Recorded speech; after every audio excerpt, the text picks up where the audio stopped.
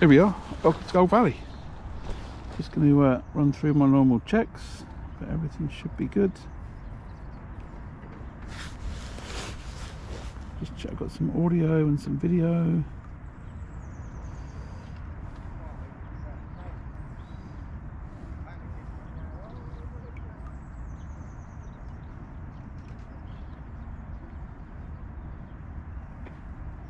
Is there anything there? I suspect it is.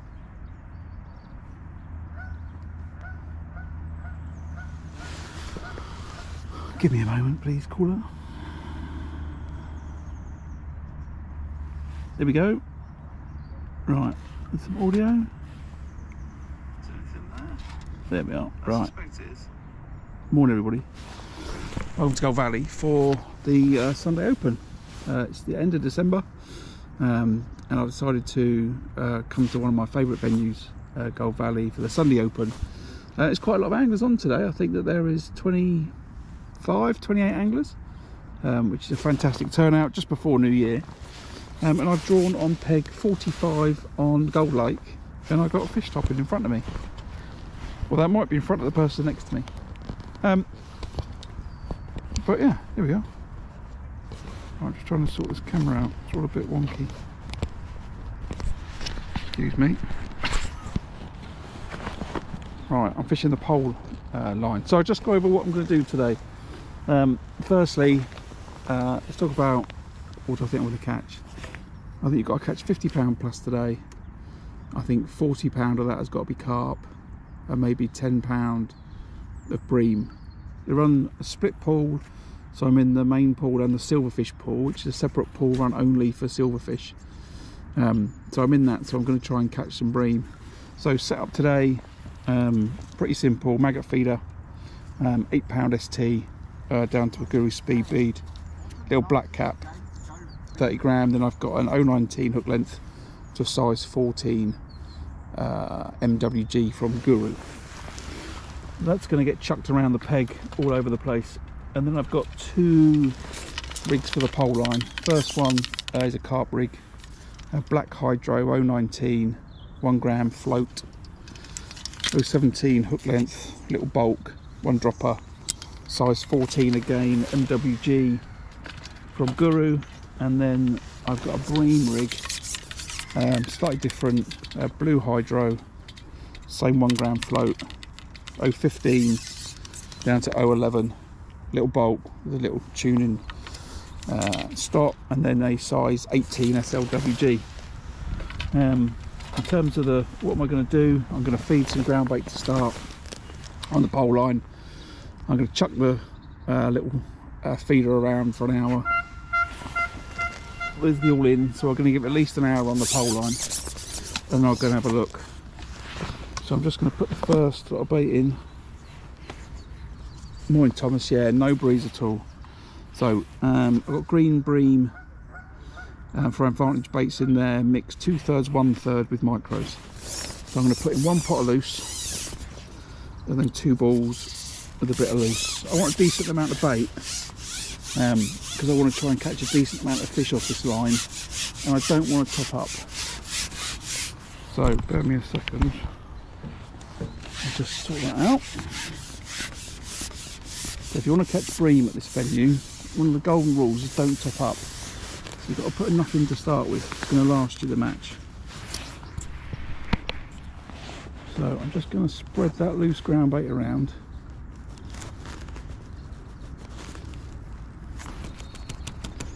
A little bit. Got that out. And I want 2 balls of ground bait.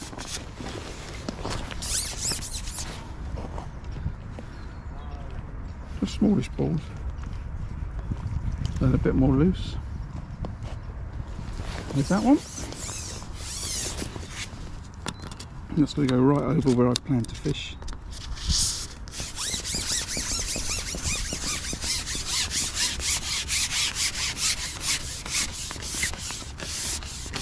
Fishing at 13 metres today, usual distance. Feel really comfortable fishing at 13 metres. And that goes. And I'm going to put one more one more bit of bait out. I'll put some live maggots, some live fluoro pinkies, just there like that.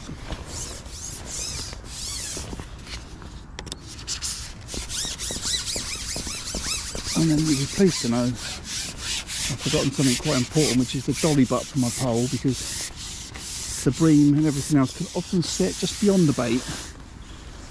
So even though I'm putting the bait in at 13 metres, at times I might need to go and fish at 13 and a half.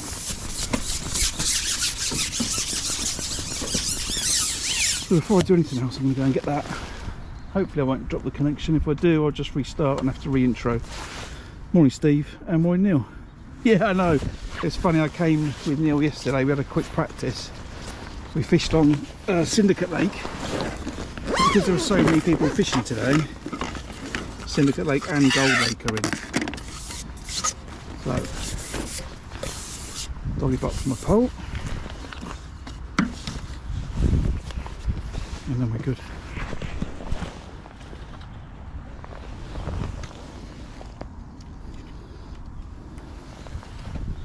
So I've seen a couple of F1s stopping in the peg.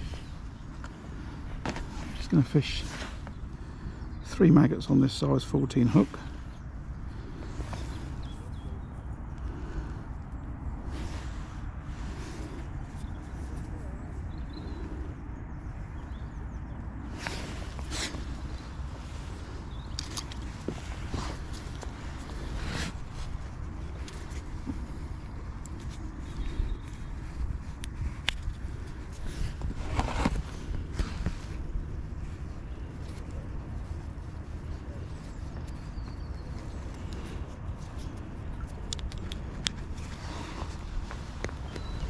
Black cap feeder, and away we go. I'm not going to clip it up. I should be able to cast relatively the same spot, and equally I'm not actually worried about casting to the same spot either. So what are we doing?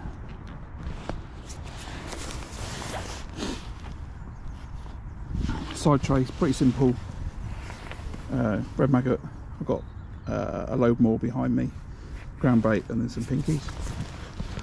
I'll start on 3 red maggots, and if necessary, I might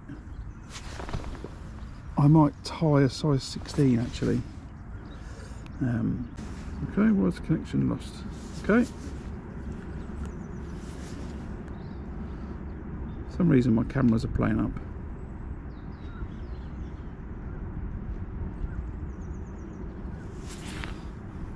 I was trying to check out what the problem might be the other day. They've got the latest firmware. I've reinstalled the app for the phone, so there's no reason why these should lose connection.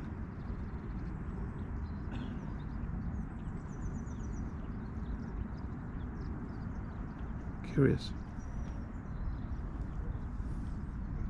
So it could be a bit of a waiting game today. Could be a waiting game. I need to just keep an eye on the time. I'm going to do 5-10 minute casts, and then if I don't catch, I will extend that amount of cast time throughout the day. But I think there's some fish to be caught today, so I'm going to cast pretty regularly, not leave it too long.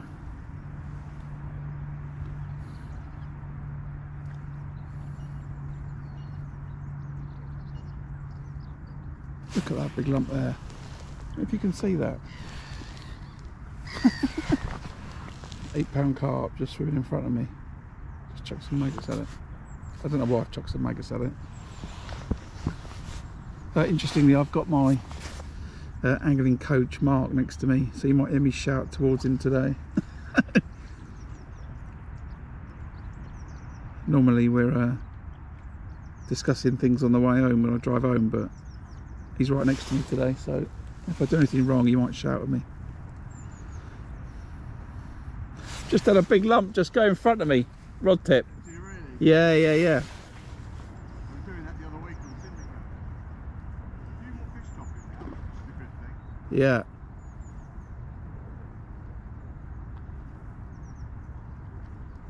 So I'm on peg 45 today, Mark's on 47. I've got Clive to my left on 43. Bradford's done one. Bradford's doing well at the moment. Is he? That's John Bradford, he's on peg 49. There's an island to our right, he's onto the island. So he's got a feature to fish to. I've got no fish to, I've just, you know, got open water, but normally these pegs can throw up a few fish, so I'm quite confident that we're going to catch today.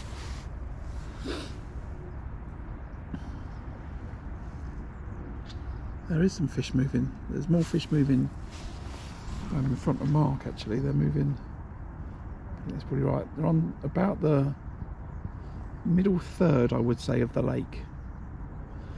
It's probably the best way to describe it. So there's a rope that runs down the middle of the lake. And if you break the lake up into 3 sections, they're running on that middle line. That's where they seem to be.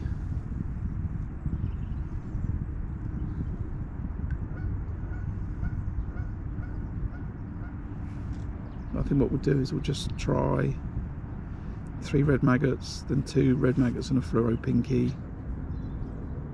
Just mix it up a little bit. I did catch on the maggot feeder yesterday on Syndicate Lake. I was not messing about. I was fishing 5 maggots on a size 10 just to see if they were interested in big bunches of bait. Because I only had 1 fish. I've scaled down to a 14 today, and I'll see how that goes. It's also probably better for some F1s. There's more F1s in Gold Lake than Syndicate, to my knowledge, so needs to be prepared for those as well. So try and hedge my bets.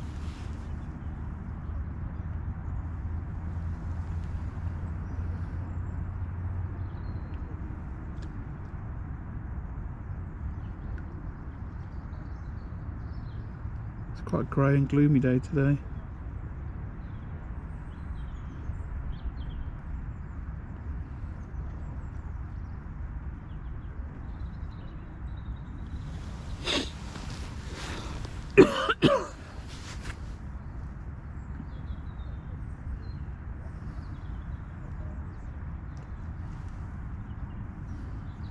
So we'll leave this cast in until 1/4 past, and then I will have another chuck. And if you can imagine the lake, if you imagine my half of the lake, I want to fish 2/3 across. So I want to be on the line and I want to be back like 1/3. That's where I think the fish are, on that sort of line. Or in that area, I should say. Yeah, they're not in close, apart from that big carp that just swam past. I don't expect they're in close. I expect they'll come into the next section later on in the day. And then I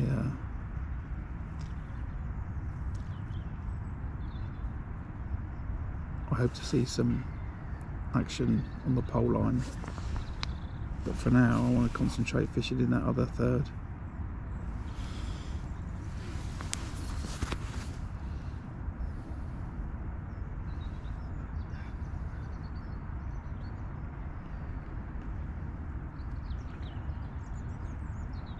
So the rod setup, I have a few people ask me actually, so I'll just mention it.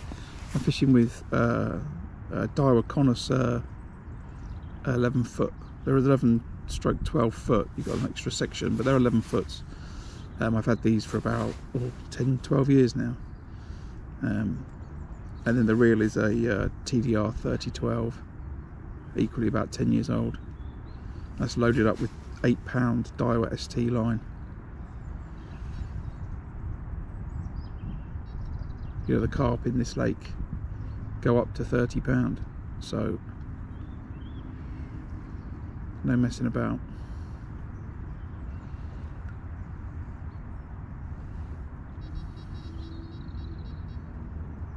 A few carp anglers on the far bank, I can see. There's some pleasure anglers on the far bank as well. It's quite busy today.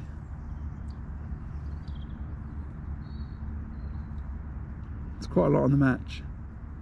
And then of course, because then the pleasure anglers are pushed towards the canal bank of gold. It probably makes it look a bit busier than it normally does, but there's plenty of anglers around. A lot of people running up on the canal. It's the Basingstoke Canal. If I just tilt the camera up the tree line, that's the Basingstoke Canal up the top there. And then we're just sort of down a little bit in the venue. Actually, the canal's up. We're not down. Canal's up.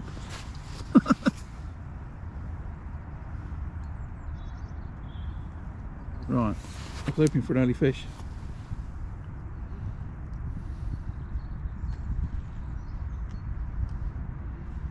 Hopefully, with these carp anglers on the other side, the fish aren't going to be able to back off. That was one of the dangers that could happen today. Matches all around Syndicate Lake, and so the fish can't back off really anywhere. They can only back off to the middle, and then here they could have backed off the other side of the rope, but because there's a bunch of anglers that side, they should prevent that happening. So makes me think more that maybe some early casts towards the rope would be better. So we'll give it a couple of minutes and then we'll chuck it in again.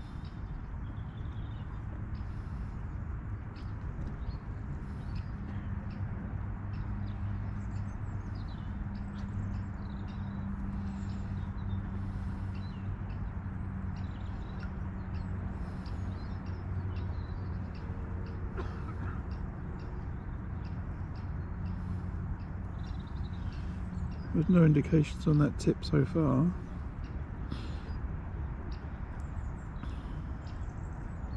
As far as the pole line is concerned, what I intend to do is I intend to just fish with the ground bait and the maggots that I've put in.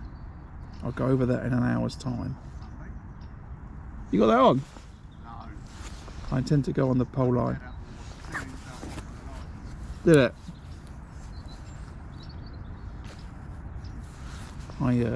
I plan to fish no more bait on that pole line apart from what I've put in. If I go out, if I don't catch on it, I will start pinging maggots over the top. But let's have a recast of that.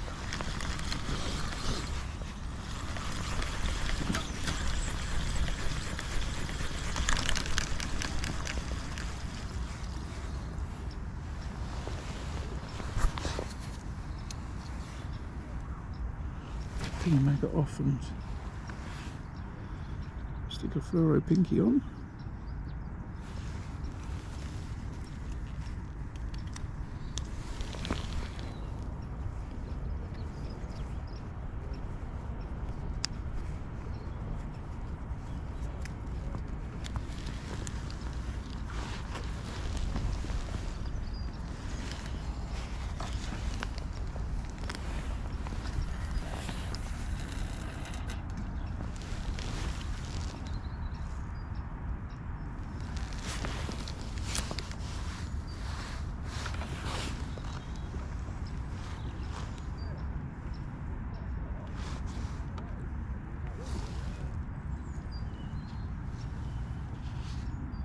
He's just had a fish next to me. Sneak that in. Sorry? Sneak that in. It's a roach. It's not. It's a roach. It's a roach that's been at a tanning salon. It's a tanned roach.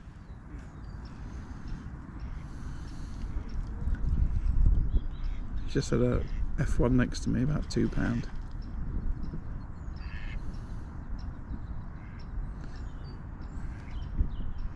Need another couple of markers on the rope so I can see where it is. What do you mean?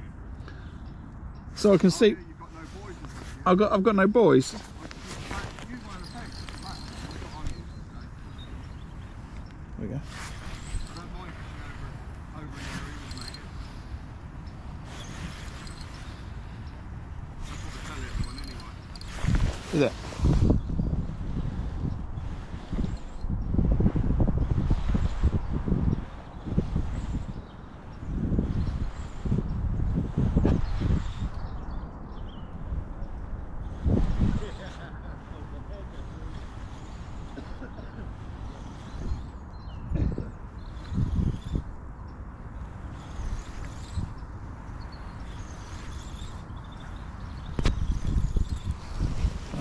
what I wanted anyway.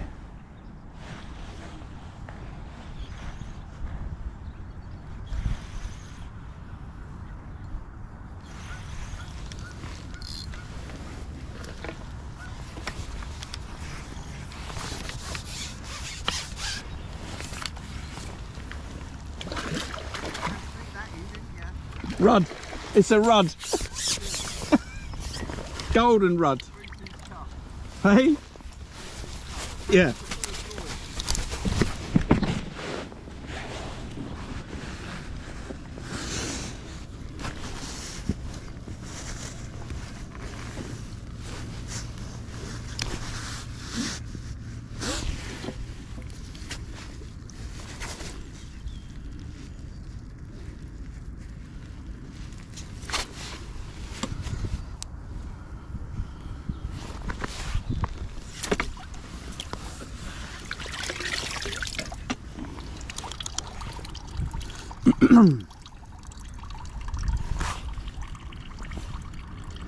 Good start.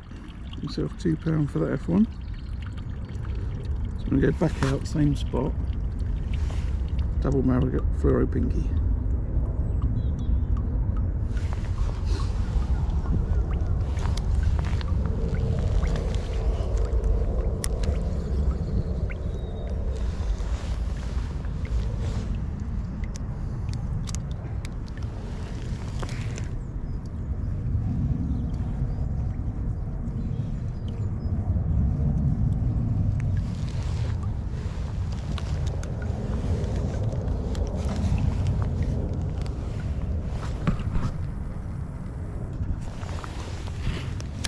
Start time, so I'm going to give it 5 minutes.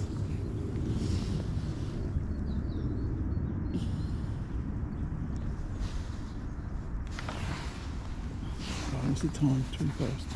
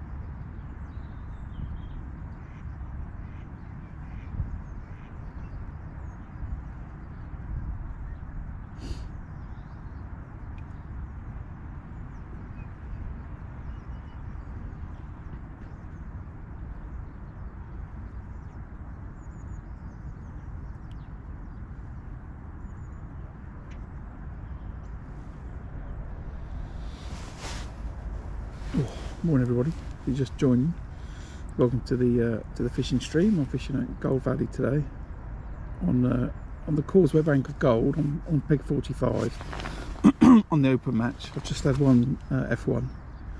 Been fishing for 20 minutes. A few fish moving out in front of me. I had one cast, left it for 10-15 minutes just on 3 red maggots, and then I switched to 2 red maggots and a fluoro pinky, and then I've had an F1. But my cast has just gone a bit short, so I'm only going to leave it 5 minutes and I'm going to recast it. I fed the pole line, I'm leaving that for an hour. I'm not going to go near that for an hour. They're running a silverfish pool, so I've got 2 rigs made up for the pole line, one for carp, but the first rig I'll go out is a bream rig, 015 to 011. With a size 18 hook, so I want to try and catch a bream or 2 off of that line, and we'll see what we can catch. I'm looking for about £50 today, I would have thought. That'd be a good solid weight. Let's see.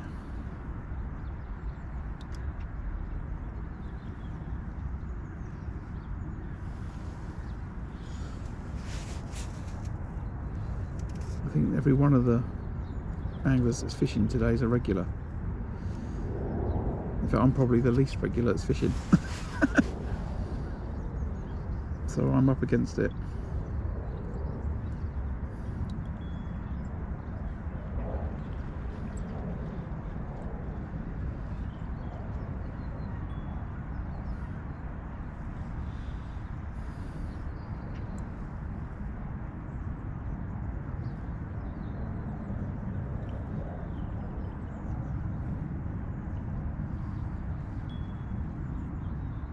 So in terms of that £50, I think I'm looking for £10 of silvers, so 3 or 4 bream, and then I'm looking for £40 of carp.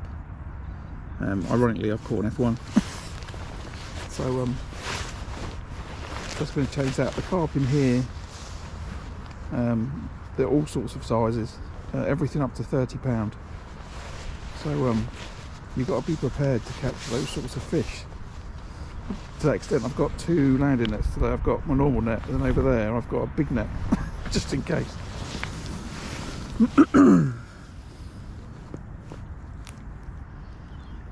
It's not a big carp style net, but it's a big net in terms of a match angler.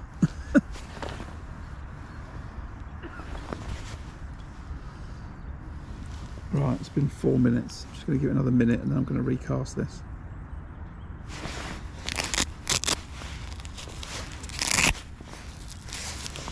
I think I want to be just a bit further.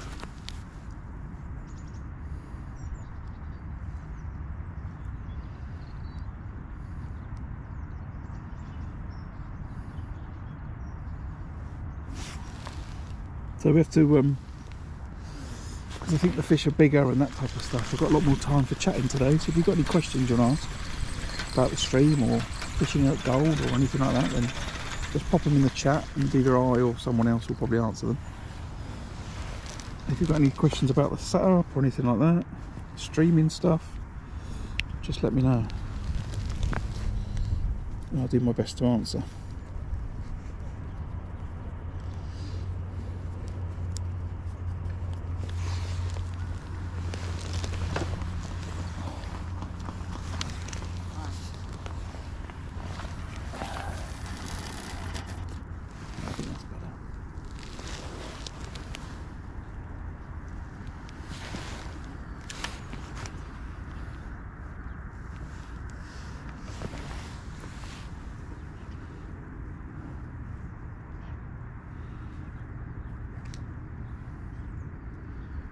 So now, if you can imagine, my peggers thirds.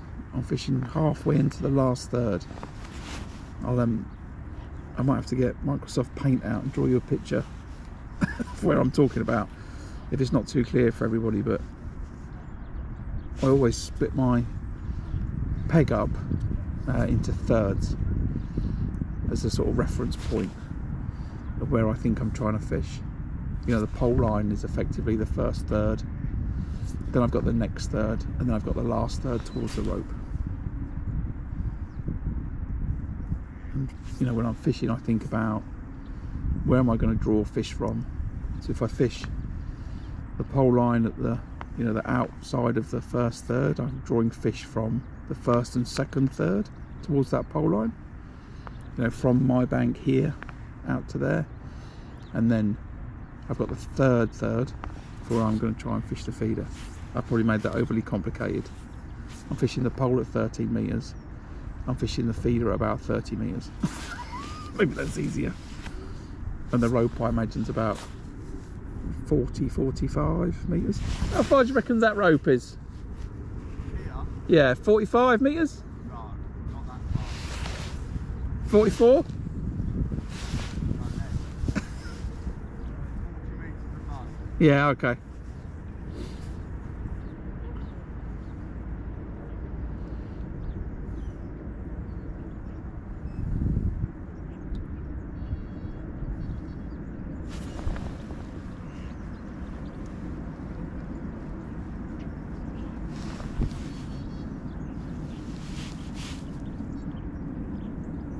No, agent, not at all.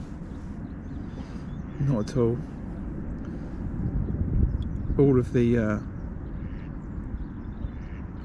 two answers to two statements to that. One, I don't think fishing for F1s on sweet corn is any good.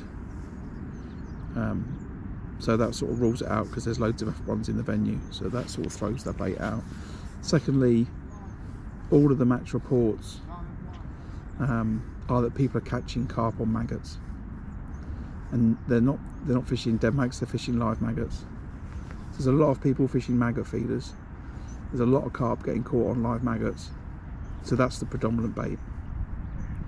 Sweet corn's nice, but it's just going to lie there, and what the current view is the fish are looking for baits that are moving, so they're ignoring static baits. That doesn't mean they don't eat them at some point during the day, but you know, if you want to understand the best thing to catch the fish on is to check the match reports. You know, there's a load of people fishing for carp on the far bank today. They'll be using a variety of baits, but they won't catch as many fish as the people on the match.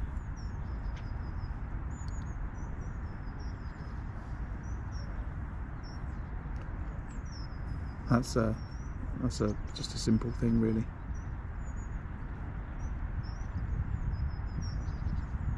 You know, match anglers are looking to catch as much weight of fish as they possibly can. Not about the size of the fish or the number of fish, it's just the biggest weight. So you'll always find that on any venue, if there's a match scene associated to it, check what the match anglers are fishing, and that'll give you the best idea of how to catch the most weight of fish. In the summer, I'd be absolutely fishing sweet corn down the edges in this venue. Static bait, doesn't move around too much when the big carp come into the peg. Carp eat it by the can. You know, you can catch a carp down the edge in this venue, and then you can, you know, top up 250 ml of corn and then go straight over it and catch more fish. But in the winter time,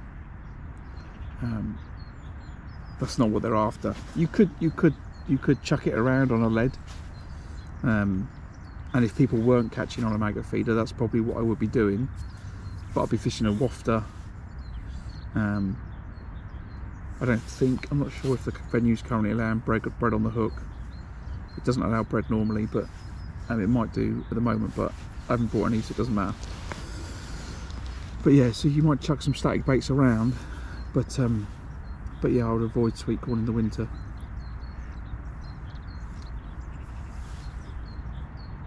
I don't think the bream want it. The bream want to eat dead maggot and pinkies.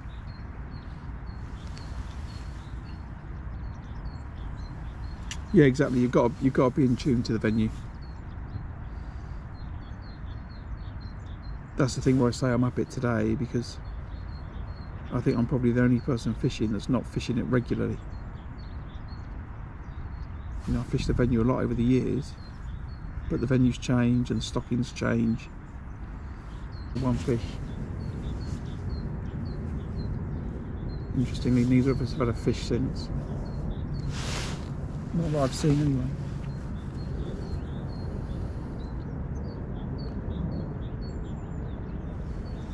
What are we, halfway into the match?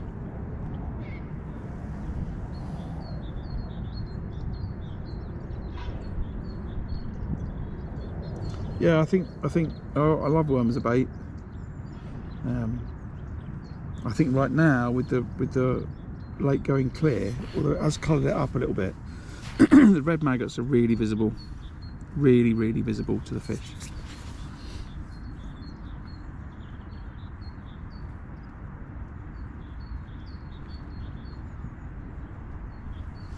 And like I say, you know, people are feeding maggots and people are catching on maggots, so the fish tuned into it.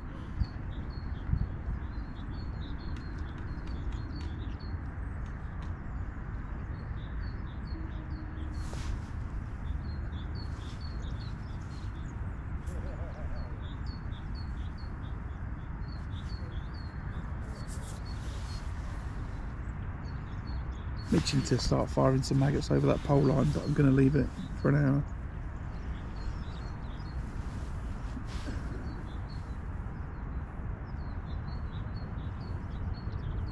Morning everyone that's just joined, welcome to the channel.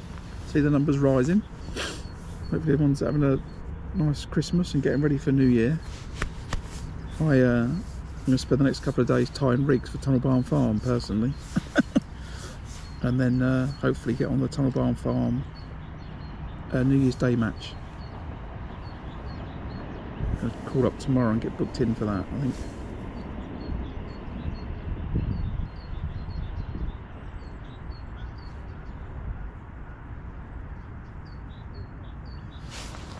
My days of going out on New Year's Eve are long gone. I now spend them getting ready for going fishing and getting an early night.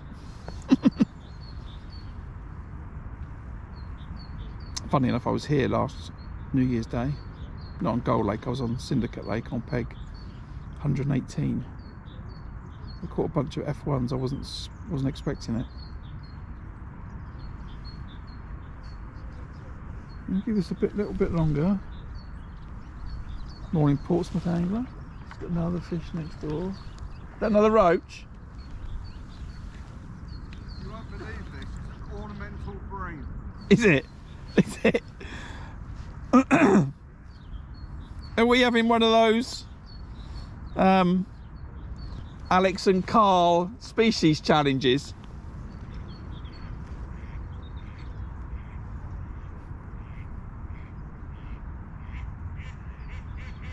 I need to try harder and catch another fish, I guess.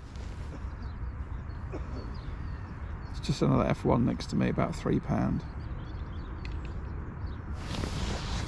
So I'm down. Morning, Richard. It's like being in Thailand looking different species. Yeah. I'm fishing red maggot and fluoro pinky. That's what I've currently got on the hook. 2 reds, 1 fluoro pinky. That was an indication that even mixed was. I'm just going to keep varying between 3 maggots, 2 maggots and a pinky, 2 maggots, 2 pinky, that type of stuff. The water here in Gold Lake has coloured up a little bit. In Syndicate was much clearer than this yesterday.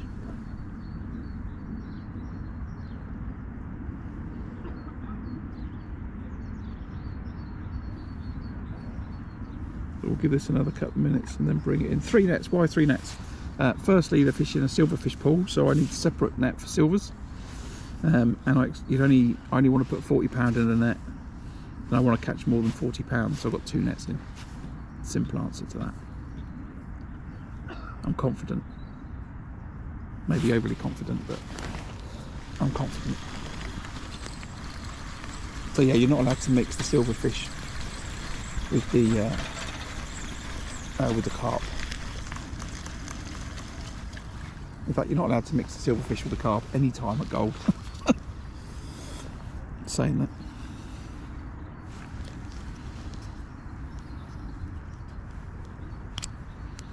£0.5 skimmers don't appreciate being in the net with £8 carp.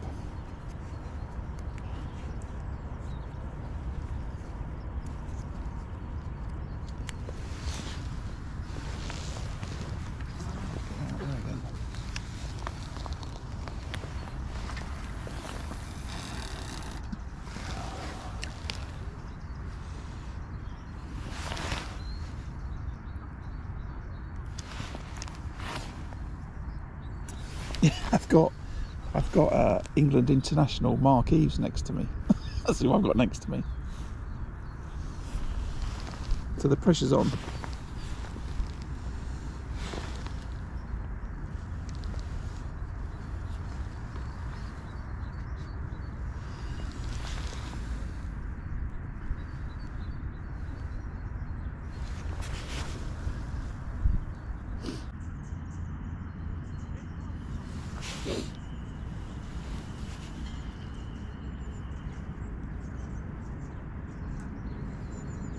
So I was just going to say, if you're enjoying the stream and you want to do me a favour, just hit that like button.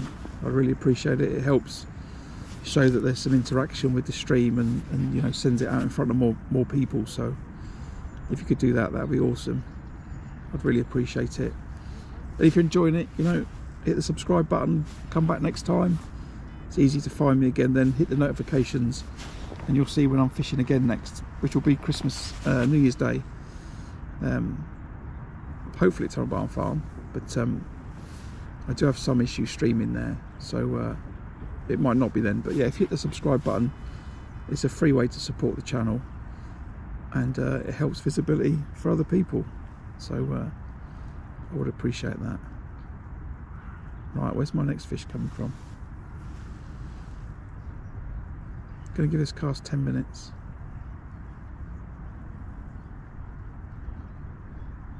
I'm gonna stay on this double maggot single pinky. I think what we'll do is leave this for another 10 minutes, and then we'll try 3 pinkies. Let's get another one next door. What's that? And what's that fish? This one? Yeah. Lesser spotted common orb. All right. Yeah. Okay. So it's a roach, oriental bream, and a lesser. By his first name, Flo. Oh, okay. Good. He is a good angler, Mark, but he's a lunatic. Thanks, mate. Appreciate it.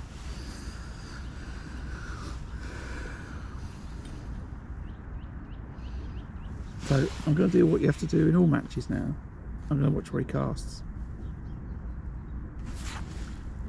which you might think is a bit, you know, a little bit cheating, but trust me, it's what all good anglers are doing.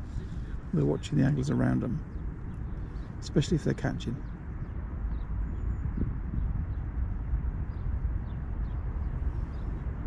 So when he casts back out, I'm going to keep an eye on what he's doing.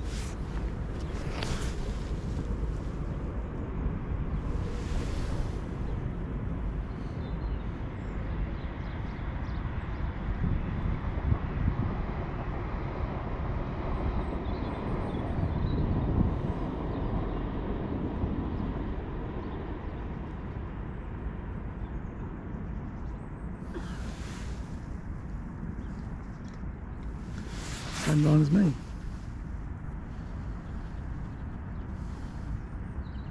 This feeder's slightly smaller, so it's made a little bit less noise on entry.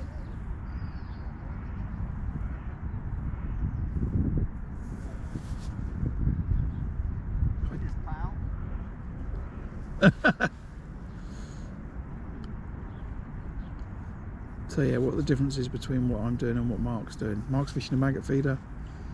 It's a slightly smaller feeder than mine. And it's probably a 20 gram, whereas I'm fishing a 30 gram. So he's making a little bit less noise. I suspect he's still fishing a biggish hook, 14. And he said he was going to fish maggot today. He's fishing a maggot feeder, so he's going to have maggot on the hook.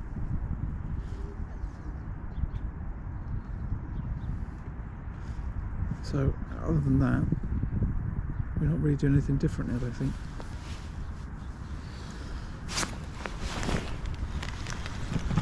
I missed that bite or that line. I was just looking at the phone.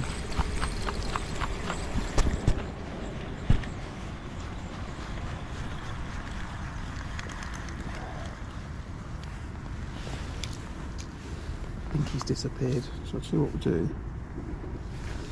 Let's fish 1 maggot and 2 pinkies.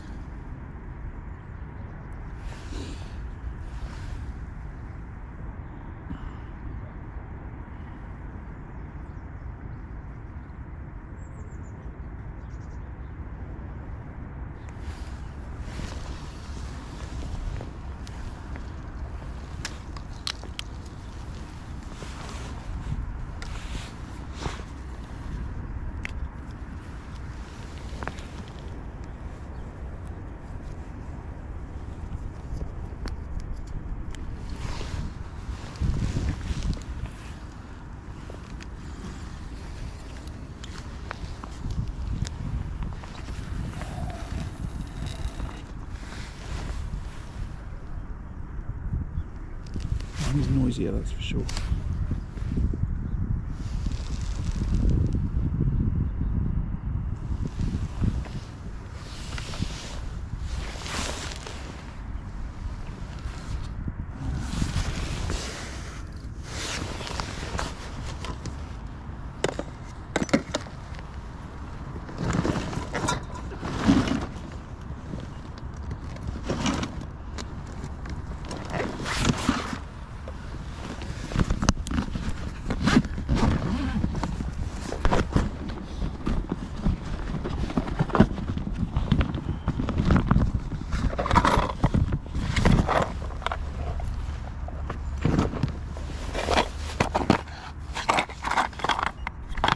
You've got a smaller inline. I don't think that's enough bait though. Sticking on what we got.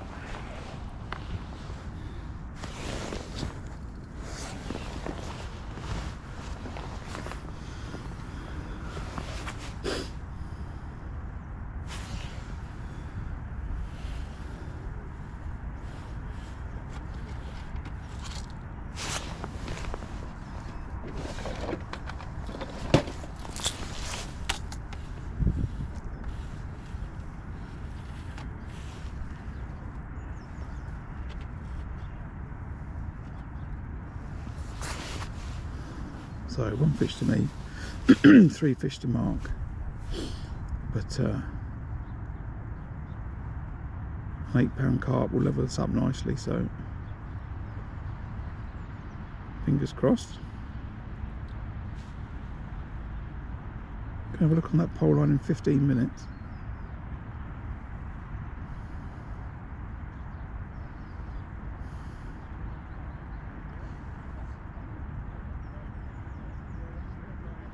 I'm going to do that regardless. As I said, there's a silverfish pool today, and I'm in that silverfish pool, so it's like a separate run, you know, match alongside the match, just for silverfish. And here that's, you know, bream, skimmers, roach. So I do want to just see if I can catch a couple of bream on that pole line, because they're separate prize pots.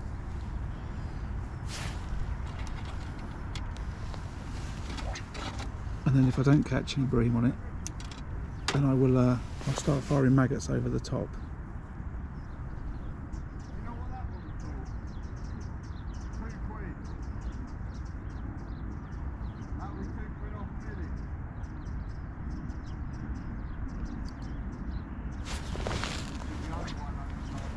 Unusually, I'm going to pour myself a cup of tea. He says we can get the top off his flask. Gosh.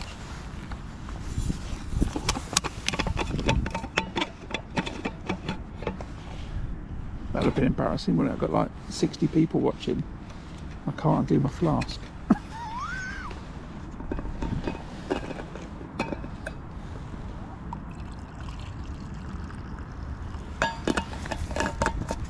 I'm doing this just to get a bite, by the way.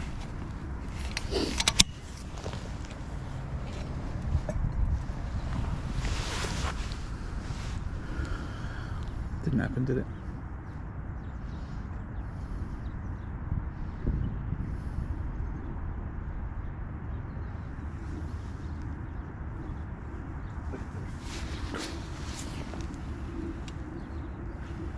Has anyone got any fishing planned over the next few days? Where are you off to? Let me know. Are you on fishing any rivers or commercials or club waters? What's going on?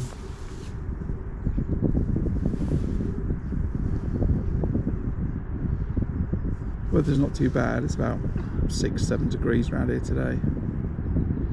No wind. It's kind of nice.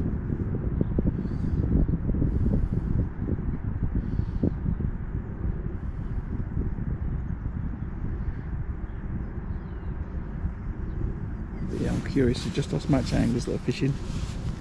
It is Lee. No messing about. I don't do product placements, but you can't beat them. You can't beat them.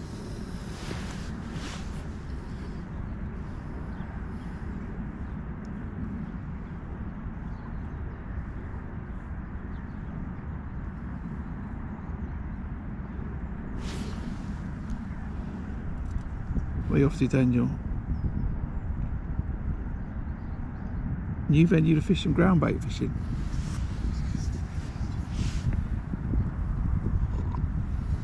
What fish are in there? What are you trying to catch?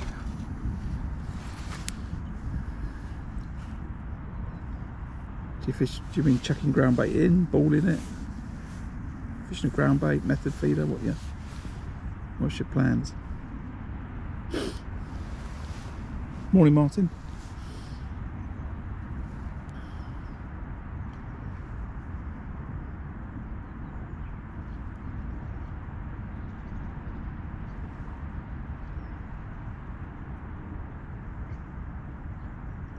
I wouldn't fish a lot of ground bait this time of year.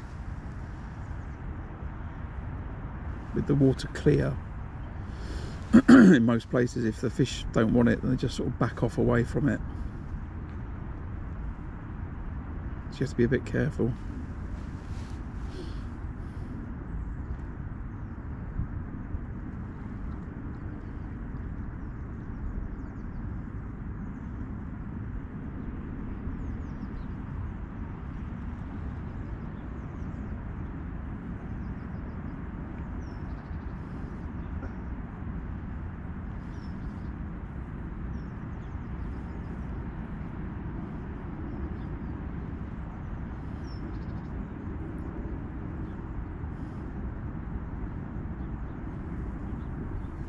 Thanks, Neil. I thought I had Nightbot set up for the stream, which is like an automated program. I'll have to check it tonight. It reminds me, when there's so much chat, it's meant to kick in and give reminders and stuff. But I'll have to check to see if it's working properly.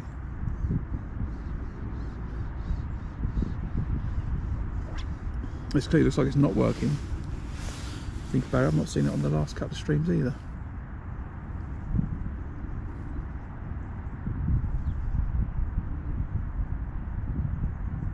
Oh, little indication on the tip. Is fish moving still?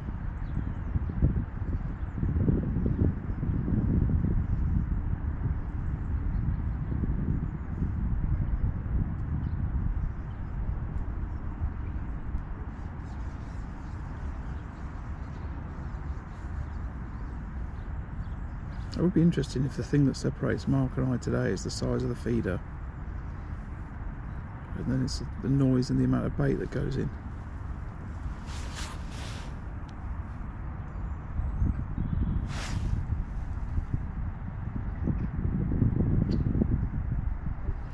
Skimmers, barber and chub. I never thought about fishing ground bait for chub. Oh, unless you... Oh, okay. You're fishing a river. You must be fishing a river. You're going to catch... Well, I say you're going to fish a river. You're fishing a river, Daniel. In which case that'll make sense.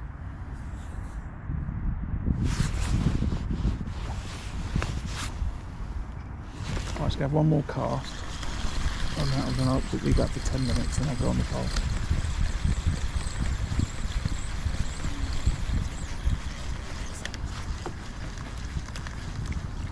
Go back to 3 maggots.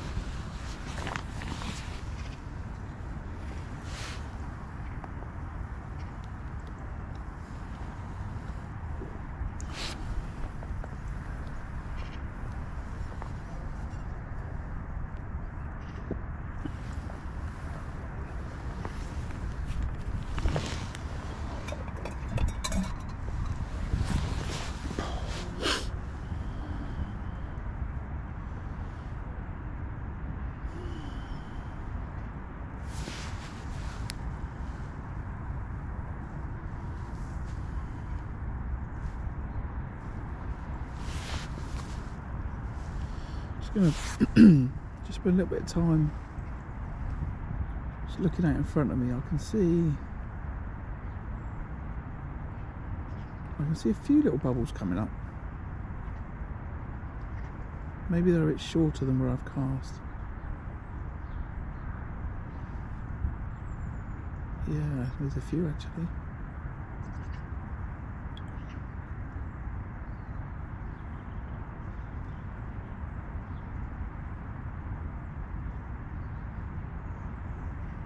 Right, should we give it 5 minutes and then go back in? Yeah, Lee, I'll be once I try the pole line. If there's no fish on it, I'm going to start pinging maggots over it, which will keep my hands occupied. Yeah, if you think today I want, I think £50 would be a good weight. That could be 6 fish. Depends how many F1s you catch.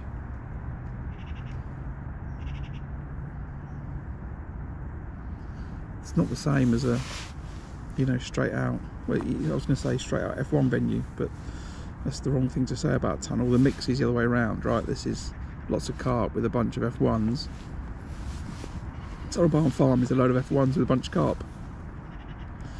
And you're busy, right? Catch in and feed that line. Put a little bit of bait in there, lots going on.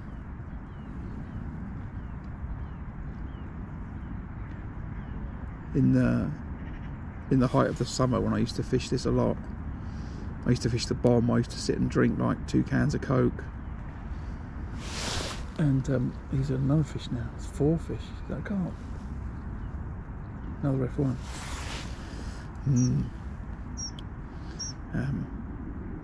What species is that? Sorry? What species is that? Brown goldfish. Goldfish. Okay, good. Quite rare in this lake. Yeah, are they? Used to catch a decent weight of fish, £100 of fish, no problem. Catching fish £8 each. And then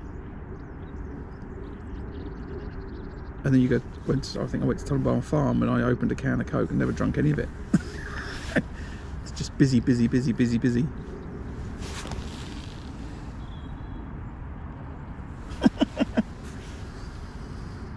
Right, currently losing 4-1 to Mark next door. This is not a good sign.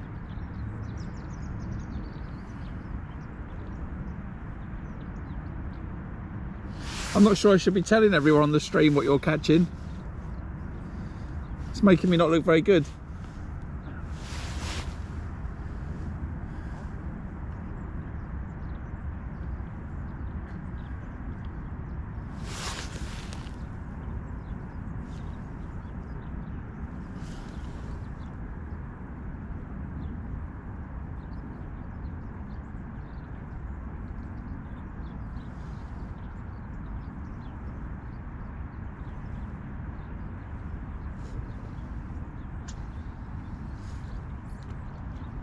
Right, it's fishing 3 maggots.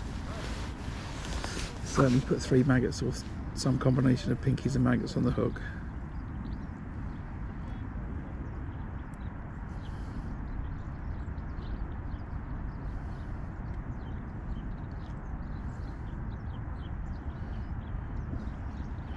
Just watch where it goes in. He's fishing the same line as I am. He's fishing the same line as me.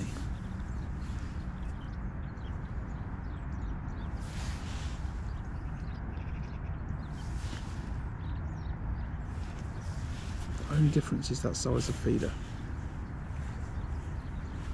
I suspect.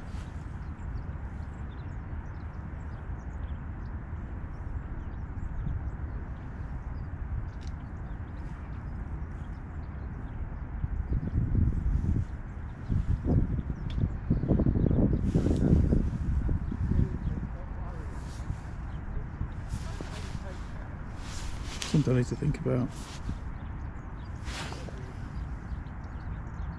No, Lee, no, yeah, I'd say no F1 venues down south, apart from here. That's got a load of F1s in the Middle Lake. And there's a load of F1s in Gold Lake now. Gold Lake used to just be carp when you used to fish, you know, pellet waggler and bomb, you just catch carp. And then what I think happened was they stocked, I remember all the carp came out of Middle Lake and it was stocked with a lot of F1s. And what I think happened in the first winter, or not after very long, a lot of F1s went down the overflow pipe. I think it's a pipe between Gold Lake and Middle Lake to help balance the water levels out. And I think that no one realised, but a load of F1s went down the pipe. So they sort of escaped out the Middle Lake into the big lake. That's what I think happened. I don't think they were intentionally stocked into the big lake. However, what's happened is because there's so many carp anglers that fish this lake and they put a load of bait out and spod bait and all that type of stuff, the F1s have grown huge.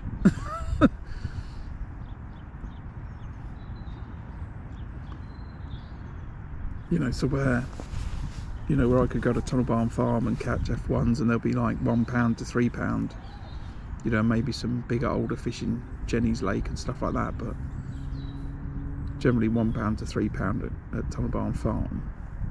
Here they're £2, £3, £4. They just pack on weight really quickly.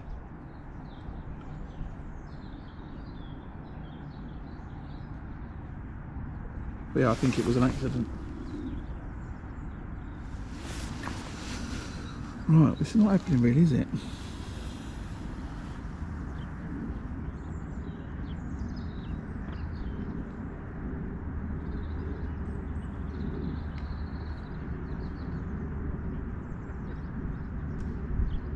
Yeah, so this is, if you took the 3 lakes, this would be my personal overview. The Gold Lake is the one with the biggest carp in it, up to £30. And it's got a load of bream in it. It's got loads of fish in it actually, and people don't realise because they don't fish for them. But a couple of years ago I came and I caught 6 crucians off the Canal Bank of Gold fishing paste when I was fishing for carp, practicing. So there's loads of fish in here. There's tench in here, crucians, carp, F1s, bream, skimmers, roach, perch. Everything's in Gold Lake. Although because of the baits people fish, they tend to just catch the carp and the big bream and the F1s now. And then you've got Syndicate Lake, which has got a bigger head of carp in it, I would say, but they're smaller, ranging from £4 to £8. And then there's a few big edge monsters down there. And then Middle Lake is predominantly F1s with carp in it as well nowadays.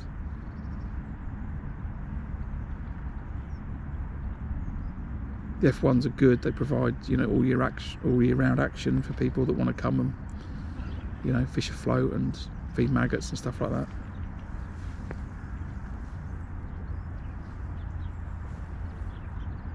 So that's good. Right, what we're doing just after 11 o'clock.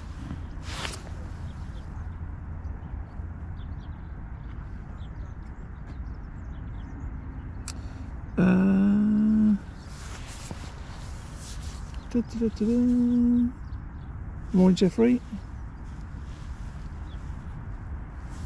Another match angler on the scene. Welcome, welcome.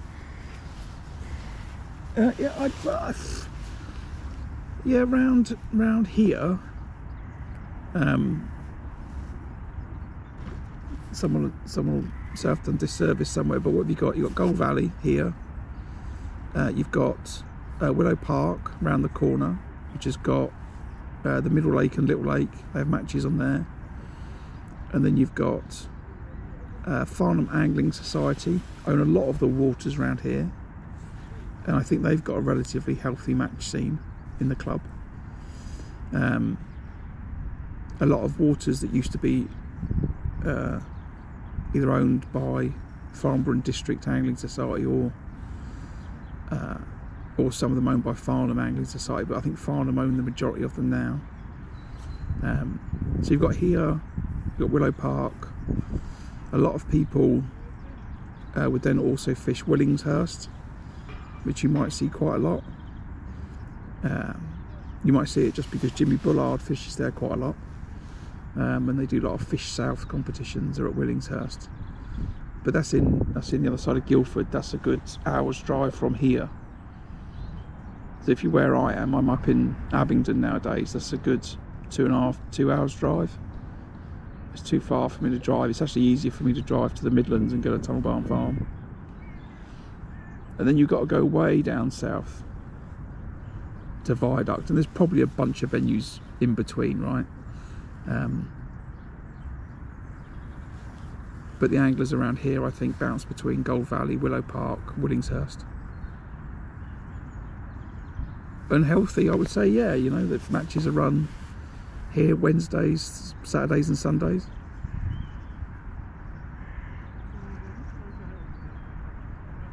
You know, so there's plenty of anglers fishing.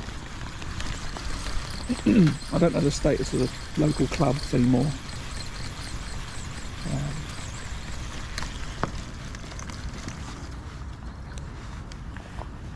But they used to be relatively healthy as well, so I don't really know, but it's just the venues that I would have fished. I spend more time now on the river because it's on my doorstep than anything else. Right, I'm just gonna kill 2 of these maggots, or dead maggots. So I'm just gonna roll them and squeeze them. I didn't bring any maggots with me, so if you just roll a maggot and give it a squeeze, it'll soon become a dead maggot. Just like that. So I'm just going to have to move this camera around a bit. So I'm going out on the bream rig. I'll probably look at carp straight off the bat. Let's see.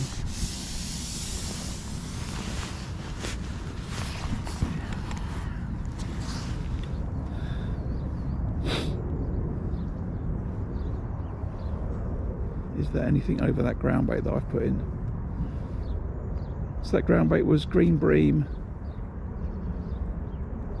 and micros, 2/3, 1/3 ground bait. So 2/3 ground bait, 1/3 micros. And I put some maggots over the top and some pinkies.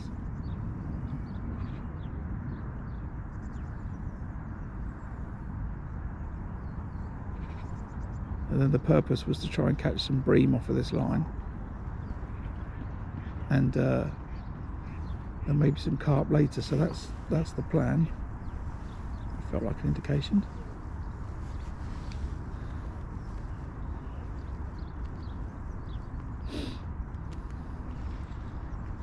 Or looked like an indication. I turned around to mark, and the float had popped up a little bit more. Now, it could have been that when I turned around, I lifted it up a little bit.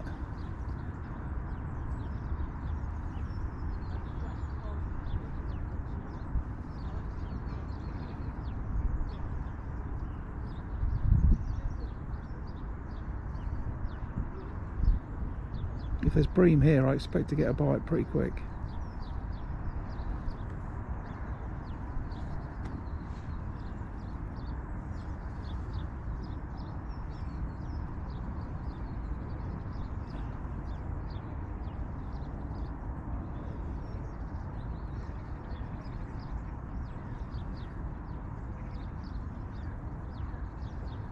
It flows and moving.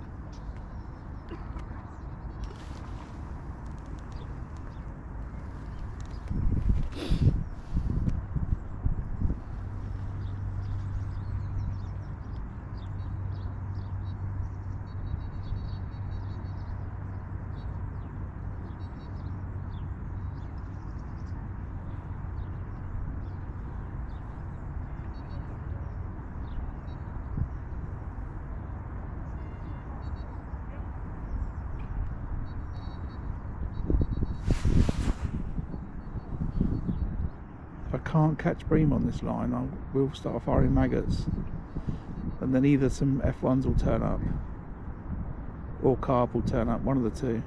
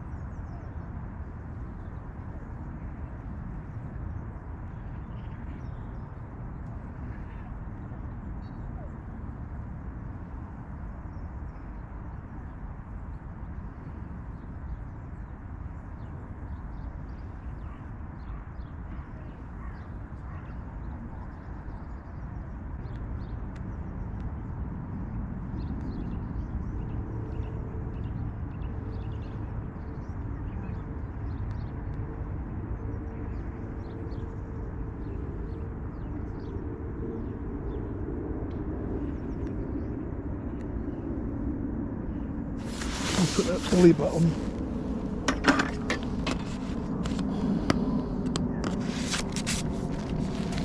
Just go a little bit further.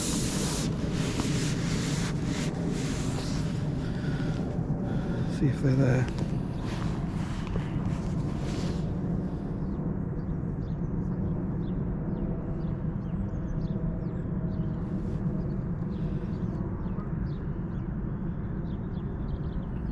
I can't see the phone for a minute, so I'll have to catch up on your comments when I come back round.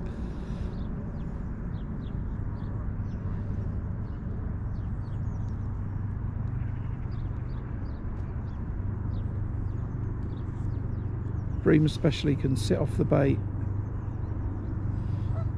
They don't want to come over it necessarily in the winter, and what they do is they'll just, you know, eat around the edges of it. So you always need to bear that in mind. You need another section of your pole, or you need a dolly butt just to go that bit further, so you can check it out.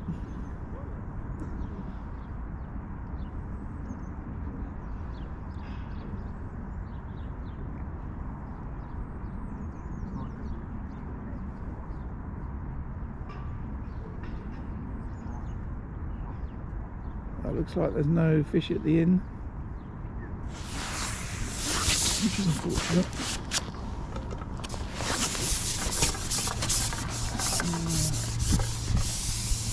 Where is that? Just get that line with the catapult. It's just above that. Oh, okay, I'm just getting, because I'm going to feed quite a lot of maggot now.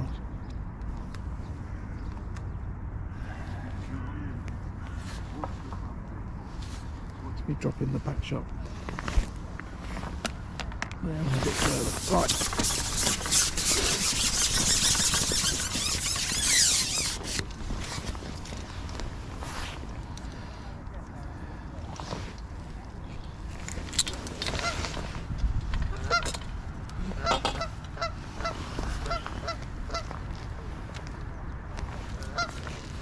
Quickly get that feeder back out. Go back to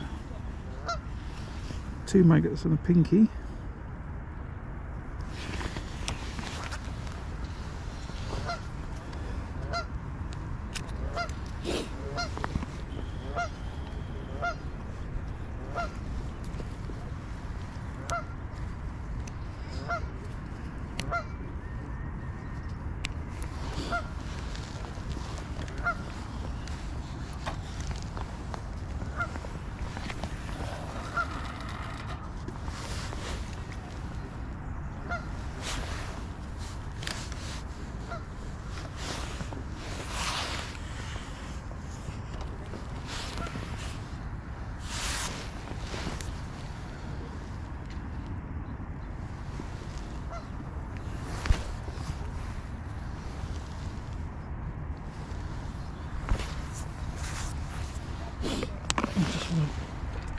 just mess about with that pole rig.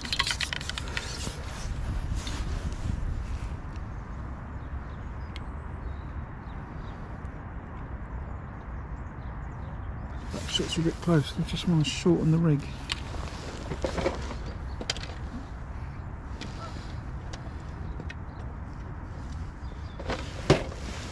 Hopefully it's going to encourage my tip to go around.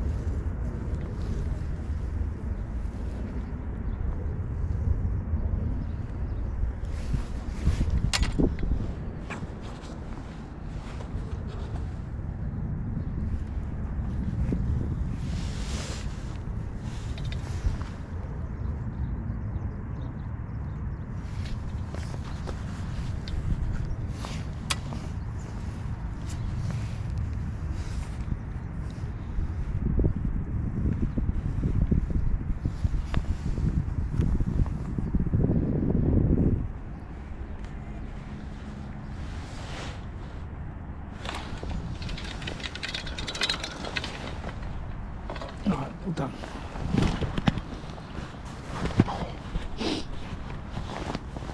Right, so where are we? Let's give a little update after the first hour and a quarter. I had one fish in F1, a couple of pound, maybe just over that. Fishing on a maggot feeder. I've just looked on the pole line after an hour. No fish there, so I'm back out on the feeder again. See if I can catch some fish. I've gone back to 2 maggots and a pinky. Mark to my right's had 4 fish. To my one, they've all been F1s though, so just, you know, a carp will bring us level. So I'm not worried about that. And he's on the phone to some people. So I think he's either finding out or some people are calling to see what's being caught around here. So I'll shout across to him in a minute. But yeah, slow start. There's some fish moving though. There is some fish moving. I'm just trying to see what's different between Mark and I, apart from the pegs. He's using a slightly smaller feeder. So it's making a little bit less noise. Although I don't think it's enough to make a difference. Let's see by the end of the match if he's got 30 F1s and I've got 6, maybe I might change my mind, but let's see. Let's see. Alright, oh wow, loads of people. Hello everyone.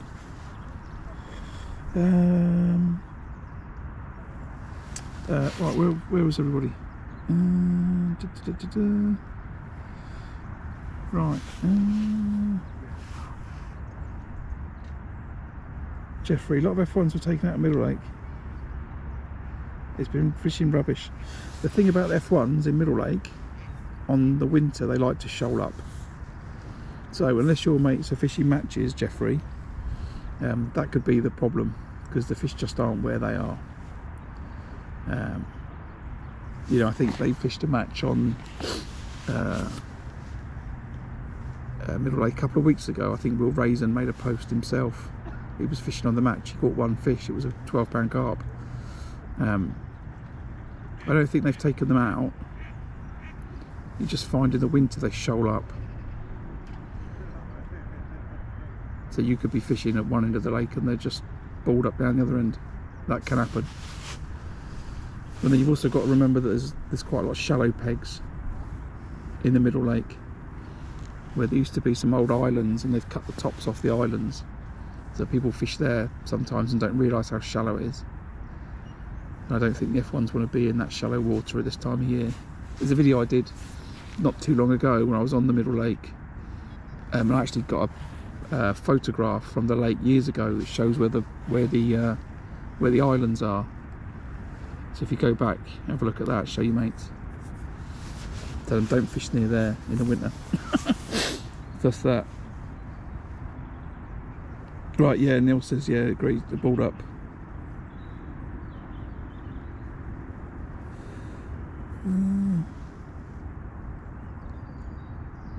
Yeah, definitely, Martin. I think it was interesting. I only fished the river because I moved to Abingdon. That's where I live. So the Thames is right on my doorstep, and just by chance, my son on the way to school said there was a match one day. It was like midweek, and I thought, oh, weird. And they said there was a match the next day, and I'm like, right, so it's a festival. So I just googled Thames Festival, as it happens. There's an indication on the tip. Is it going to go? No, just a little dink dink. Stop me talking. So obviously Thames Festival came up, 3-day festival, been running for years. And as it happened, the year before, a gentleman called Bradley Gibbons had won it. And I know Bradley because I fish at his place down the road. Actually, it's another place around here, Royal Berkshire Fishery. That's got F1s in it.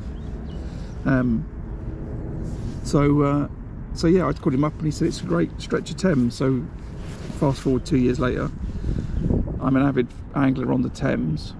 I'm a member and committee member of Sutton Courtenay Angling Club. So I'm invested in the Thames and the local club in the area, and it's fantastic fishing. But I wouldn't have wanted to do it a couple of years ago. I was very happy fishing here at Goldvalley and at Tunnel Barn Farm. But it's amazing. I've said to people quite often, if I was to come here today and catch a roach, I'd sling it in the silverfish net, think nothing of it. In fact, I think, that's quite annoying because I've got a recast now because I've caught a roach. Put me on the river where everyone's fishing for 10, 15, 20 pound a roach. It's just as frantic a competition as it is at Tunnel Barn Farm. Or here fishing the bomb and the pellet waggler in terms of activity and action. So there's lots of different styles of fishing you can do on the river, which is what appeals to me. Try and catch some chub and barbel, try and catch some pike, which I've done. I've done a bit of that already this winter. I'll do some more. But yeah, just the versatility of the river is fantastic. But you've got to have decent stretches to fish, and it's got to be accessible, and it's a lot better if there's a local club that's active. And I'm lucky I've got that. So yeah, I will. I'm glad you like the variety. And next year we got just more of that. I've got, just thinking to next year, I've got the Thames. What have I got? I've got the Spring Festival at Tunnel Barn Farm. I've got the Pole Masters in the summer at Tunnel Barn Farm. I've got the Thames Festival on the Thames. And then I'm going to have the usual splattering of club matches and open matches at Goldvalley, Tunnel Barn Farm, River Thames, and then the other places that we go. As a club, Buscott Park, a cracking venue, Buscott Park. It's National Trust water. I think it's £10 a day. Tons of carp, tons of bream. But really weird venue. It's like 2 foot deep. Most of the lakes are 18 inches, 2 foot deep, and then down the deep end where I've never drawn, it's 3 foot deep. Really shallow venue, like a state lake, silted up over 50 years probably. So yeah, that's pretty cracking. I enjoy that. Yes, Julian, I stream through my phone. So I've got two streaming setups. The one I use now predominantly is the GoPro to my phone, and then it just streams from the GoPro app directly to YouTube. That's predominantly what I'm doing now, and I have a secondary camera there, wherever my trolley is. Secondary camera there, on my trolley for some extra footage. When I started though, I didn't do it like this. I started by having a laptop, and then I had 2 fixed cameras on my laptop, 2 GoPros connected to my laptop, and used not OBS software, slobs, SLOBS software it's called, and then connected to my phone and then up again. So I used to do it that way. So I used to have 3 cameras. So you'd have the 2 cameras, and then you'd have a sort of like a face camera, so I could talk to everybody. And then I'd have 2 cameras I could switch between. It was good, but the switching got a little bit too consuming, I would say. And then the cameras wouldn't record to the camera, so when I was making the videos afterwards, it was lower quality. So I sort of moved away from it, but I might check it out in the new year, just because I kind of liked it a little bit. So I'm going to see another go and see if I can get it to work better. The thing I need to fix is recording to the cameras with higher quality. So yeah, but that's how I do it. GoPro to GoPro app, directly to YouTube.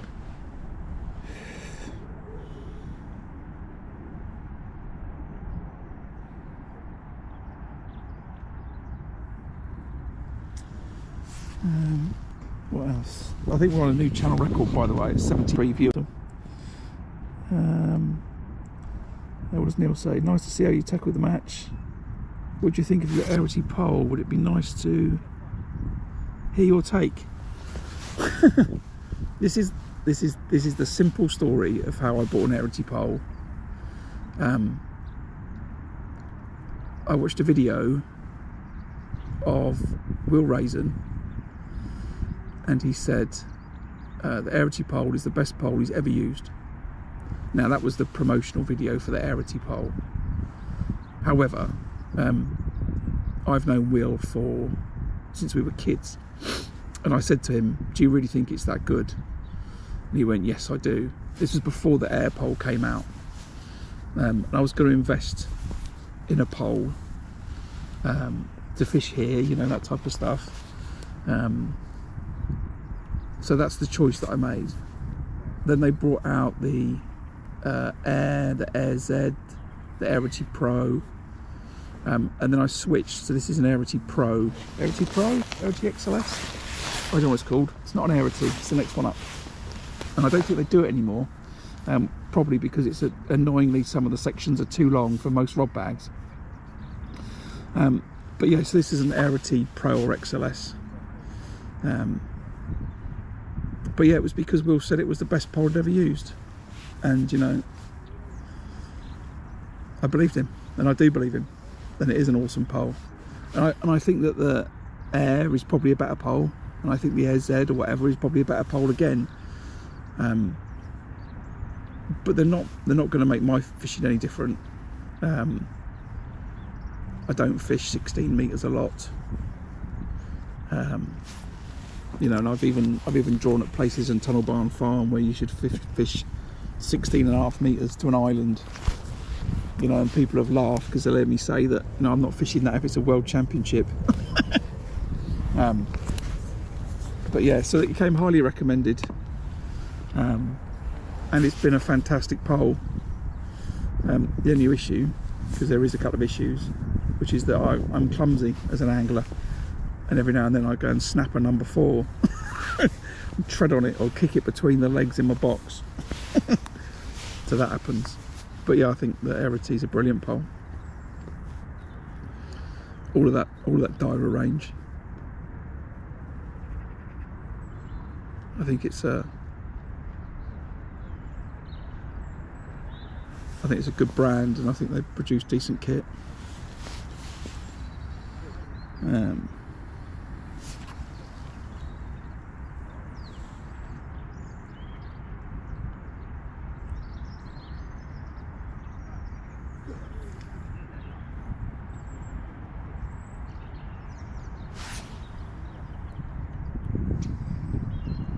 The only thing,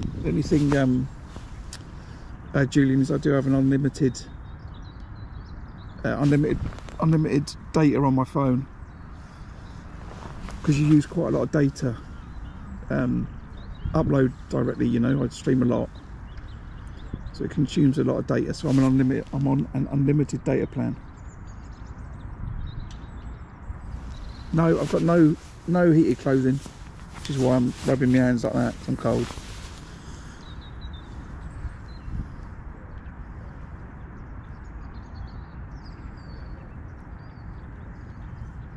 You'll notice if you looked around my gear, it's the biggest mismatch of gear you could possibly get. I've got Daiwa rods, Daiwa pole, I've got Preston box, and then loads of Preston attachments for the box, obviously. I've got Guru keep nets. I've borrowed some keep nets today because I managed to forget them. I use Guru luggage. I use a lot of Drennan floats. I use a lot of RW Richie Wilson floats at Tunnel Barn Farm.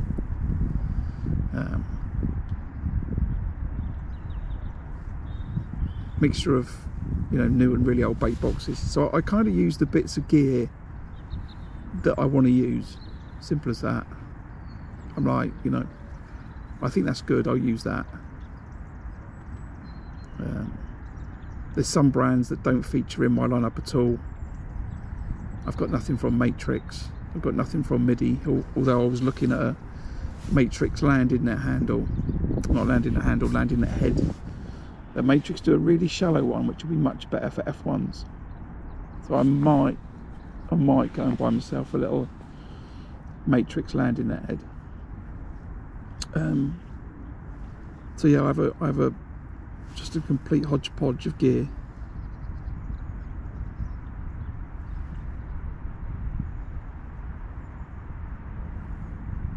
Right, tip's not going round, is it?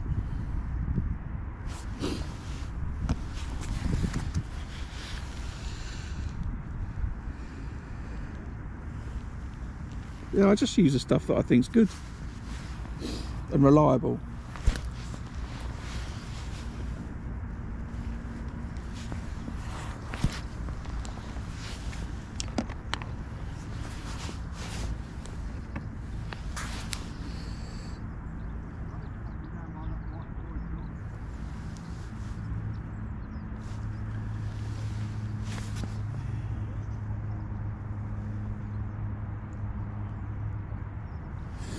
The only thing, and I've said that, and you've said you bought that pole, is when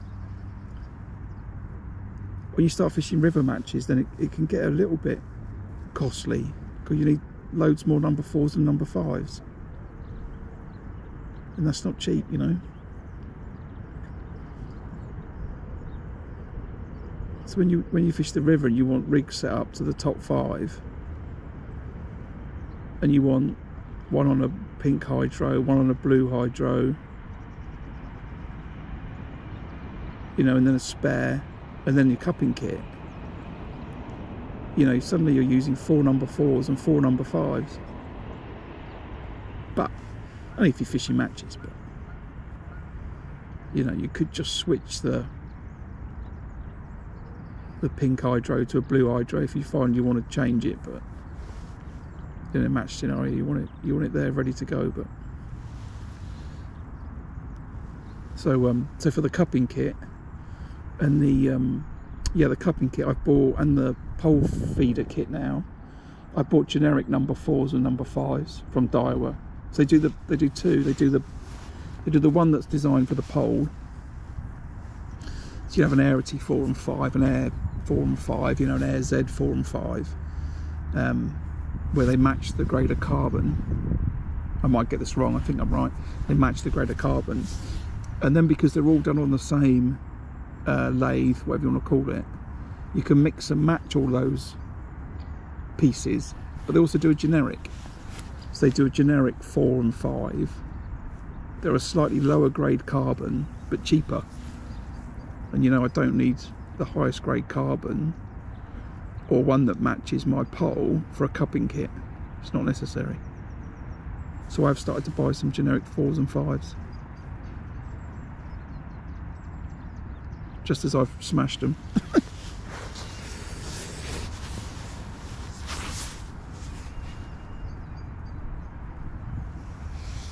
Yeah, I like my connoisseur rods. I got these 12 years ago. I've got 2 of these connoisseur feeder rods. They've done me really, really well.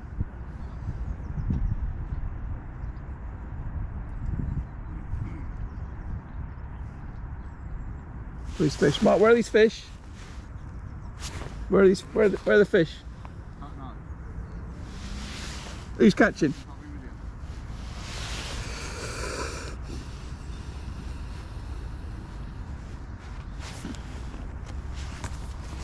you. I'll leave it a little bit longer, this tip.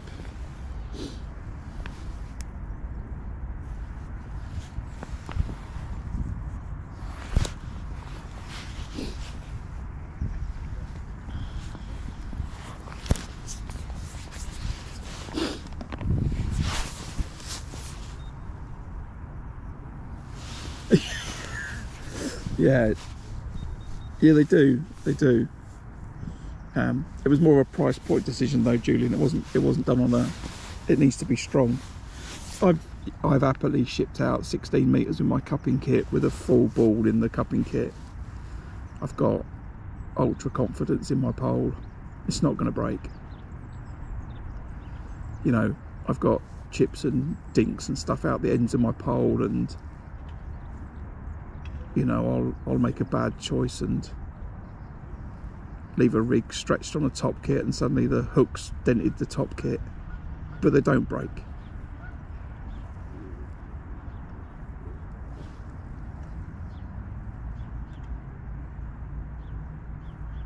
Saying that, I've had one top kit break, but I did have an edge monster. It was here actually, far bank of gold actually, thinking about it.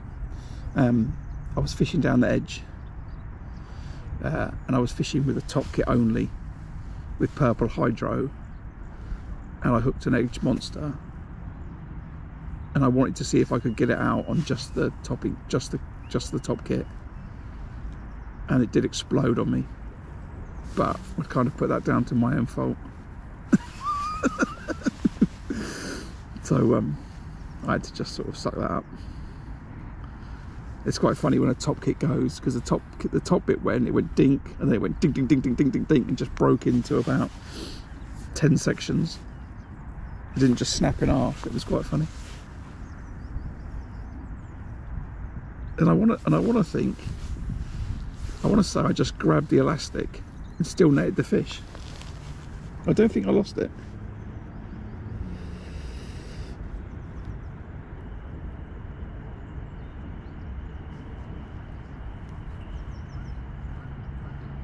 Oh, it'd be great, Neil. It'd be great.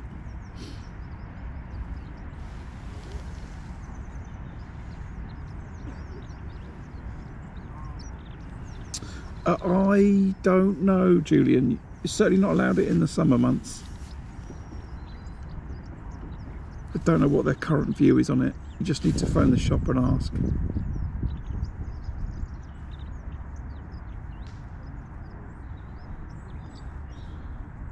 I'm expecting to catch on this maggot feeder, but sadly I'm not. I'm going to have a chuck this a little bit shorter this time.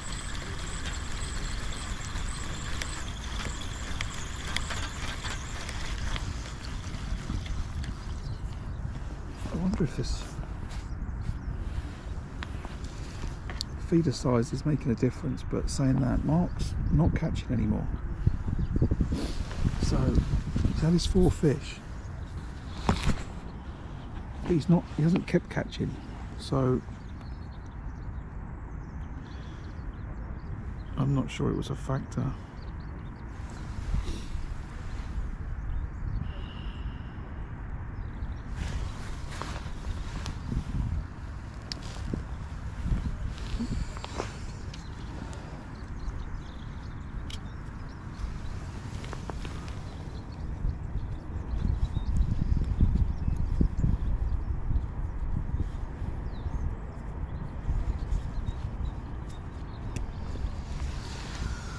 Right, let's drop this one a little bit shorter. Lazy bomb chuck, I'll call it. there.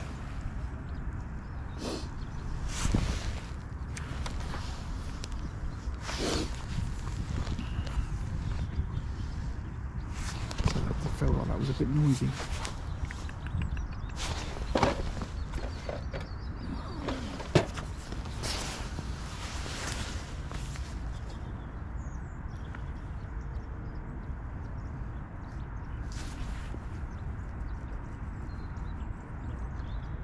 Yeah, you can use wafters.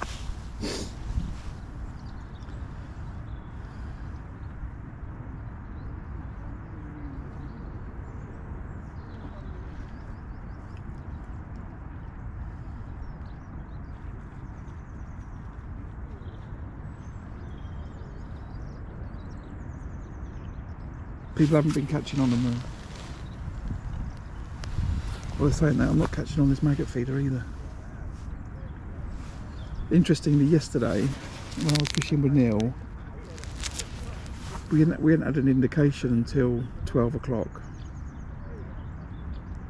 and then between 12 o'clock and 2 o'clock, it was on Syndicate Lake, I'd had a carp, Neil had 3 bream,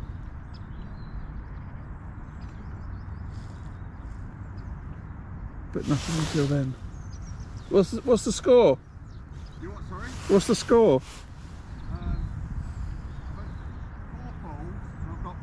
Yeah. Odd liner and indication that first hour, and the last 20 minutes, half hour, not seeing an indication of nothing. Will's had a carp and 3 F1s on 57, and then other than that it's just the odd F1.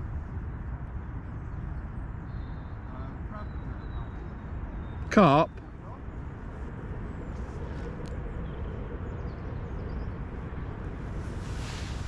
Do you know if they're catching on Syndicate? Yeah, apparently Stuart Shepherd had 3 carp and 3 bream, and an F1 on 11-metre pole. That makes no sense, but yeah, where is he, John? 122. Right. Okay.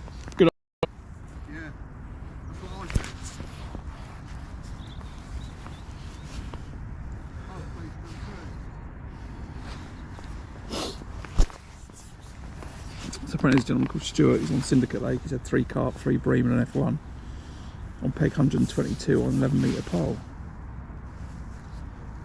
There's fish there? Yeah.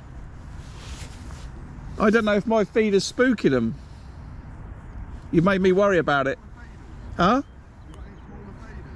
I've got a small, like tiny. No, I've got the really small Preston one.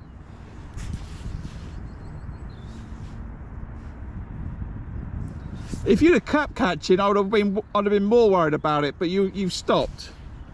Yeah, I've just put a bigger feeder on to see if it was because I've only started on that small feeder. Yeah. You can't take out what you put in.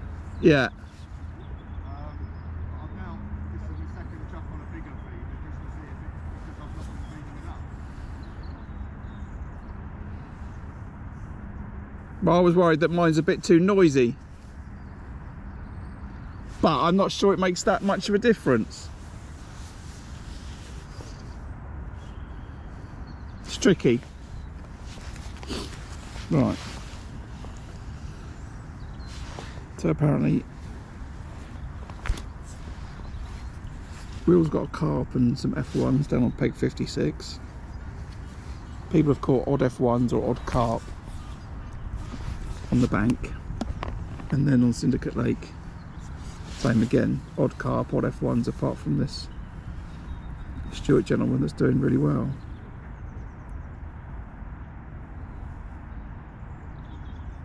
So in 15 more minutes we'll have a look on that pole line again. But right now I think people are just sticking what they're doing, or Mark's just said next to me he switched his feeder because he's not sure he's put enough bait in, but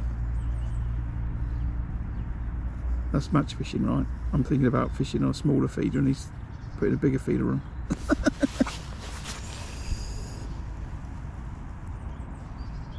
Yeah, they do, but the maggots crawl away though, Neil, right? I'm using a black cap, one of them, smaller version of that. I think that's a large 20 gram. I've got a smaller 30 gram on.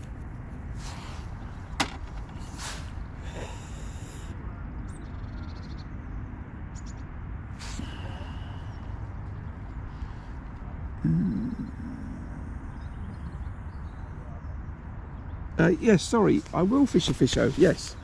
Yeah, I forgot that. So, yeah, let's add that into the diary. I'll fish River Masters qualifier again. I will fish the fisho at Gold Valley. And then I'll have a look where the other fishos are. Match this, Maver match this, not sure. Golden reel, not sure. People do certainly like me fishing them though, right? I did get better, more people viewing the channel on the times I was fishing those. I think next chuck I'm going to put 3 or 4 fluoro pinkies on. I don't want to scale down hooks too much. Scale down for a bream and hook a carp.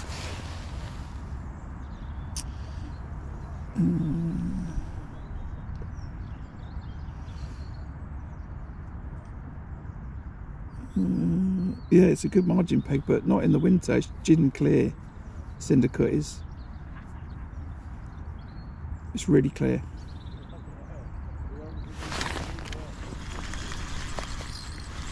I don't know if that was a bite or I touched my own rod. Too busy reading chat. Oh well, it's going back out there again then. I was watching, I had the phone, I was reading the phone, I had my hand on the rod.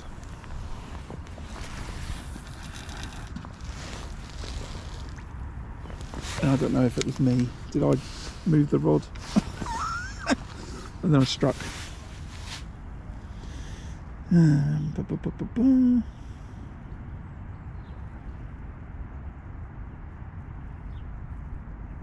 Yeah, it's too far from me, Puddle Duck. I had a look when it's Essex, isn't it? I think I had a look when they did a video there with Christian Jones, I think it was, and Jimmy Bullard. But yeah, it looked like a nice venue. But I think it was 2.5 hours, which is a bit further than I want to drive really for a match or just pleasure fishing.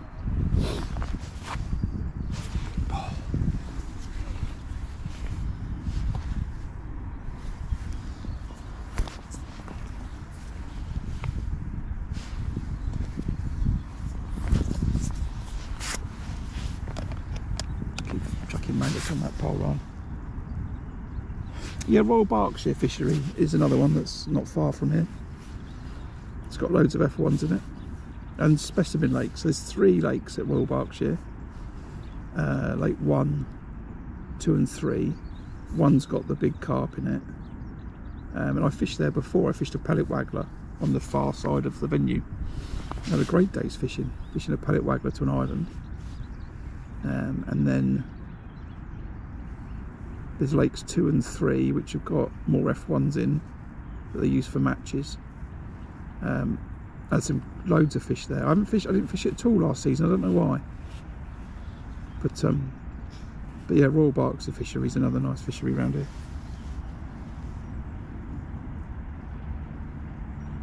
No, Dean, never been to there. Any good? What type of fishery is it? Bradley Gibbons is a fantastic guy. And his dad, John.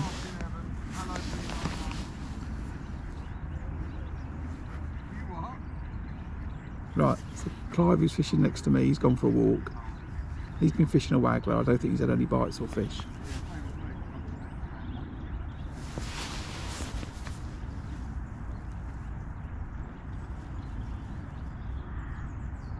Right, what's the time? 10 to.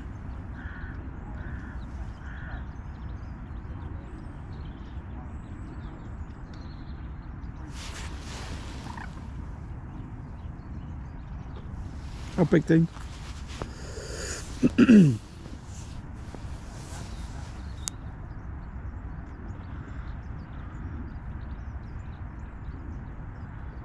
I'll tell you what else I might do this year, which will be interesting. I might go and do a 24-hour stream from Orchid Lakes overnight. There's a new gentleman that's just taken over the venue. Can't remember his name off the top of my head. I've met him, really nice guy. He's taken the catfish out of the club lake and he's remodelling the club lake. Not the lake itself, but redoing everything around it. There's been a lot of trees getting cut down. I think he's putting some like chalets on there, so you wouldn't need a bivvy. So I might do that in the summer. So I don't own a bivvy, but I own everything else I need for carp fishing, I guess. And I do fancy the idea of kipping in a chalet and doing a 24-hour session and streaming it. And I can stream from Orchid Lakes because there's a decent enough signal. So yeah, I might do a 24-hour at Orchid. Yeah, I could do go down to White Acres. Could do a fest. Sadly, I've got a job. I can't have enough holiday. Trust me, trying to squeeze in 3 festivals in a year, and then other days off is enough. I also have another half and 3 children. But yeah, I think I might do a 24-hour carp session. Stream that as well. There's quite a few carp anglers stream on TikTok. I think maybe it's easier just with a single phone setup, but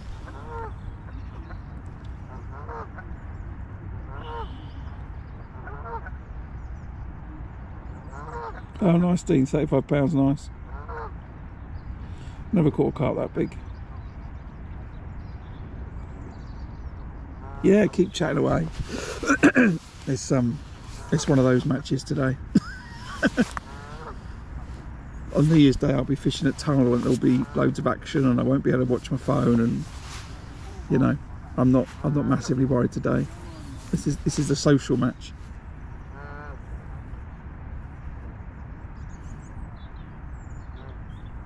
If I don't catch, I'm not really fussed about it. Which might sound a bit strange because I paid my pool's money, but it was more about coming to the venue and seeing Den and Ange that run it, and Will and stuff, saying hello. It's like visiting relatives at Christmas.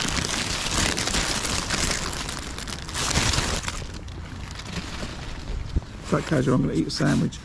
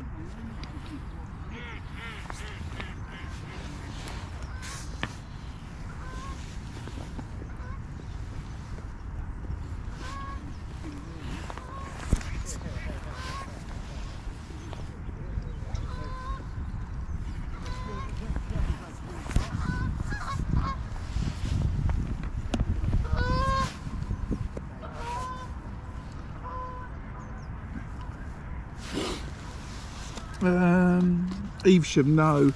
And I don't really fancy the idea of it. I'm told, and it appears that Evesham is, if you're talking about the Thames, really peggy, hit and miss. You know, somebody will catch a barbel and, you know, everyone else will catch like an ounce or blank. You know, I don't think it's a very fair venue from all accounts. And what I like about Goldvalley and what I like about Tunnel Barn Farm is you can win off any peg. So, you know, yeah, there might be favoured pegs on favoured lakes and stuff like that, you know. And maybe they win a few more matches than other lakes or other pegs, but you can win anywhere.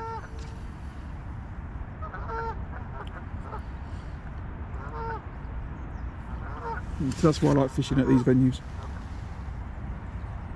Yeah, okay, the Avon. Yeah, sorry, not Thames.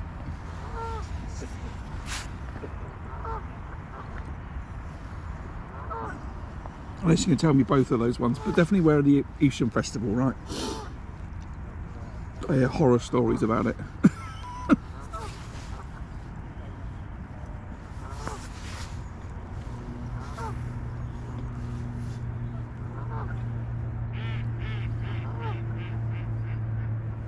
I might get back to the Trent again. That trip to the Trent on that River Fest has really got me interested in that river. You know, it's as wide as here. The big old river.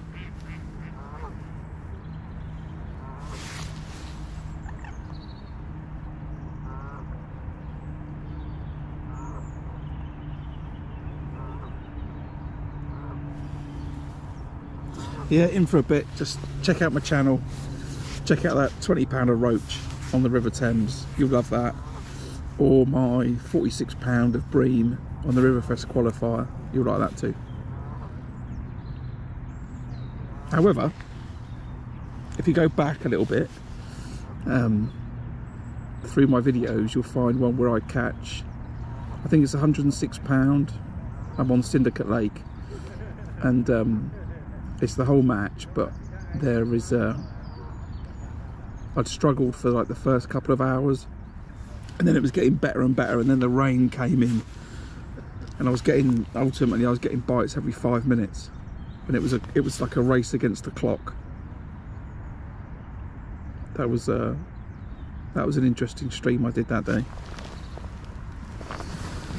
I remember someone made a comment on the stream. They put, "This is quite exciting."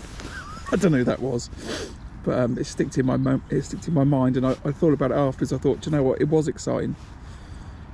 It was sort of like a dramatic finish to the match.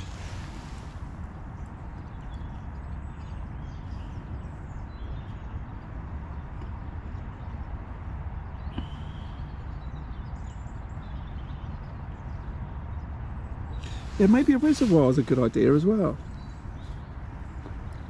Maybe I could do that. Will fishes at what's that reservoir that he fishes a lot? What's that reservoir Will fishes all the time, Mark?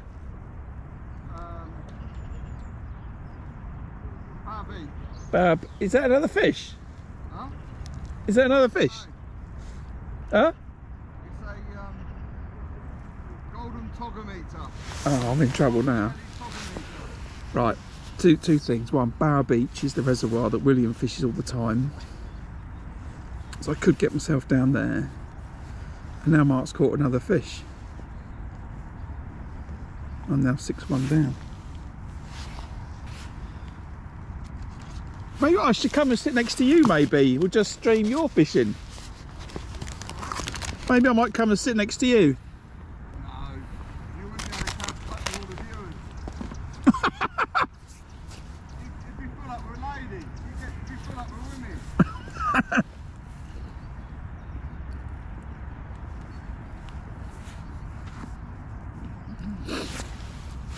He is a funny fella. So he's got, is that 5 now? Yeah. That because you can't count?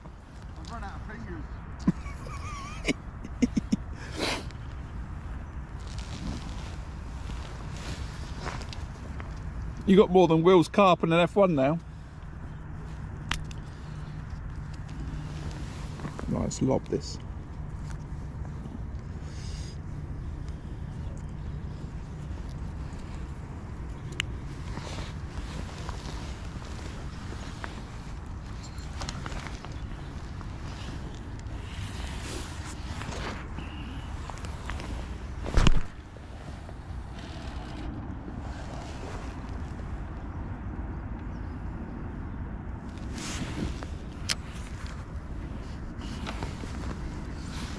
You've got 5, I've got 1. We'll give this 10 minutes and then we'll go and check the pole.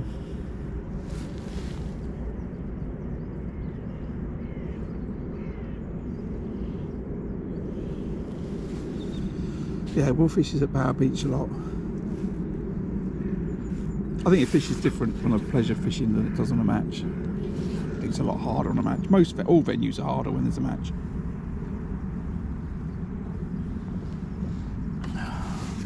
I think that's something that catches a lot of anglers out. They go and fish a venue, they catch loads of fish, and they fish it again and catch loads of fish, and they go and fish a match and they don't catch hardly anything.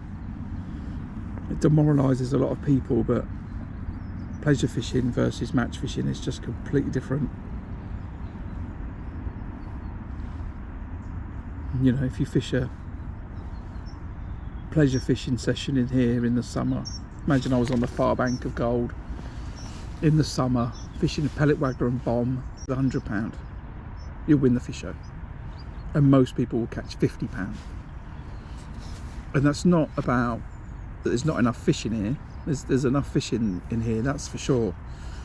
But what happens is there's just so much activity on the bank and so much bait gets rained in that the fish just go, hold on a minute, maybe we'll eat later. And if you take the last fish show, where Pem Writing won, not far from where I am actually, he just caught odd fish dobbing. Now he caught odd fish over the course of 5 hours to give him, I can't remember what he won, it was 70-80 pound. But the weights pleasure fishing to match fishing are different, and then when it's a big match and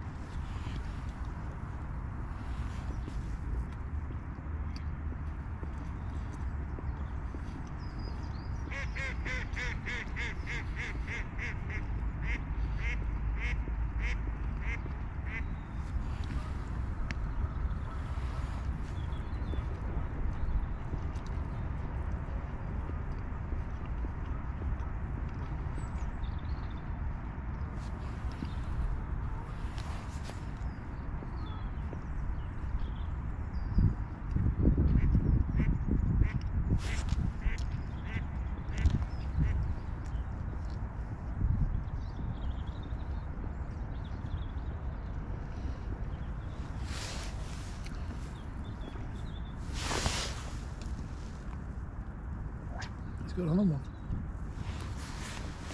6 fish.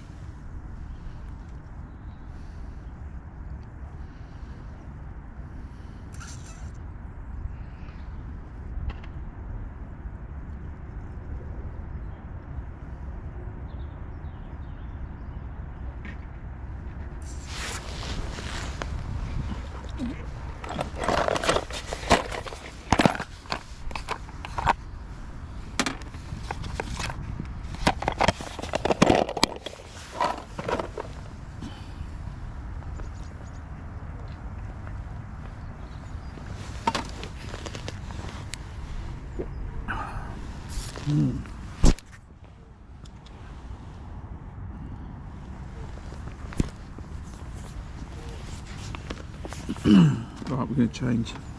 I'm going to swap and put this maggot feeder on. This little inline one. There is. Tiny little maggot feeder.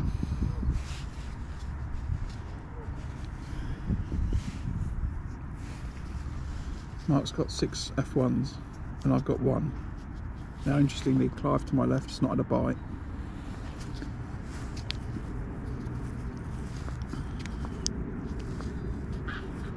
Mark is definitely using a smaller feeder to me.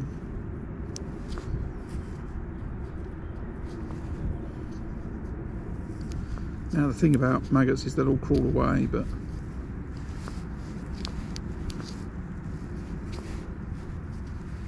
I don't think he's fishing a smaller hook.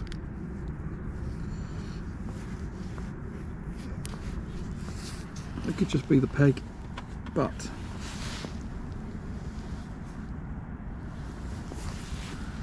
I can't ignore it.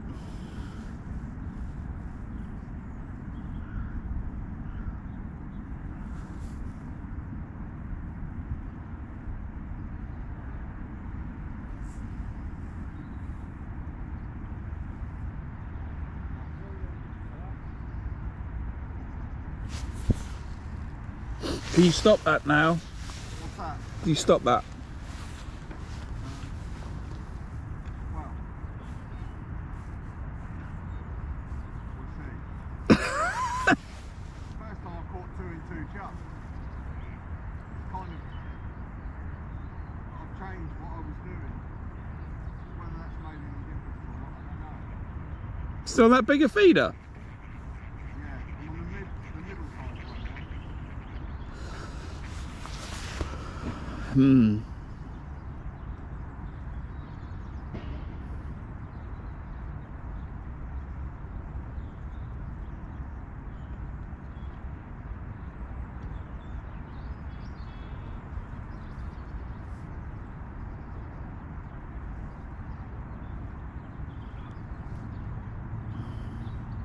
Ryan, can you read text if I send you a text? Yeah. 2 minutes.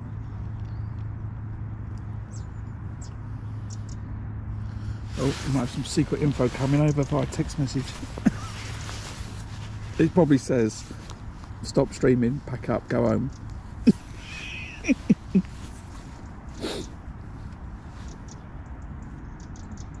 You tell me to pack up and go home, I'm not going to appreciate it.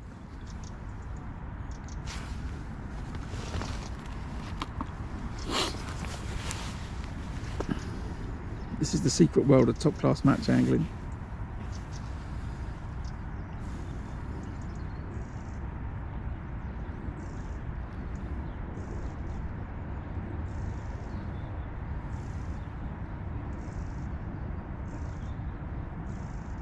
Oh, little indication.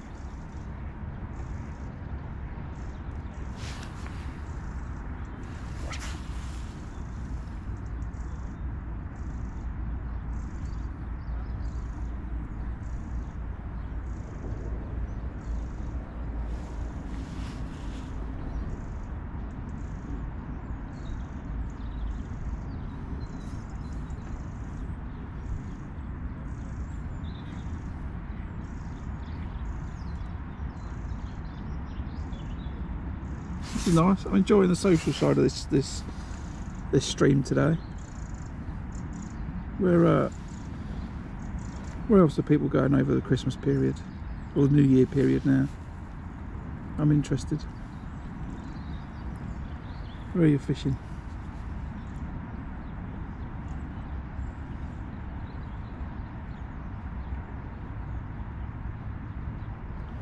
Waiting for this text message to arrive.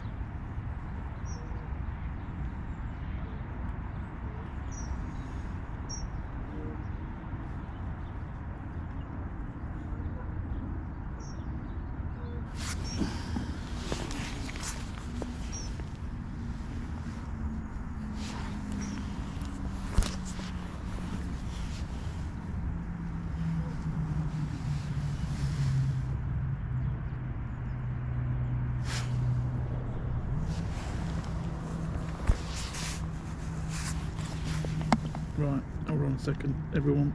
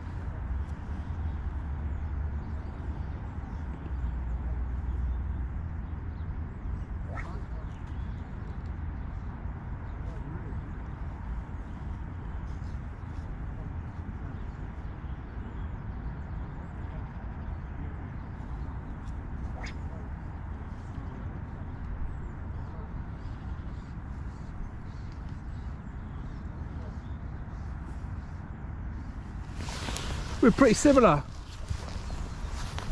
It's similar.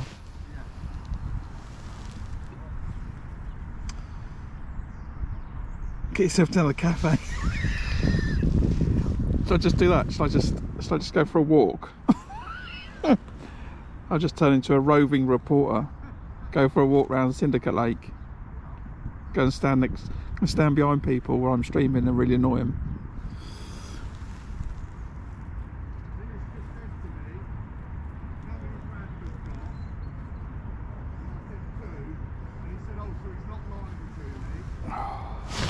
Right, so now look on that pole line.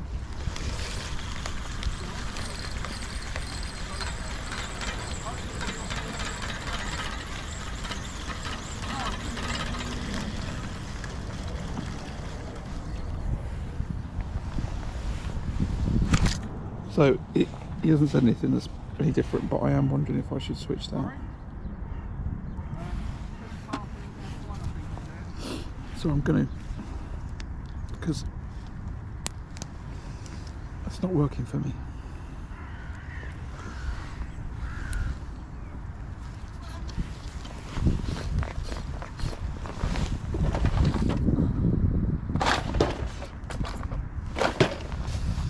I'll quickly take this off.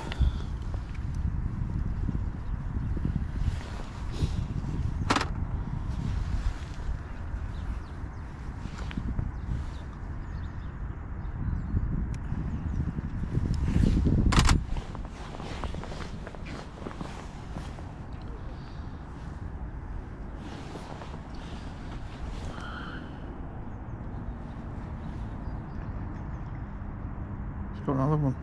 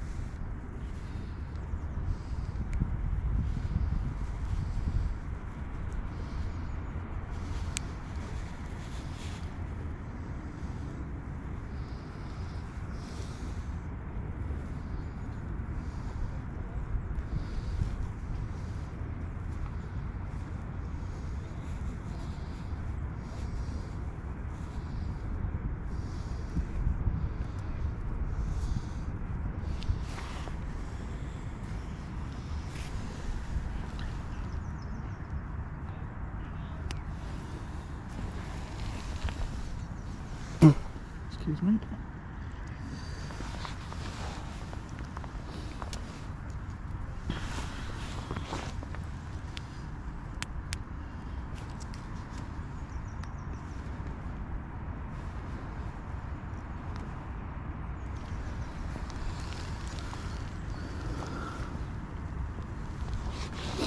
Right, another quick look on the pole.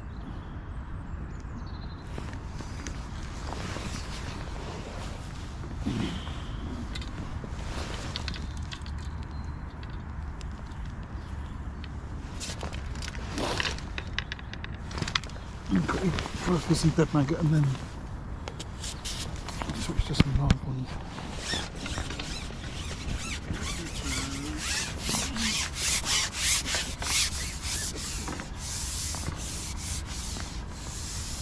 XLS, that's what this area is. XLS. Oh, I can't even write it on the graphic on the section for me.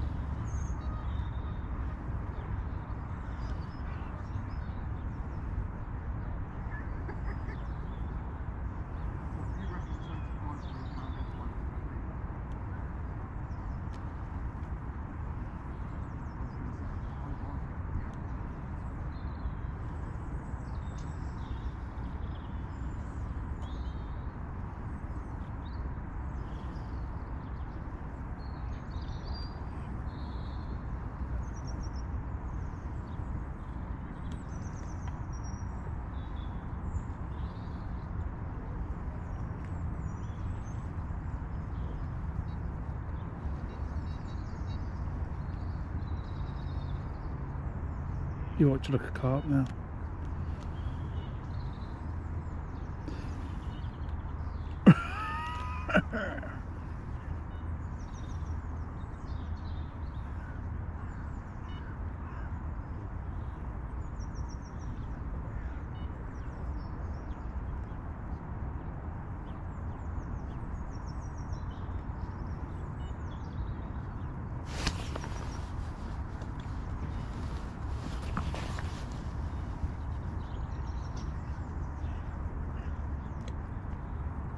Come on, come on.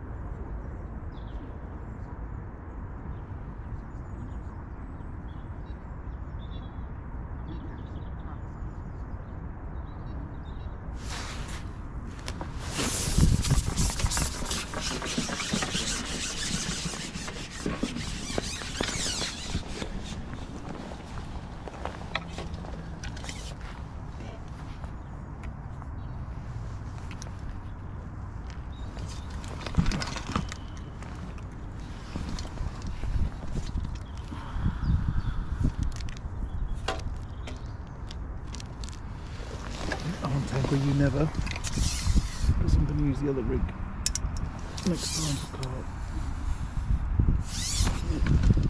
Just going to put a little bit more ground bait in.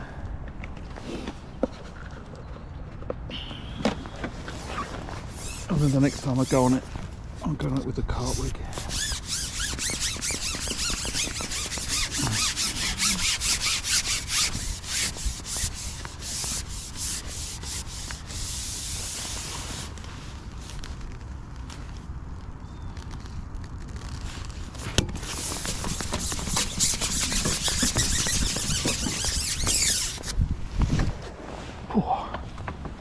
It's chilly. Right, and then this, I'm gonna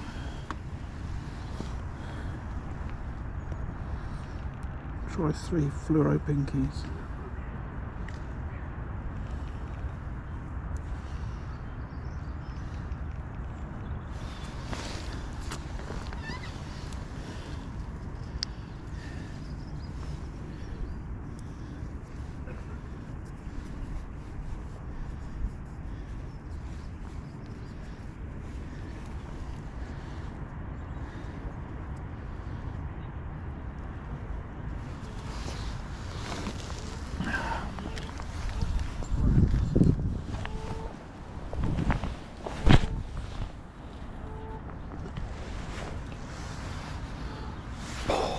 It's cold.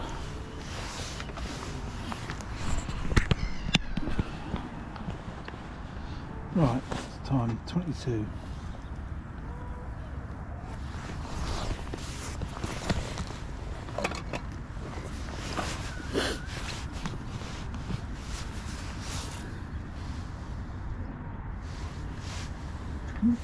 Where are we at?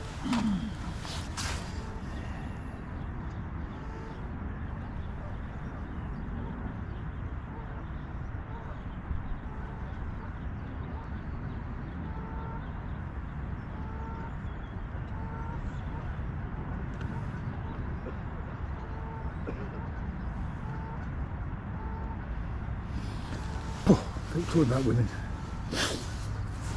Right, so where were we? Who's going out over Christmas, over New Year's? Who's going fishing? Where are you going?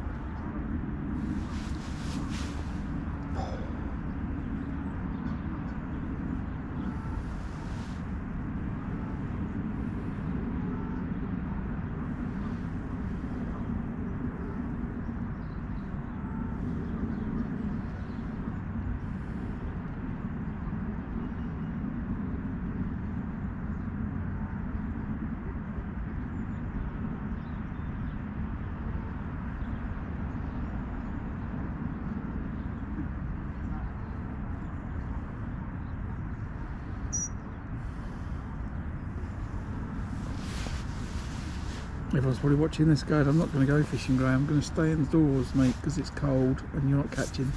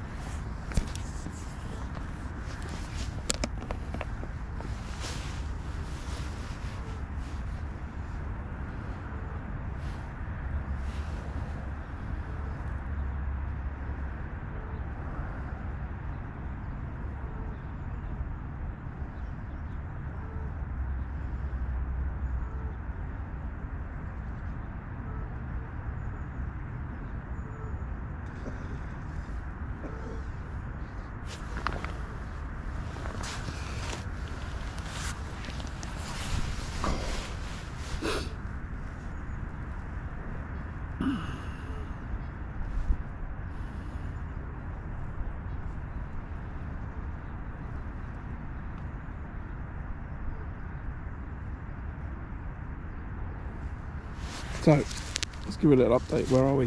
Halfway through the match. Got one F1. I've had a couple of indications since, but nothing else. I've had a couple of looks on the pole line, nothing there. So I've just topped up with some more ground bait. I'm going to keep firing maggots over it. And I'm hoping to catch a carp on there late. And I'm going to keep feeding it. I've changed the feeder from the feeder that I had. This one here, which was a Adrenaline Black Cap 30 gram. I'd say this is a small to medium feeder, because that one's a 20 and that's larger, so I think that's the large, that's the medium, or medium and small. But I've switched it. I'm trying to work out the difference between what's going on in my peg and Mark's next door. He's had 6 F1s.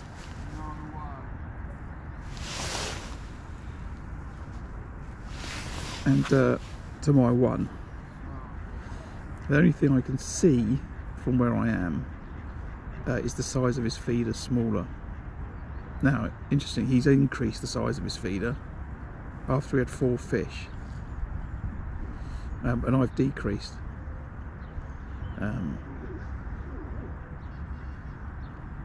So I'm not really sure what's going on.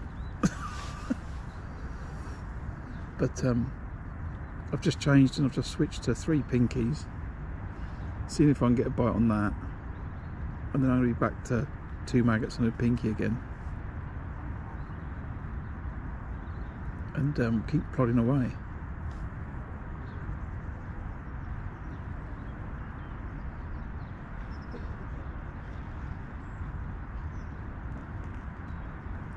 I don't really see what else to do.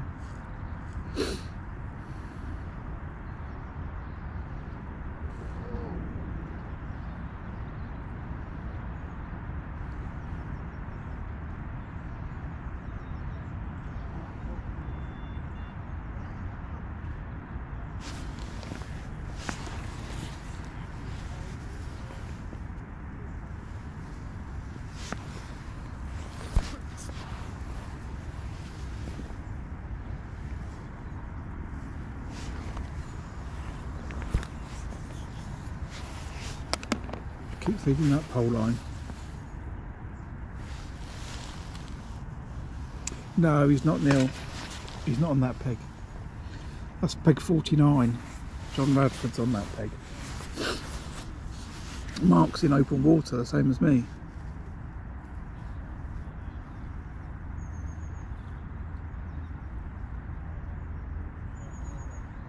He's not fishing any different, really, you know. Yeah, he had his fish first, and I won within 5 minutes, I think. And then he just had a second, third, fourth, fifth, sixth.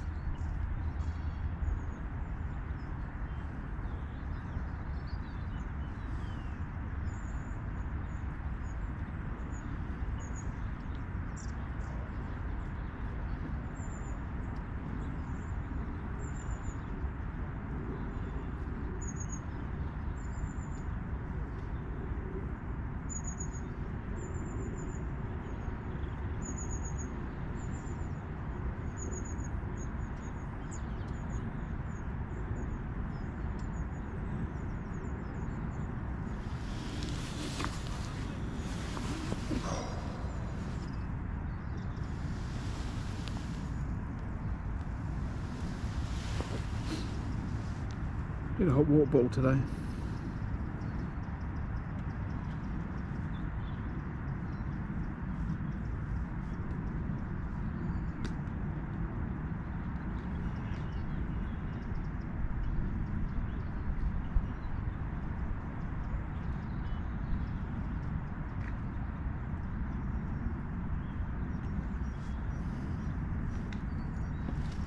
No, he's not Des. He's not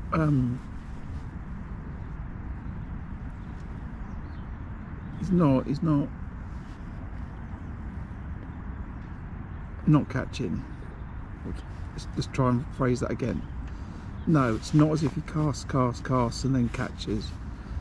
He's casting and catching. So, you know, the one cast is lasting somewhere between, you know, 5 and 15 minutes. And then another fish.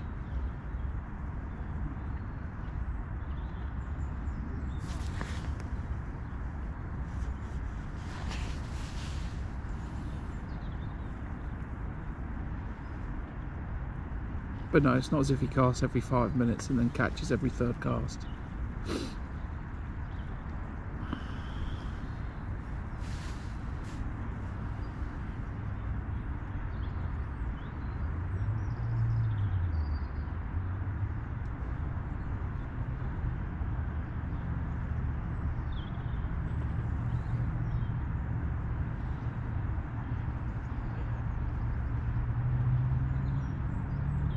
Good to be on a little ball of fish. I can cast a little bit more often because I've scaled that feeder down, which is what I'm going to do. Give it 10 minutes and then a cast, you know.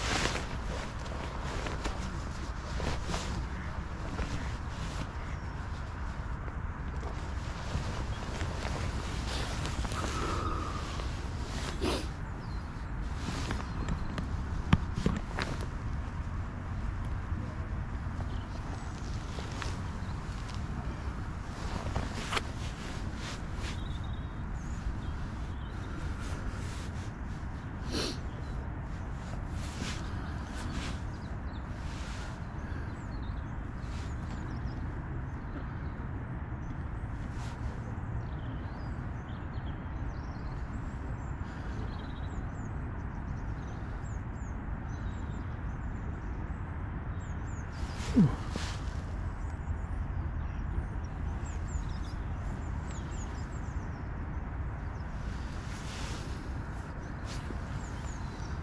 Yeah, it could be funny like this in the winter. Might be on a few fish, not on a few fish. They might feed later, might turn up in your peg. It's just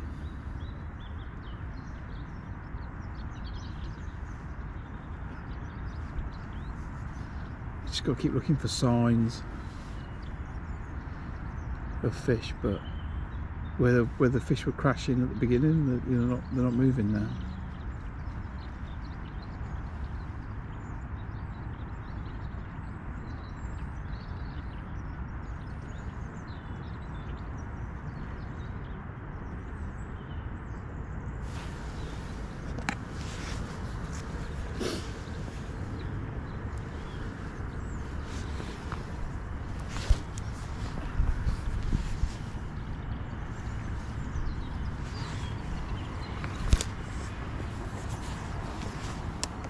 Keep feeding that pole line. Maybe draw some fish there, but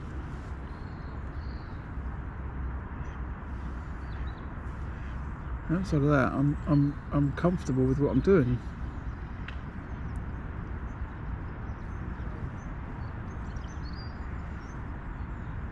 I think fishing a bomb would be wrong. I think fishing a wafter would be wrong. I think fishing a method feeder would be wrong. I think maggot feeder's right. Ground bait feeder would be wrong. So I think it's right.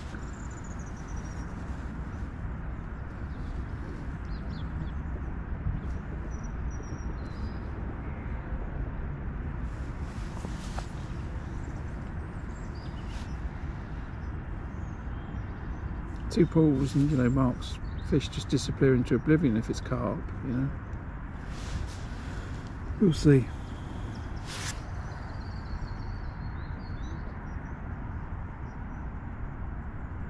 Yeah, I've shrunk down the feeder, so I'm going to cast every 10 minutes. That's my equivalent.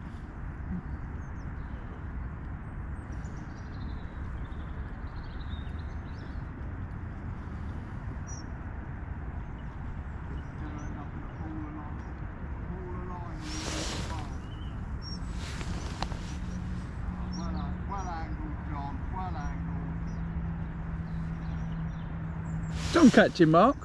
No. I had 3 bites in 3 chuck. No, it's John catching. No, got 3 I think. Yeah, see, John to Mark's right has got 3 fish. And he's got an island.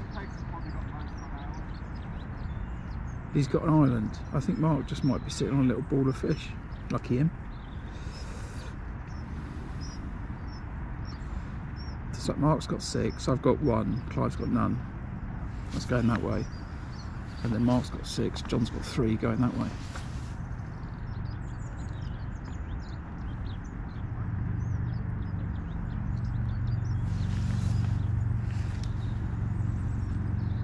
I think I'll just, like I say, keep casting this feeder relatively regular. And hopefully drop it in front of some fish. Keep feeding the pole line.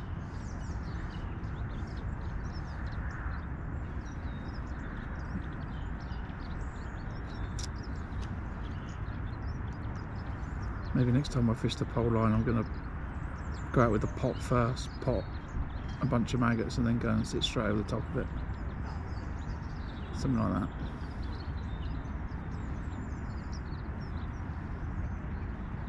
Next time I go out on the pole, I'm going out on the carp rig, so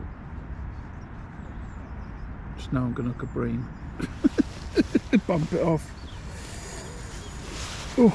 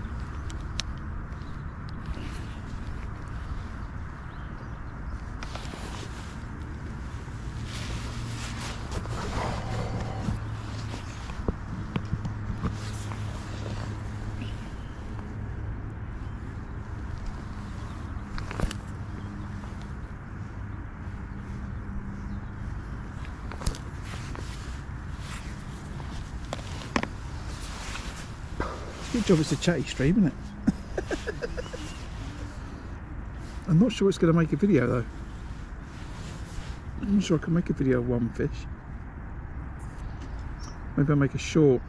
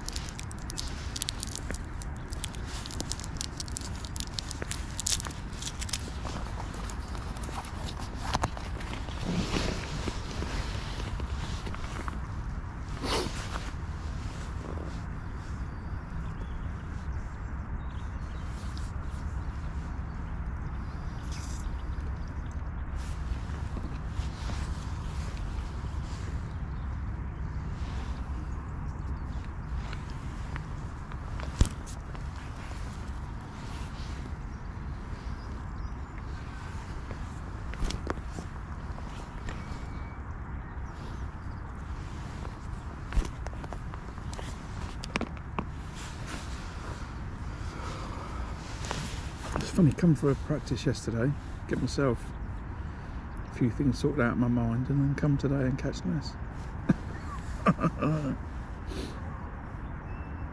Good old fishing.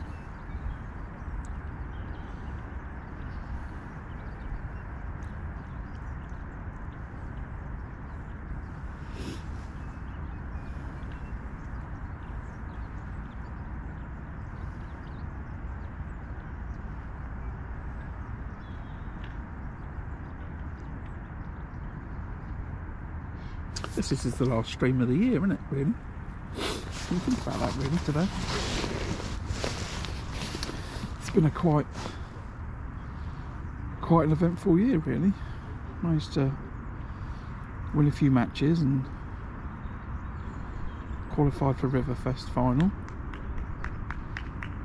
Spent 2 days up at Burton Joyce in the, well, second day in the pouring rain. That was good fun. Caught a few pike, caught some bream on the river. 20-pounder roach, my first 20-pounder roach weight from the river, which is fantastic.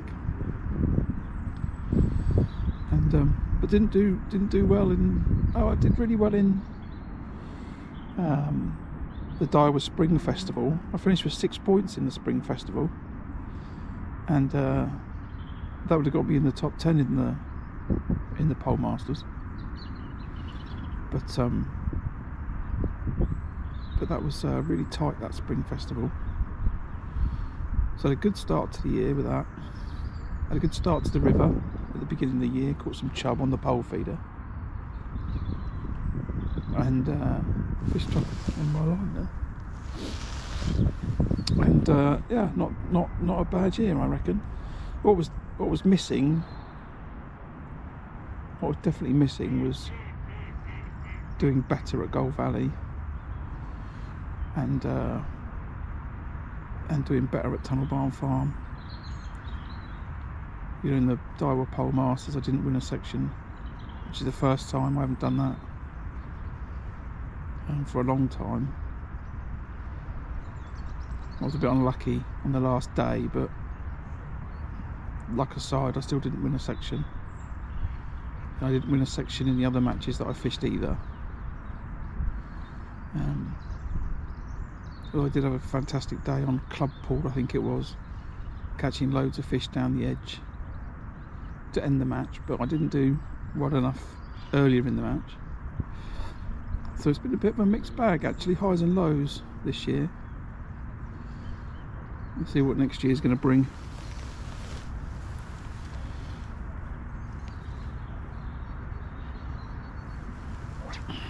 Yeah, it's a different lake. Yeah, it is a different lake, Neil, you're right.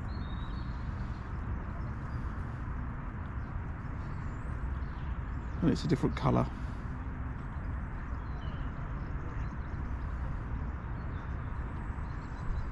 But yeah, so the year in review, highs and lows, I think.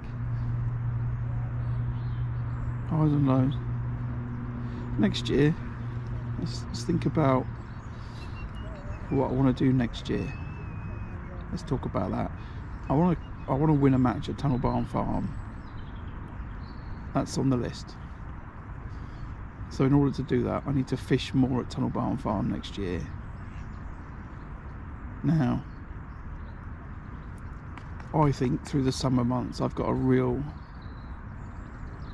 difficult job to compete with people at Tunnel Barn Farm that fish it a lot. Many of the locals, I've got that venue sussed.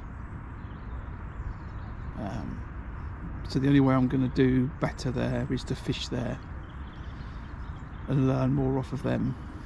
So I want to win a match at Tunnel Barn Farm, so I'm going to have to fish more at Tunnel Barn Farm. I've got these 3 festivals booked in, so that's good. And then, like someone said, I will look for some more big fish qualifiers, because I think they're good for the stream. So I've got the in my mind I'm going to fish the fish show at Gold, but maybe I do need to fish a Maver match this at Tunnel, or some of them at Tunnel. Maybe that's going to help to do that. I think that might be a good idea. Then for the rivers, I think it's time I caught a barbel out of the River Thames on the stretch that I'm a club member of. So let's nail that. So we're going to have to do some barbel fishing. Excuse me, I'm geared up for it now. I've got all the gear I could want to do it. So I just need to go and do it.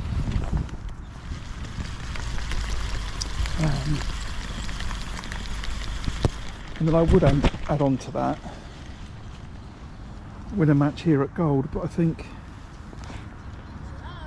I don't like the way that they don't crawl down that feeder. But then I think I've got too much else on. I think I'm going to have to fish when I fish the fish show. It's going to be just fish what I know how to do. Right, I'm going to fish the pellet waggler, fish the bomb.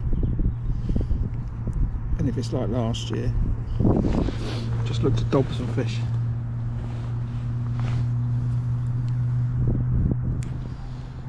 I think trying to get a match win here as well, without fishing it lots, is going to be maybe a tall ask.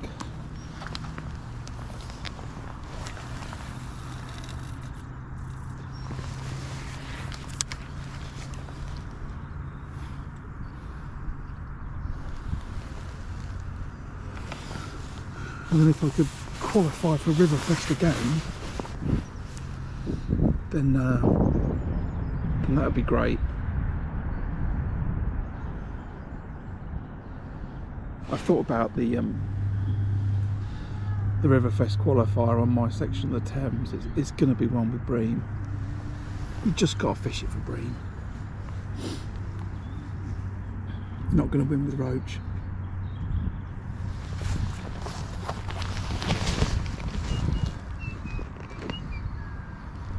So yeah, that's what we'll plan for. Win at Tunnel, do better in the Pole Masters, maybe fish a Maver match this at Tunnel, or a Fisho, and do some of those big matches in the calendar and fish the 3 festivals. That'll do. I'm prattling on a little bit. No, I can't do midweekly, unfortunately. I have a job that needs me to work.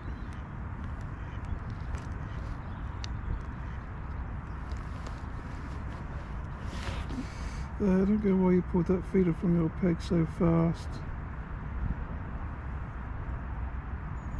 Oh, in case there's a bream sitting with it in its mouth, Martin. It can happen.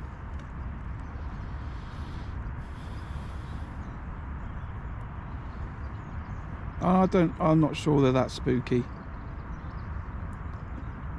I'm not sure they're that spooky.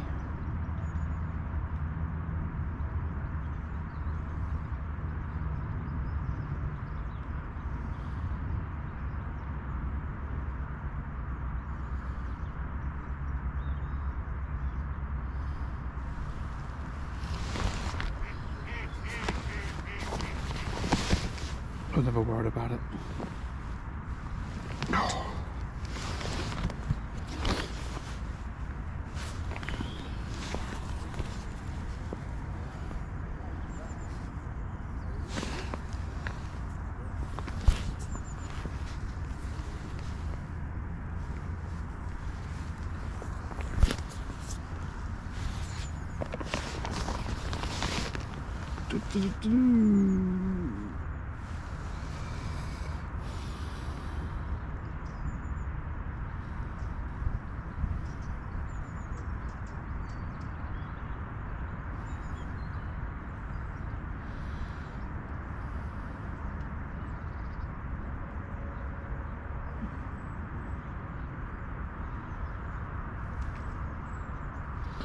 See, now I've got a decision to make, because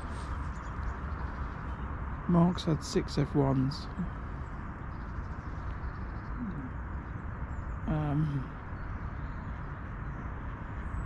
Fishing out there, he's had no carp.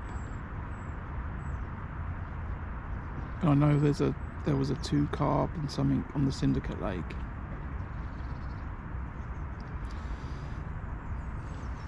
So do I think I'm going to go and catch 4 carp out in front of me, 5, 6 carp in front of me in the next 2 hours? I'm not sure I'm going to on the feeder. So do I now just invest more time on the pole line and try and catch a bunch of carp there?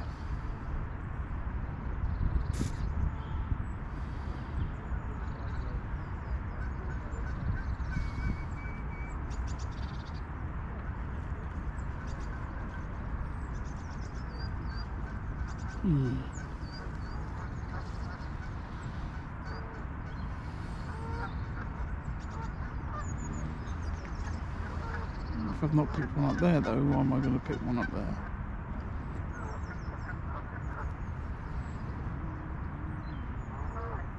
Interesting thoughts.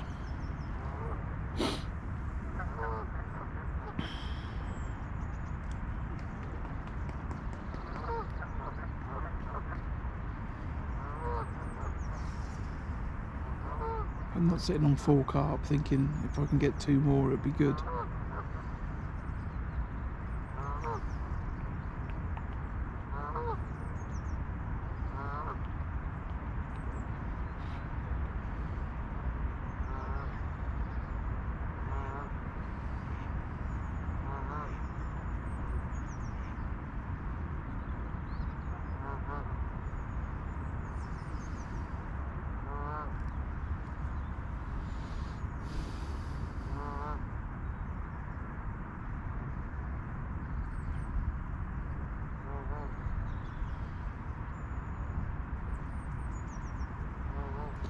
If I've got to leave it longer, let's assume I've got to leave it 30 minutes for a bite. Still not going to do any good.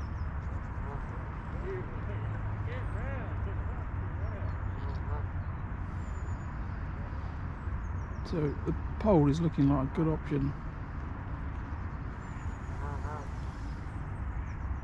No, Daniel, not today, mate. I don't think. I would have heard him. I would have heard him.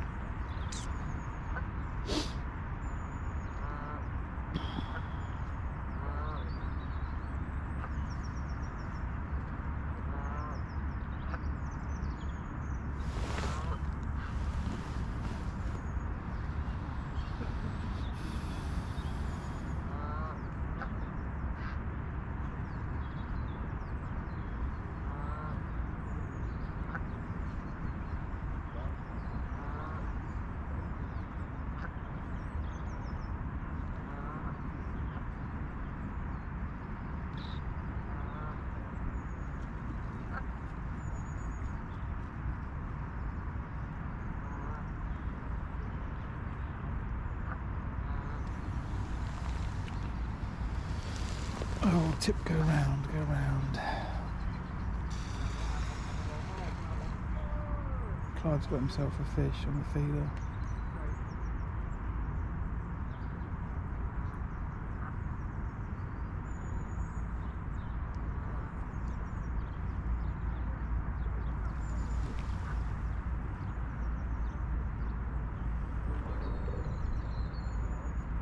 It's got to be a carp.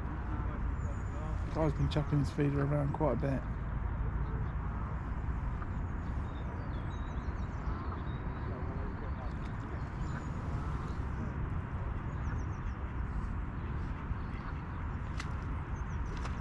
Yeah, it's a carp.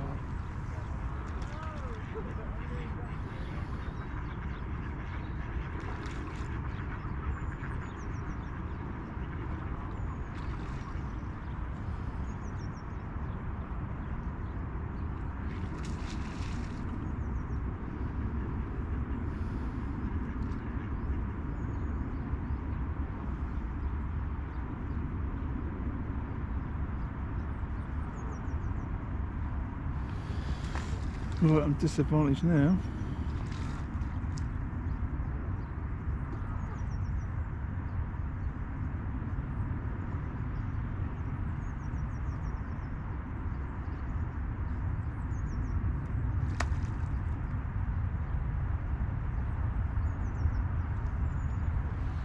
Yeah, I think that's right. I don't think fish are too spooked by movement. Like you say, you watch those underwater videos, and even when they hook fish in the middle of a shoal, the shoal are like, whatever.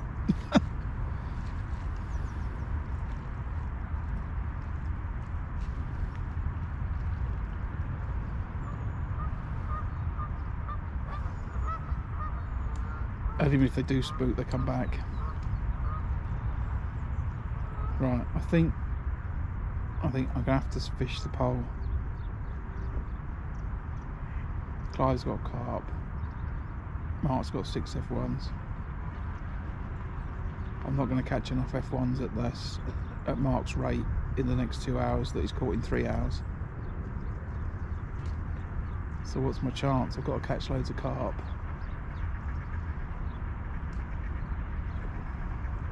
And I've got to decide whether I think I'm going to do that on the pole or the feeder, and I would have said the feeder, not the pole, but I fished the feeder now for 3 hours with not a lot of action. Only thing in my mind is that Clive's just caught his carp. I've just seen a carp move. Yesterday when I was fishing Syndicate, people started to catch carp at 12:30.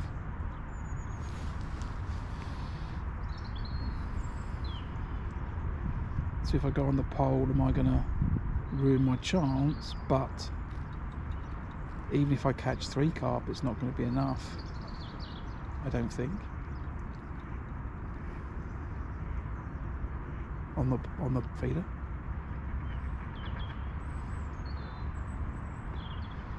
And I'm thinking about, can I win the match?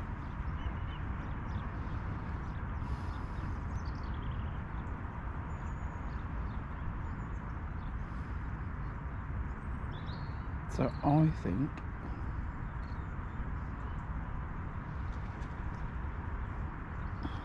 I'm going to have to go and sit on the feeder for half an hour. Not the feeder, sit on the pole.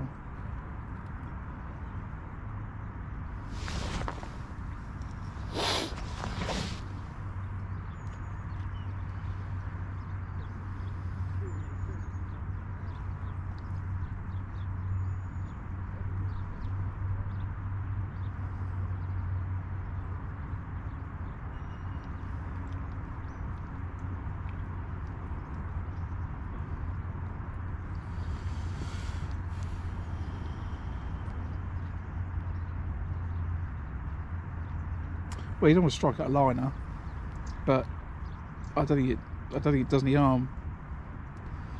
I don't think it does any harm.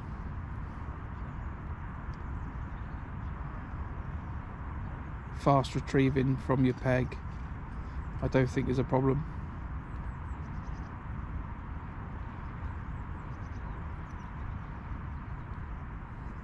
And I would always do the same striking motion when I'm bringing a rig in. You see it all the time. You know, you get it a lot with F1s. They can be sitting there, they could be right on top of that bait, and the second it moves, they have it. I think there was a couple of times when the other week, or last week at Tunnel, where I lifted the rig out and the fish grabbed it. Didn't foul hook him, it was hooked in the mouth. There was no bite. Just went to lift the rig out.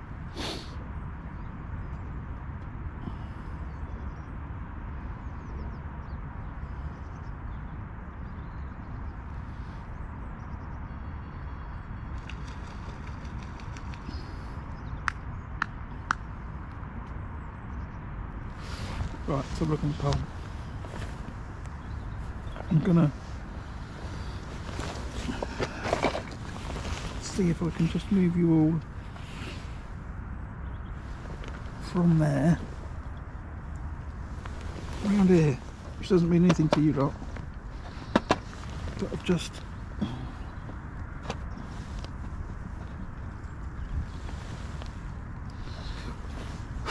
stuck the phone on the other side.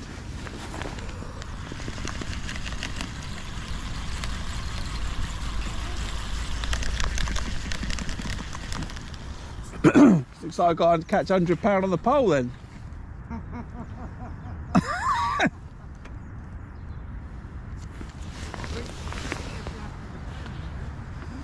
Well, as I was just saying to everyone, if I catch F1s at the rate you've caught them, then that's no good. No. Clive's had a carp, but even if I catch 4 carp on the feeder, it's not going to be enough. No. From what we're hearing, Syndicate's absolutely catching chestnut. Is it?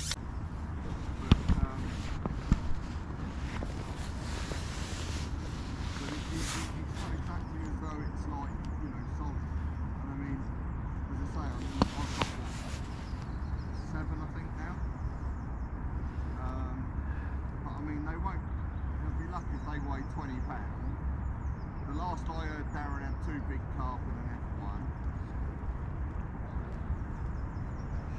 William had 3 or 4 F1s in the carp, the last I heard.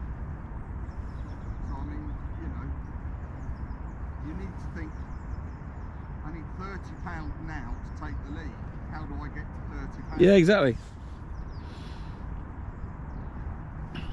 I'll sit here and catch. I can sit here and catch nothing. 4 bites on that could be £60.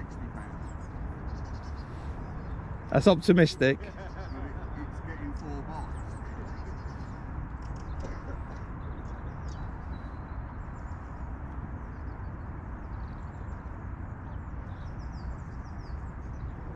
It's optimistic.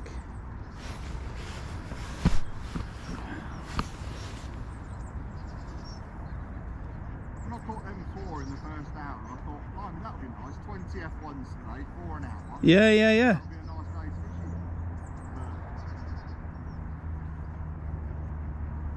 Well, when you had your one and then I had one, I was like, here we go. Yeah, it was almost as though you had 15-20 minutes to feed them to get them interested. Then they were interested and there was the odd bite. And then they just disappeared. When that fog come over. See, I think I've caught the only fish in my peg. That's why I've not had any other indications to speak of. Yeah.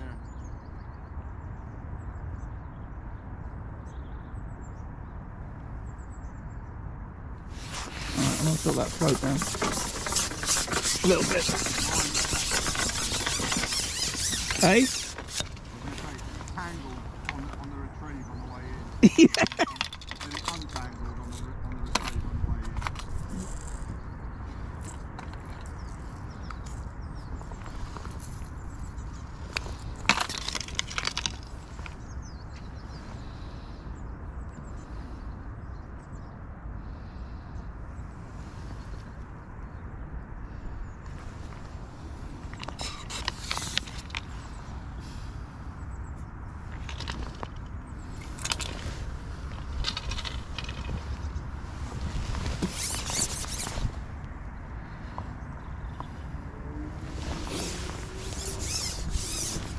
I'm going to put some bait and then sit on it. So I'm not sure you probably heard that conversation between Mark and I, but apparently quite a lot of carp have been caught in Syndicate Lake. Quite a lot of people with 2 and 3 carp. They're fishing really well.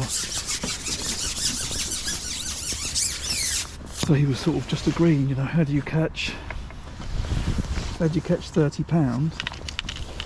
And do I think I'm going to catch £30 on the feeder? No, I don't. So I might as well try catch 5 carp in the next 2 hours on the pole.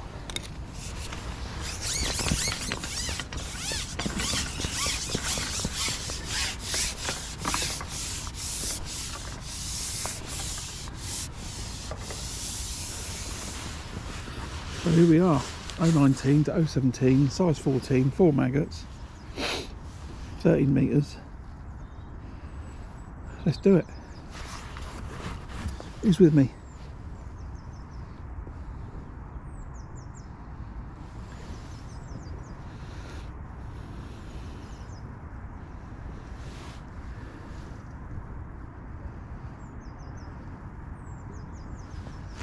I'm just going to move that.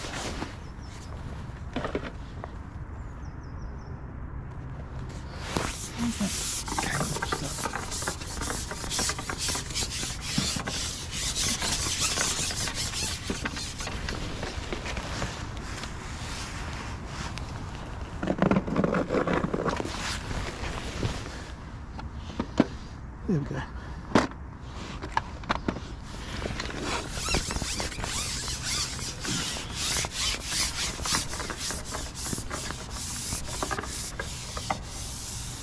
Just for a stream enhancing experience, I've now gone back to bring my battery pack with me, the big one, so I've got my phone plugged into that, so I can switch it to my side tray when I fish the pole and still see what everyone types.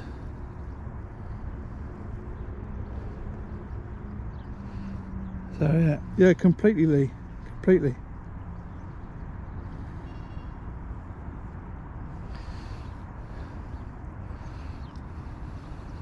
This, you know, it's what match fishing's all about. You know, what decisions do you make at what time?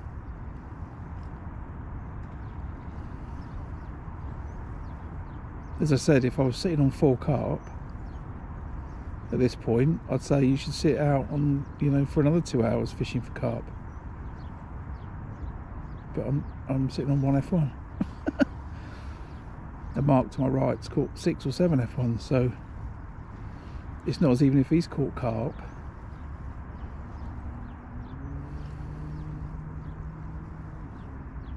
The difference between Mark and I is I've got another option, which is fish the pole. He hasn't got that option, so I might as well try it. So where are we? 10 past 1.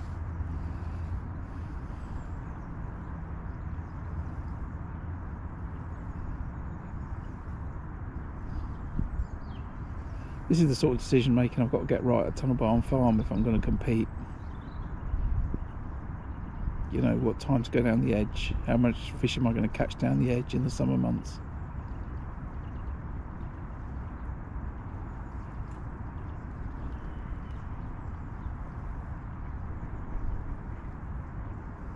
What was clear earlier in the year is you can catch a lot of fish down the edge in a really quick space of time. And if you're on the right lake, so I've got to do more research about how many carp are in each lake. Club pool, for example, it's got a load of carp in it. In fact, I think all the pools have got carp in them. It's just a question of,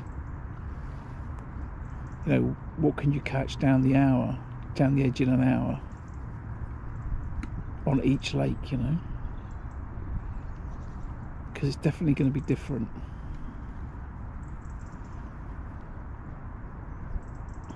So if you think you're 10, 20, 30 pound behind, if you go down the edge, are you going to make that up or not? Oh, anyway.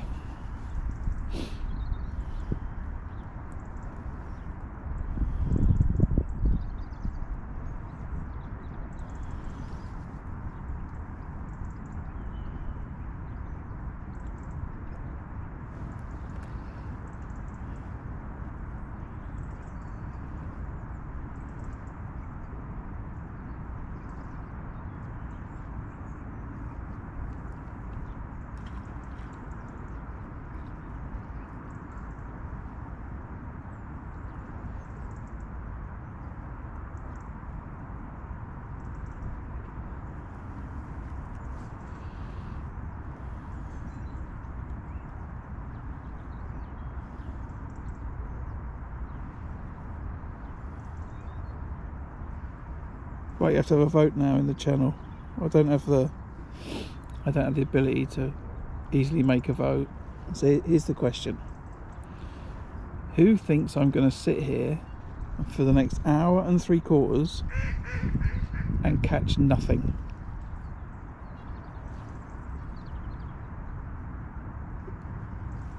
Who thinks that? The whole venue is Lee. So who thinks I'm going to catch nothing on the pole in the next hour and 3/4?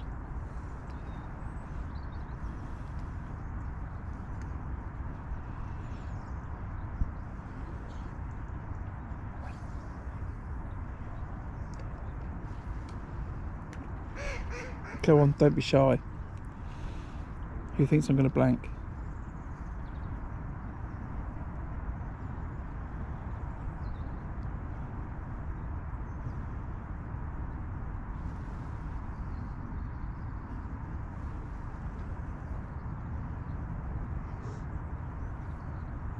Now I've got to remember there's a little bit of delay in the stream, so I thought, you know, maybe people won't write the answer that quickly, but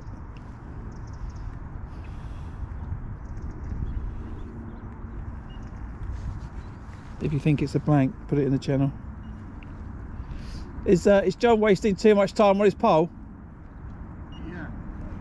I don't know if he's falling asleep there. I'm glad now I've decided to fish it, the wind's got up. Yeah, but that might be the time to get a bite. You've got the cover from the wind. You're feeling confident?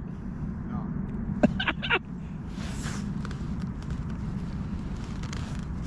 When did we get to the stage where we start having maggots in like lunatics?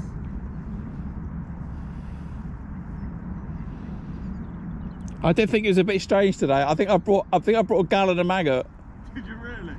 I'm like, Did you think it was 1988 or something like that? I am gonna come in the summer and I'm gonna spray maggot and fish a waggler like it was 1988. Cool. Let me know how many ducks you catch. I think I'm gonna bag up. On ducks? You know, just when you just cast the rod out and just fire bait until the rod goes round. Yeah. Yeah, Ducks picked it up. I'm doing it this summer. You're not listening to me, are you? Yeah, I am. I'm just ignoring you. Me. Right, Martin reckons I'm going to get a bite. In for a bite. Reckons it looks lifeless. Steve thinks I'm going to catch. Neil thinks we're going to catch. So what's that? 4? Right. 3 people reckon. Well, you have to come off that fence in for a bite. In for a bit. Am I gonna blank? Fishing the pole, or am I gonna catch? You're on the fence.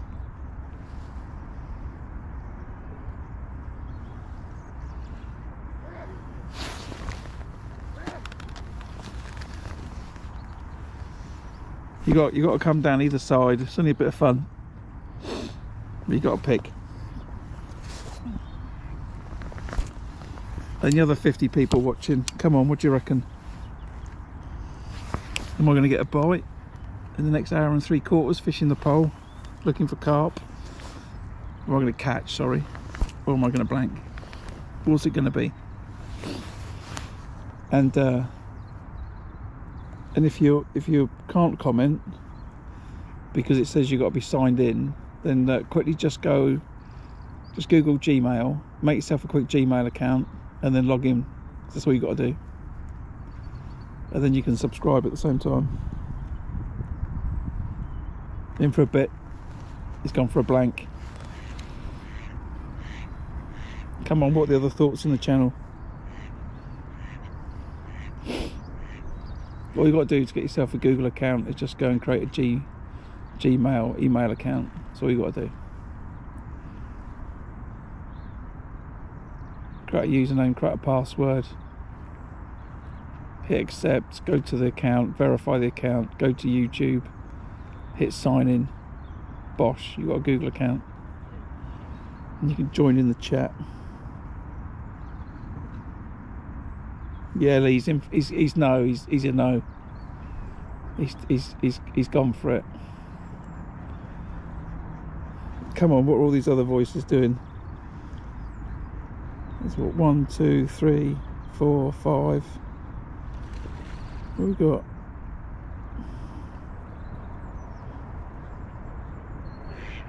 Neil's a yes. Steve's a yes. In for a bit's a no. 2 yeses and a no. Martin's a yes. 3 yeses. Lee, what are you? You haven't voted, Lee. Oh, I've not read it properly. Am I going to catch or am I going to blank?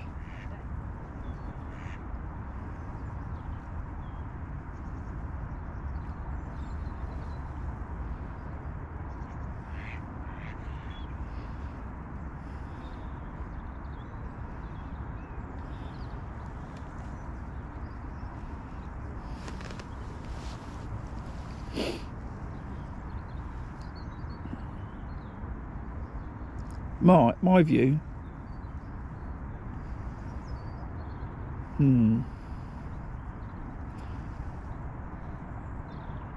I think I'll get a bite, but I don't think I'm going to catch enough to win. But I don't think I'm going to catch enough to win on the feeder either, so I'll sit on the pole, I think.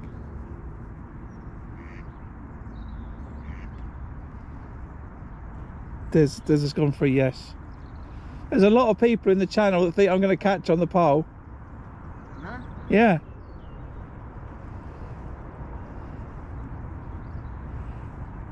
It might be because of the principle I'm not going to catch less than the feeder. Yeah.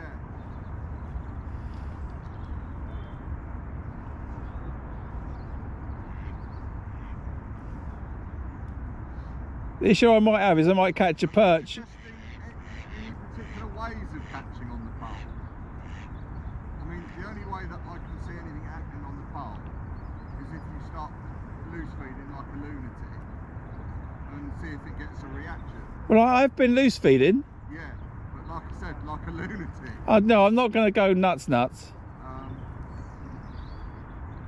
nothing else has made a difference. John's doing the same. He's not had a sign, but you struck a couple of times, but I think it's just too I've thrown the bream peg up the bank. Now it's just the carp rig. yeah. So I think what could happen is I could just hook a perch and bounce it off because of the black hydro. Has John caught anything on the pole yet? No.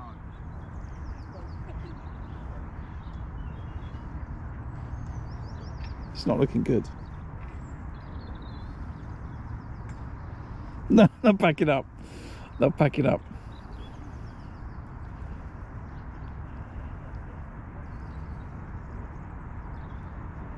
The thing about that is, you know, like you said, I'm happy to be wrong. And the thing about these lakes here at Gold Valley is, as Mark said, you could have 4 bites and have 60 pound. Right? So, and you can do that in 20 minutes. So it's completely feasible that you could have 60 pound in 20 minutes. You know, they're a carp up to 30 pound and they've come out in matches, so you can't write it off.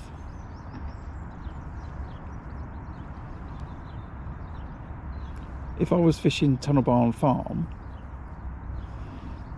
you know, and someone's got 60 pound and I've got 5, it's a write-off. You're not going to catch them. No, I don't have corn. I'm going for the maggot approach.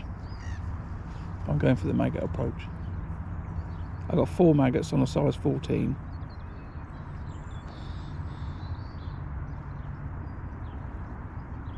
And then I'm going to stick with that. I've got enough ground bait out there with some micros in it that the carp might happily come along and go, oh, we'll have a bit of that. And then another carp might come along and see the loose feed and go, oh, let me have a look. So, you know, I don't think it's a complete waste of time. Then I would have just stayed on the feeder and not held the pole for an hour and a half, you know, just had a chat. It doesn't mean I'm full of confidence, but it's what I think I've got to do to try and win the match. So that's what I'm going to do.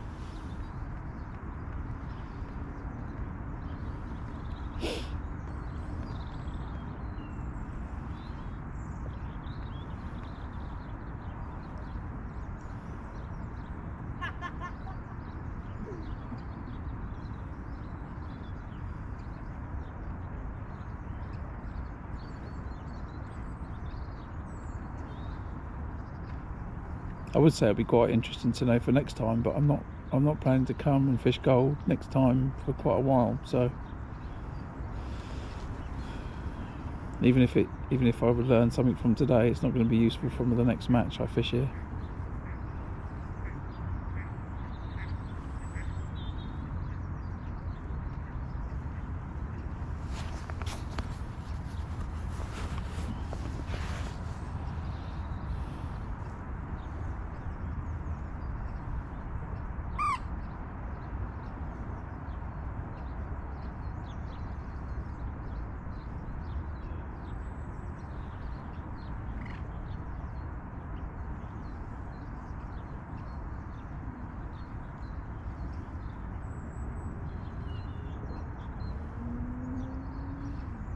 I could have just kept that one fish in my landing net, couldn't I?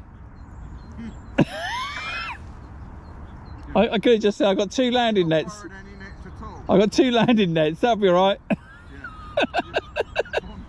one for silvers, one for carp. Yeah.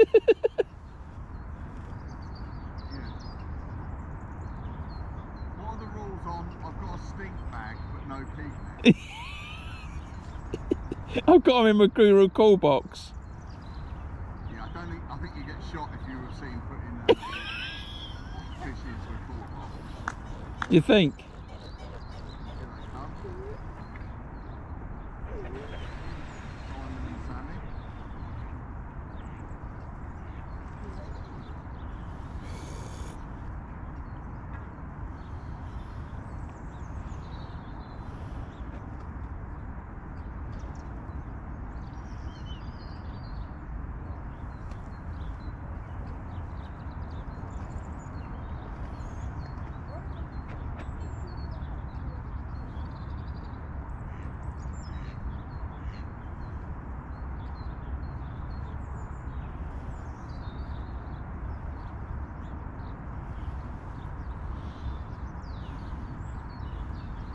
At least think of the positives, Graham.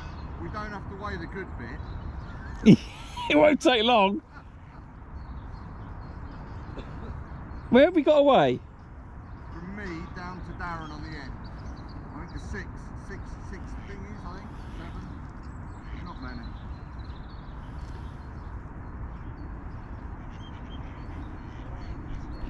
many. We should just say, unless you got £30, throw it back. Yeah. We'll play the guesstimate game. Yeah.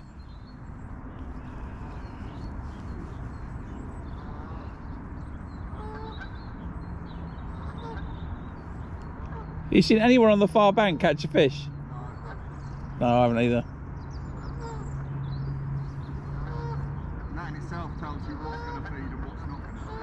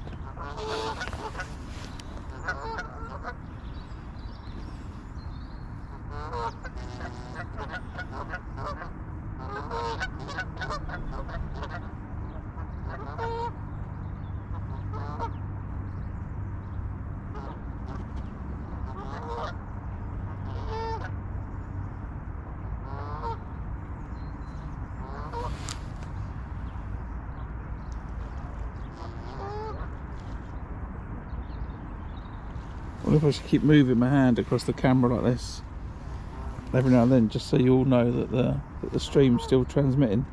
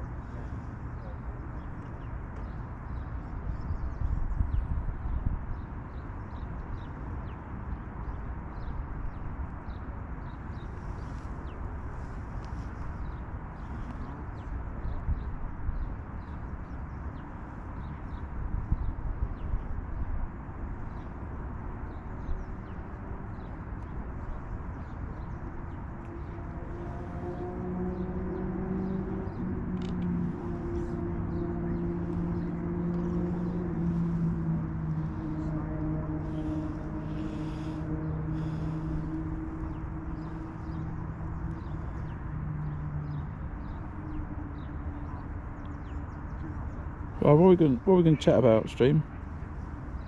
I'm confident that if I get a carp, it'll just... I'll either see the bite or yank the pole under, but...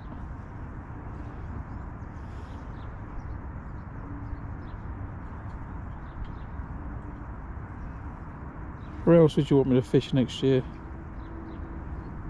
No, no one's catching Lee. No one's catching around me. People on the feeder aren't catching around me. People on the pole aren't catching around me either.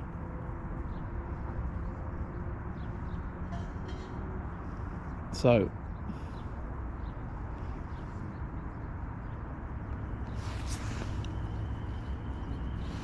it's pretty consistent. I think I'm doing the worst, but it doesn't matter anyway.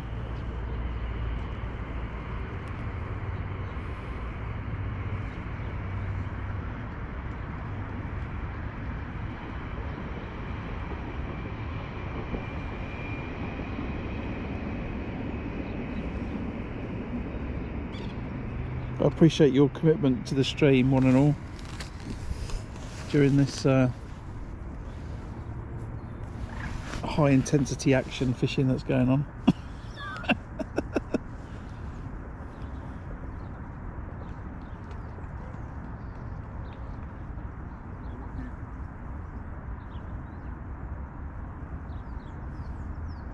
I think this is what people have in their mind as fishing and why people don't catch a lot. Sitting on the bank for hours not catching anything. I think this is what people think about. Yeah, Dean, I did a bit of piking last couple of months actually. Caught some pike on the Thames. Zander no, but pike yes. And I will go a little bit more before the season finishes. I think the river's just a bit messy at the moment. If it can get out of the flood water and just, or at least give a couple of slacks, I think I'm going to go dead baiting again. There's a certain thrill about watching a dead bait float start bobbing around. So yeah, we might do a bit more of that.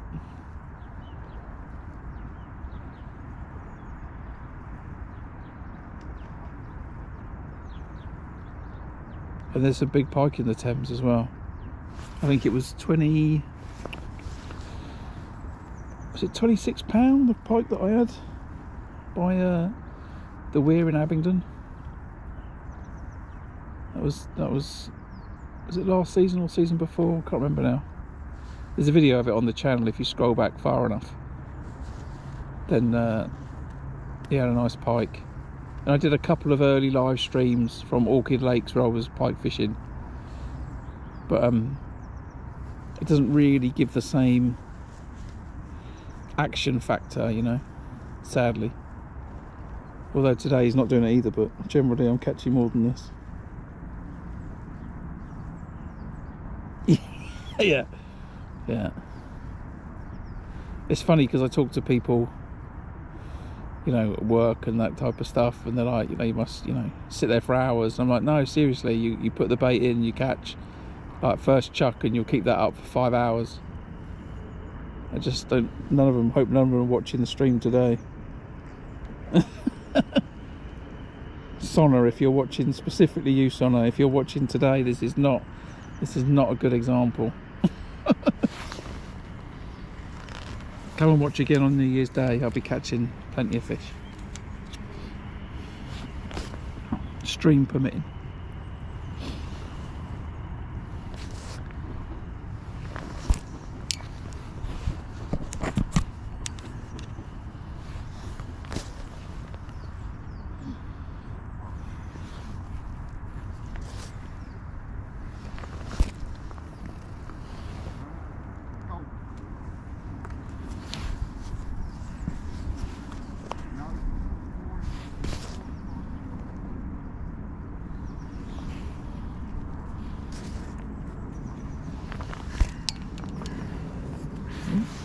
Good.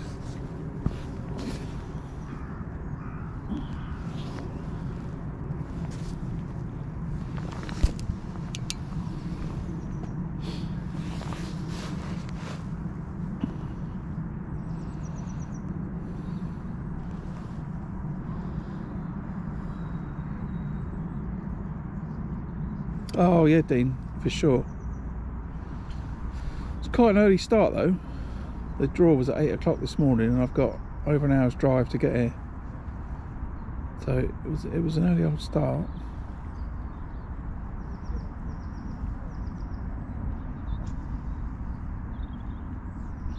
But I've got the next 2 days relax and prep for Tunnel Barn Farm. Then I need to prep as well.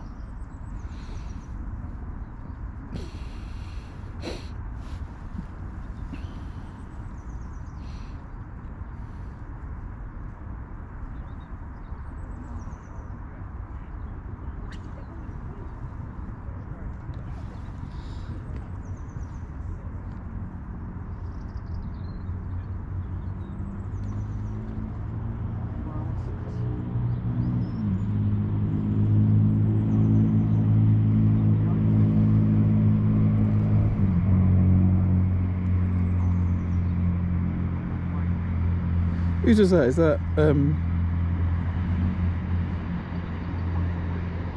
Hamidi that does the Grand Fishing Adventures? Him and the Corder boys. I can't remember their names now. One might be called Dean. Oh, okay.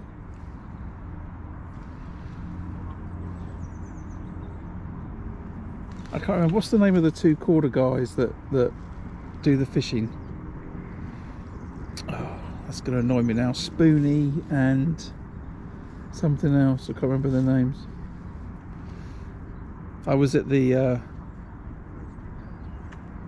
big one show in Farnborough, standing there, and people were coming having their picture taken. And I remember. I think Paul said, I think he said to me, you know, why don't you go have a picture taken with, you know, some proper anglers? I remember just making some, you know, off the cuff comment about proper anglers. What, you mean people that go ledgering? And then I got some, I don't think they gave me dirty looks intentionally. I think they sort of looked over because I was being noisy, or we were being noisy.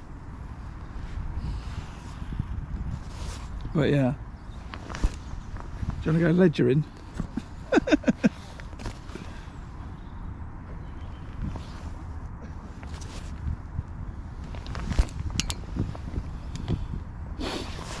That did make me laugh.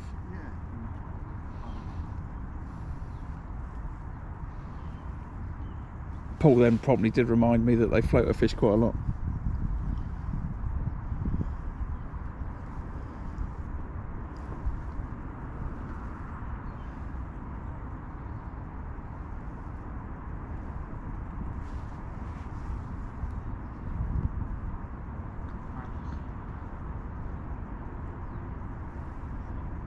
Let's be honest, I think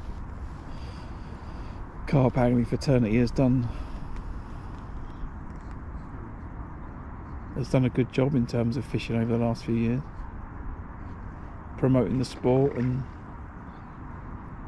you know, understanding social media and, you know, making it work. Corder and, you know, especially Corder and Guru, it's 2 brands, but, you know, I think the match side of fishing it's lost its way a little bit. It needs to sort it out.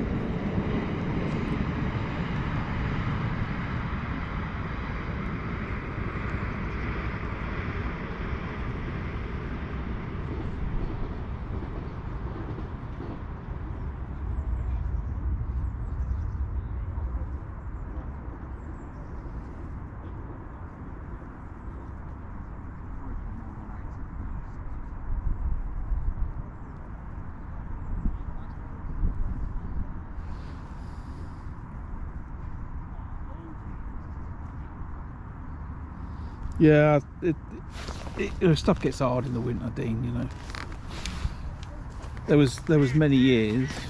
I think from my late teens, for a long time, I stopped fishing for quite a bit, but I just refused to come out in the winter. Just went and did other stuff, right? What do you want to come and sit in the cold for? Catch not a lot.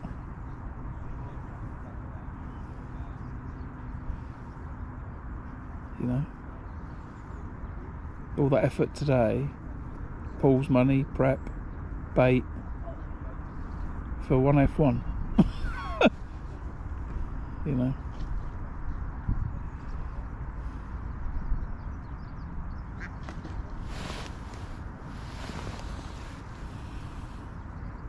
It's not looking massively good on the pole fishing front, by the way. 30 minutes in.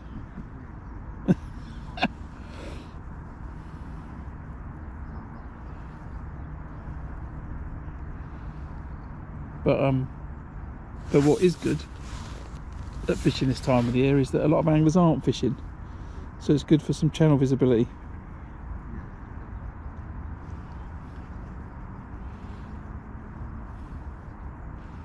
Yeah, I think I might do some piking, but I think I might do some more, but I'm not going to live stream it because I don't think it's this all sounds a bit funny now. I was going to say I don't think it makes a very exciting live stream, but I'm not sure this does either, so maybe it wouldn't matter. Maybe that what matters is, you know, just the interaction, the chat of people in the channel. Maybe that's what matters.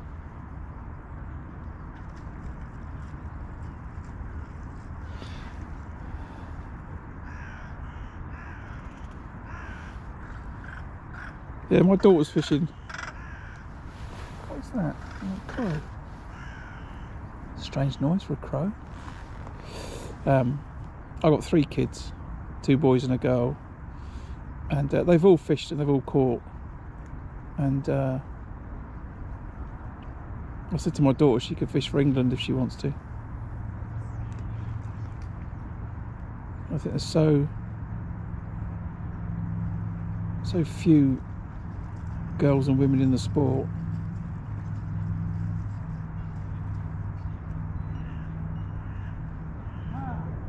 It'd be easy to make a breakthrough, but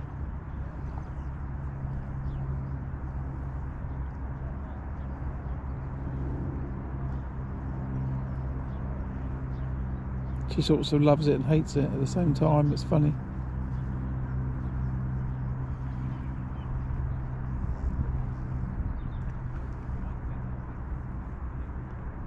She likes, I'll tell you what she prefers. She prefers going down the river and catching on the whip. Is the thing she prefers the most. She doesn't like catching carp. I think that maybe that I don't know if the size of fish puts her off. She's only young, but there may be the ability to hold the rod. But she loves going whip fishing down the river.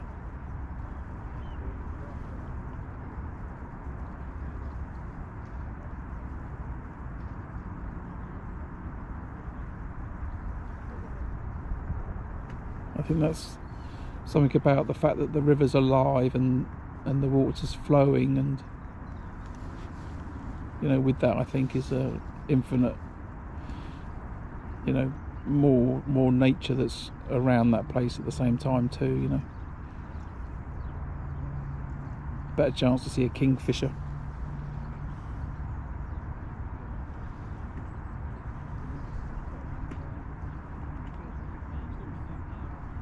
Daz, how you doing? Yeah, a little bit, I think. But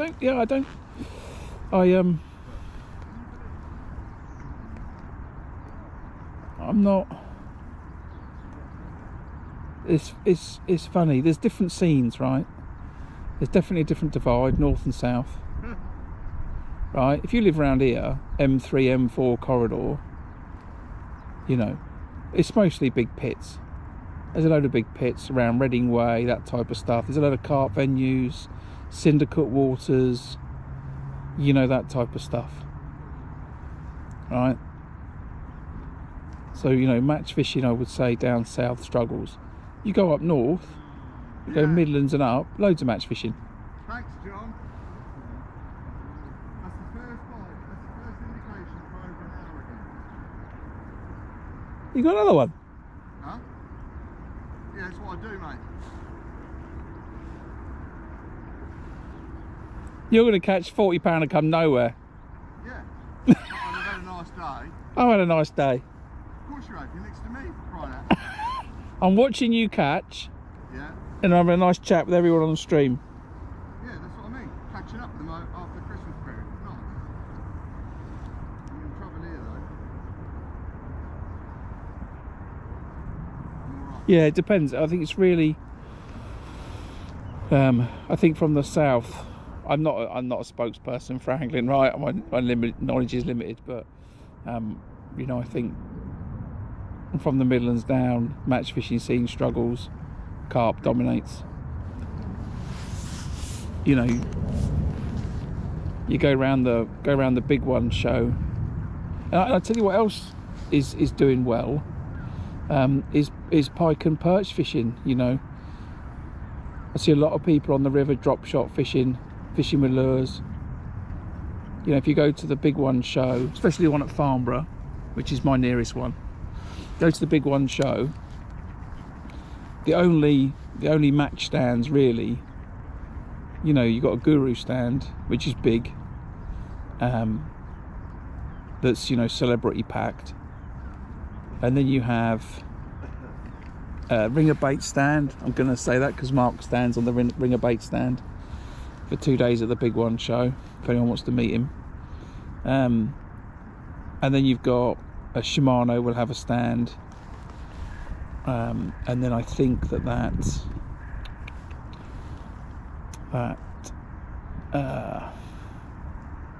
I can't think of that brand now. Nitro. There was a Nitro stand, but you know, to the left of the hall, the exhibition hall, you know, the Fox Rage stand and the Predator stand. You know, there was a lot of people, a lot of interest in predator fishing down south.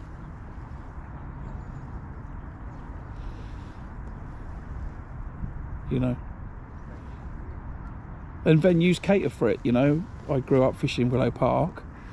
You know, I remember fishing Willow Park as a kid. It was all match angling, and then it changed hands, and then, you know, the lake's been netted, and you know, it's a load of 2-man bivvy swims around the big lake. So you couldn't go and match fish it if you wanted to. So stuff changes over the years. Syndicates are more of a guaranteed income. You go to near to me in Abingdon, there was a lake run by a club. I can't remember which club it was. Syndicate takes it over. You know, padlock goes on the gate. 1,500 quid to fish it a year or something. So you have accessibility issues build up over time, I think.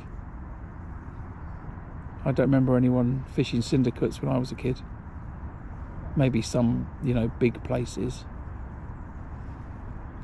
Wellington Country Park, places like that, I think.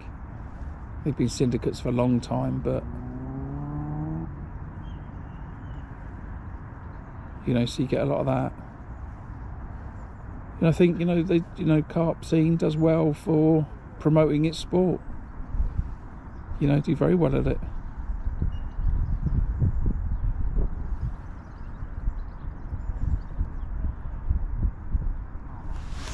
Match fishing struggles a little bit. I don't know why, but anyway. I'm going to turn the tide with my stream. That's what I'm going to do.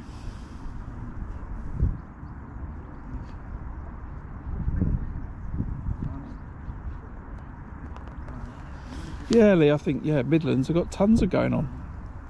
Tons going on.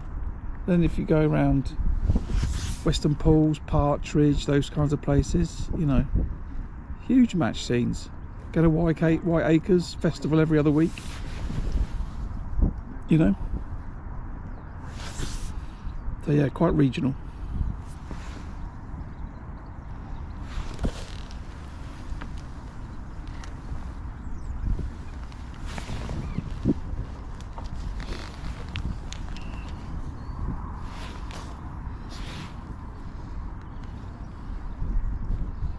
Austin, welcome to the channel.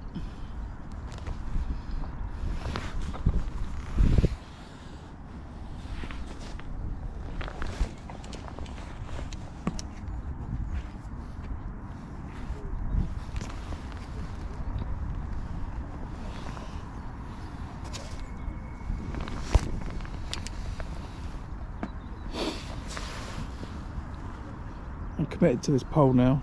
What we got? Hour and 7 minutes.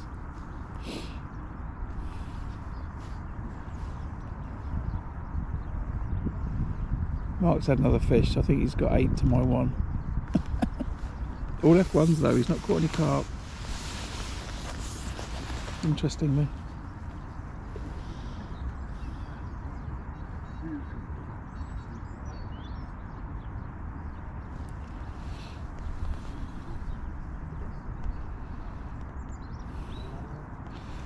I think you get a thing with match fishing where,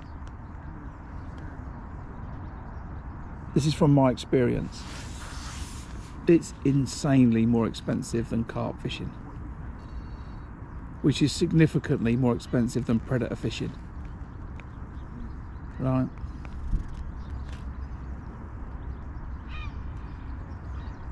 You know, if you take the 3 festivals that I fish a year at Tunnel Barn, no, the 3 festivals I fish a year, 2 at Tunnel Barn Farm and 1 at the Thames Festival, I reckon I spend more in bait for those 3 festivals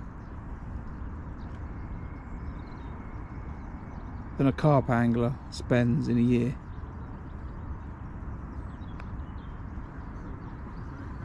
And I'm talking about the average angler, right? Take the top off, right? The person that's firing in tons of bait, someone that's going to, you know, some particular venues. Take an average angler. These people on the far bank from me today, right? They're all carp fishermen. You would call them carp fishermen, right? 1 rod, 2 rod, bite alarm, bivvy, bosh, carp angler.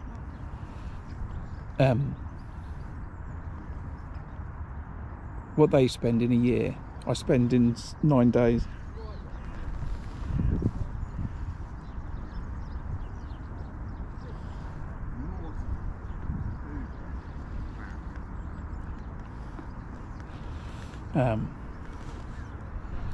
You know, and then if you take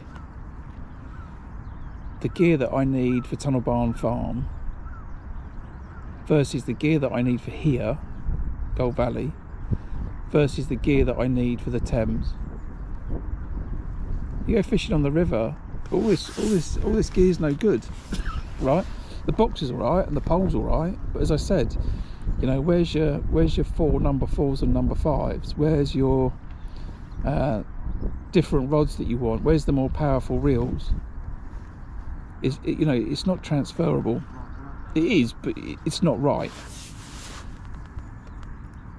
You know, switching from lakes to rivers, I've spent a lot more on tackle this year than I have done in the last 10, I would say. So I think there's a price point difference. If you want to compete at match fishing, you've got to spend more money on gear and bait than you do if you want to go carp fishing. And you've got to spend more money if you want to go carp fishing than you do if you want to go predator fishing. I think that's the way it sort of runs. I think that's the way it sort of runs.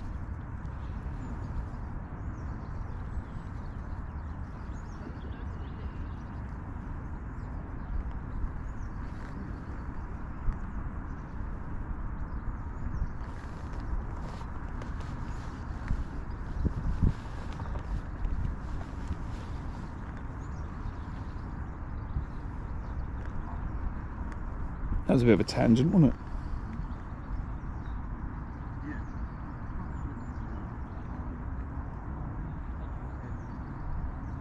I think you've got the thing about those sort of different species of fish is when you're competing, it doesn't really matter because the thing you're doing is competing. So competing on a river, catching roach, is the same sort of buzz and excitement than competing on an F1 venue catching F1s, is the same sort of buzz as competing on a carp venue catching carp. You know, the overriding interest is the competition, right? I'm competing today, you know, 25 anglers, I want to beat them. As it happens, I'm not going to beat them, but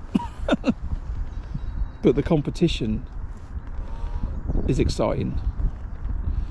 And then, you know, on top of the competition, you know, you've got the friendship and the camaraderie between anglers doing the same sort of thing. If you told me to go and fish Tunnel Barn Farm on my own, pleasure fishing it, I couldn't do it.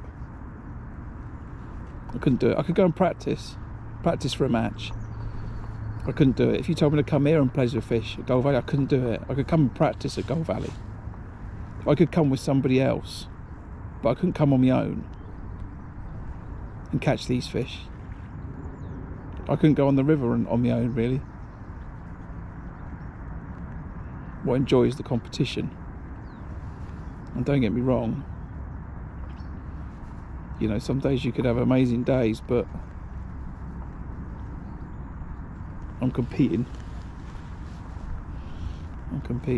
Sometimes I'm not. When I'm with the kids, then it's all different. It's about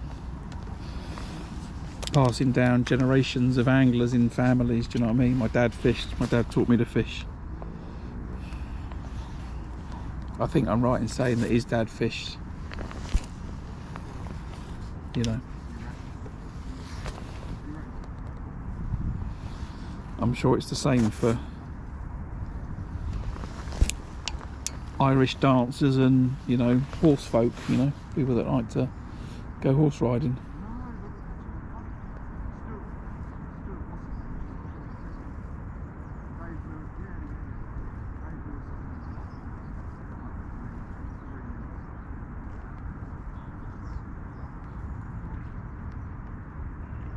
Anyway, I don't know where we're going with that. Where are we going with that chat? No, mate, it's no good. No good. We're in big trouble.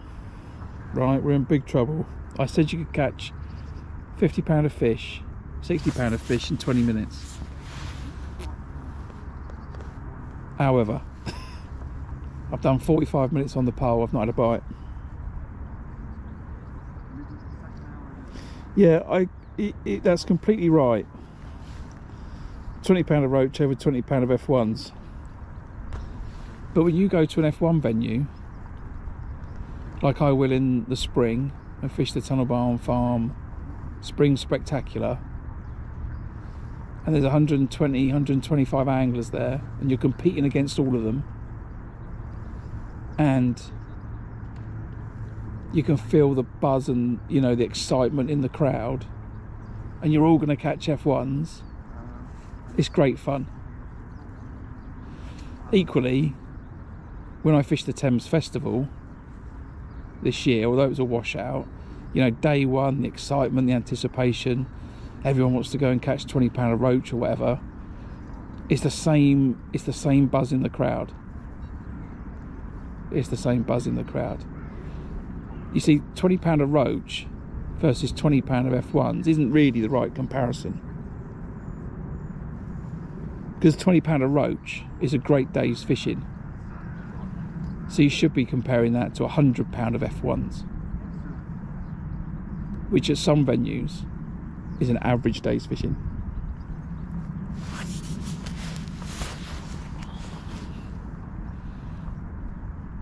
So it's not quite apples for apples, that comparison.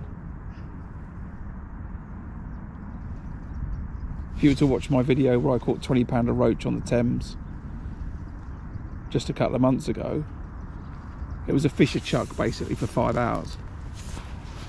If you go and watch my Tunnel Barn Farm fisher chuck for 5 hours, F1s, it was 96 pound. And it wasn't quite a fisher chuck.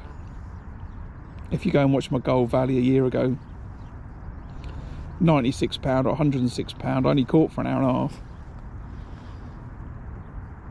So yeah, it's thingies. It's apples for apples for oranges. Where are we going? I don't know. What are we saying? A lot of people say that they don't like F1s, but once you have a go, and you realise how technical it is to catch F1s. And when I mean technical, you know, anyone can overshot a rig and catch. My daughter can overshot a rig and catch. She's 8. You know, it's not hard. But to do it to the top of the game is really hard. It's really hard.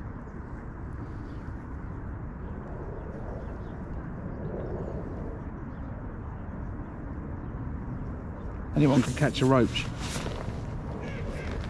But to go and catch 40-pounder roach on the river, really hard.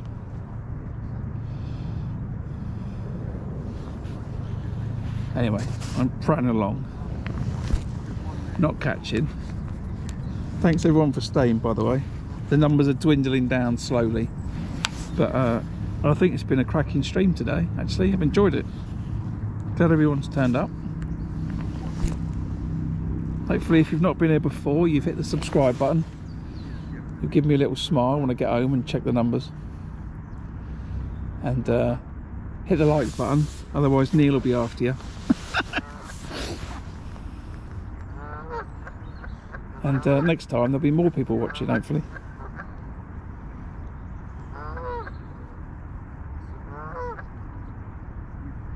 Yeah, I'm at Goldvalley in Aldershot. Goldvalley in Aldershot, I should say. Don't judge it by my performance today. Judge it by the weigh sheet on the Facebook page tomorrow.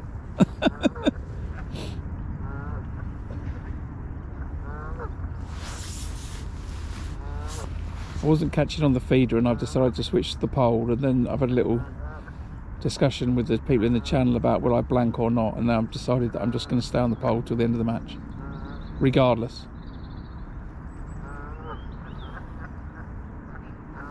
Because we'd heard of, you know, a few weights of quite a few carp in the Syndicate Lake, and I thought that I'm never going to catch that on the feeder,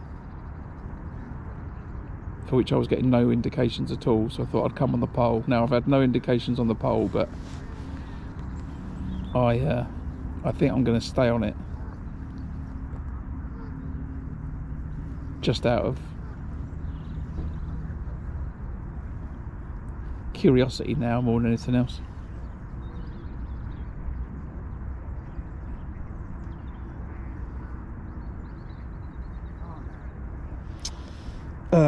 Right. What? How do you fish, Portsmouth angler? Did you carp fish, boilie, 1.5 ounce lead, or do you float fish, 2BB, waggler, with some maggots? How do you fish?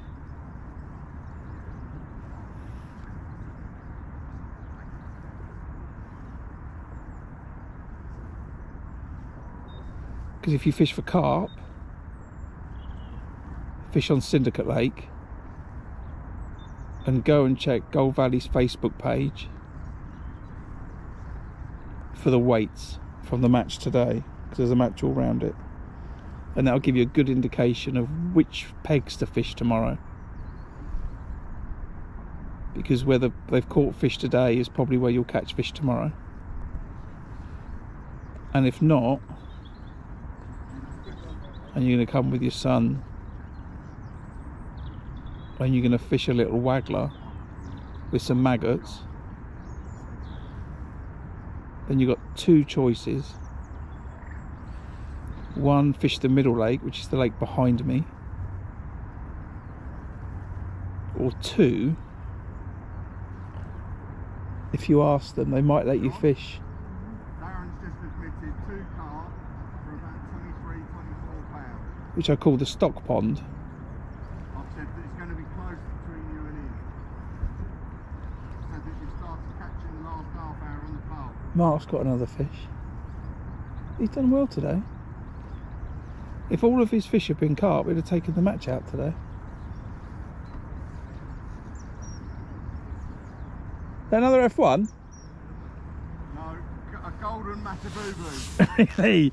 I was just saying, if all of your fish had been carp, you'd have taken the match out today. If what? If they'd have all been carp, Yeah. you'd have taken the match out today. Yeah. I'm not that lucky though, you see. But you've got £30. 9 of these. Okay, you've got £25. Yeah.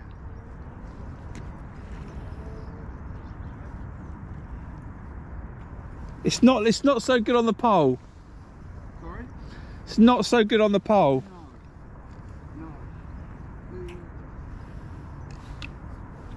The one rod approach, sit on your hands, be patient, is certainly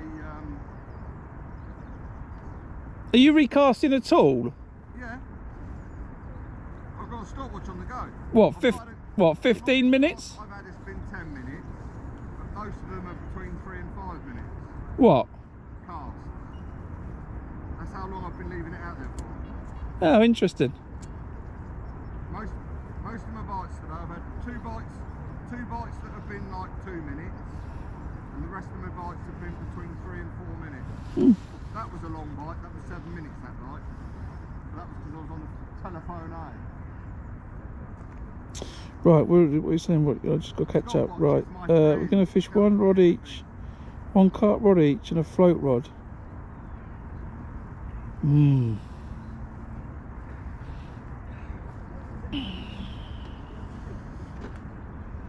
See, I wouldn't bother fishing a float rod on Syndicate. I guess you want something to watch.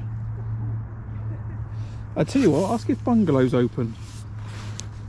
Ask if Bungalow Lake is open, and fish Bungalow Lake. You've got Bungalow Lake where the house is, the big house. You can fish that. So down when you go walk towards Syndicate, pegs, corner peg on Syndicate's 118. And then if you come back 17, 16, 15, 14, 13.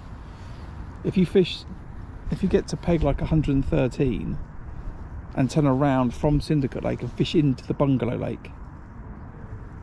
If you want to fish a float and a carp rod, that's probably where I would fish. I'd fish Bungalow Lake. Do you agree with that, Mark? What's that? Someone wants to come and fish a carp rod and a float rod. Sorry, say that again. If someone wants to come and fish a carp rod and a float rod, Yeah. I reckon Bungalow.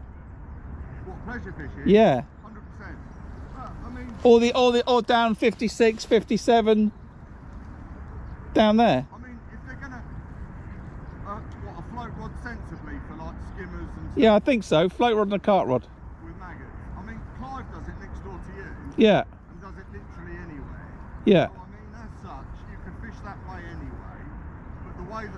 But I think Bungalow would be a nice lake to do it on. Yeah.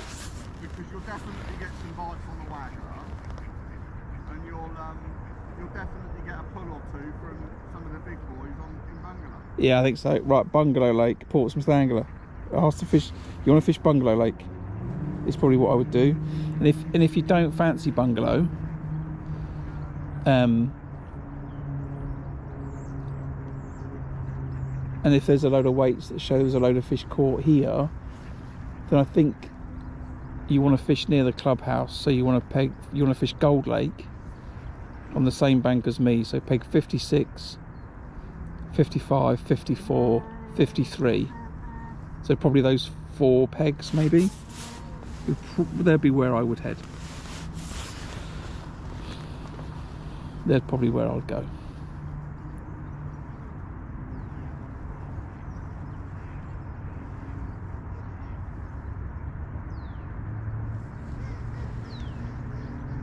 It's interesting. You got Gold Lake, Syndicate Lake, and Bungalow Lake. Bungalow Lake has not got a lot of pegs, but it's got a decent head of fish in it. And it sees less anglers, so I always think that it fishes quite well.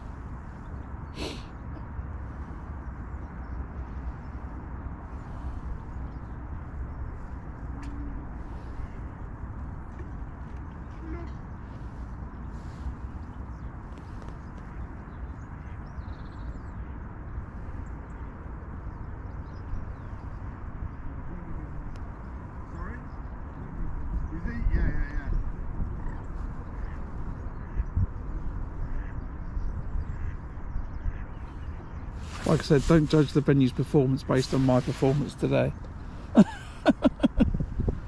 But equally, if on Syndicate Lake there's been a load of people catch a load of fish, then don't ignore that.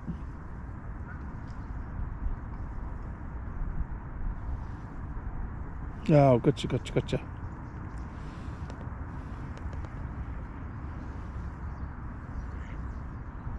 Well, it's a fantastic venue to come to for that, for sure.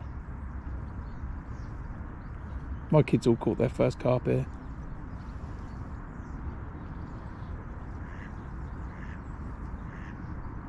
And my kids are a bit older now, but I still have to hold the rod. Sometimes.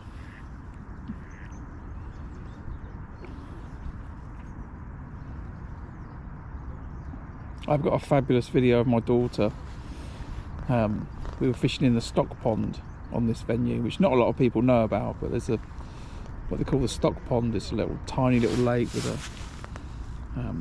like 3 different sort of bowls, and then sort of got some joining sort of really narrow pieces. It's down the back of over the river Blackwater.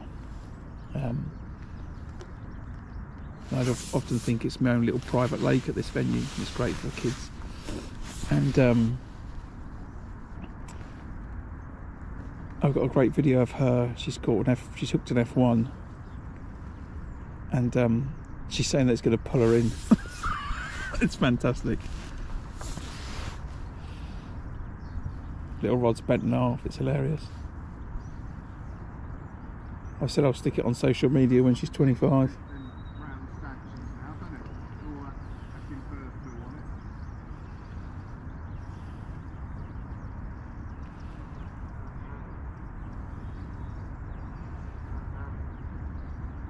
I must admit, I was confident that I would hook a fish here doing this.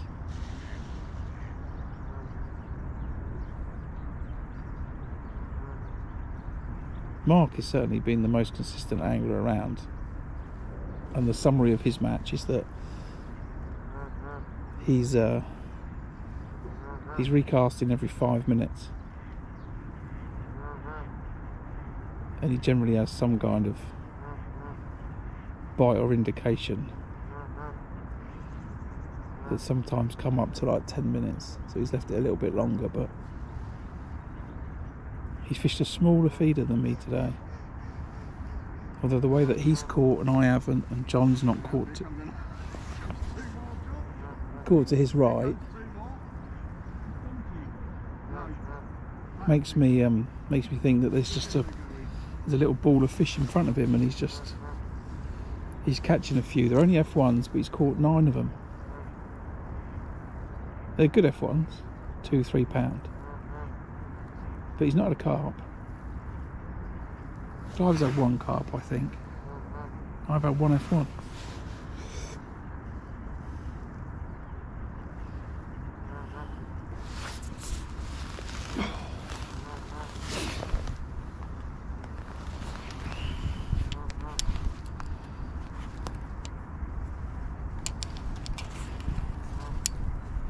Seeing if I can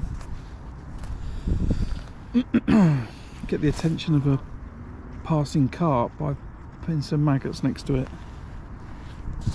following them down.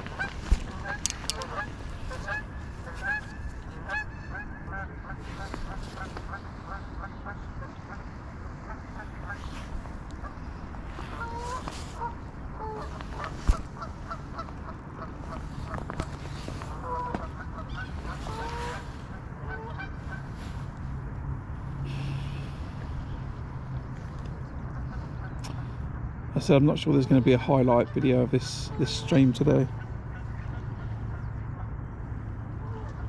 Although despite my camera saying twice that there was a disconnection problem, it hasn't dropped the stream today, and I think it's signal related. There's a much stronger signal here than there is at Tunnel Barn Farm. So it might be that unless I'm on some really strong signals on New Year's Day. I won't stream it. So it'll just be a video only. So I'll record it, but I'll make a video of it afterwards.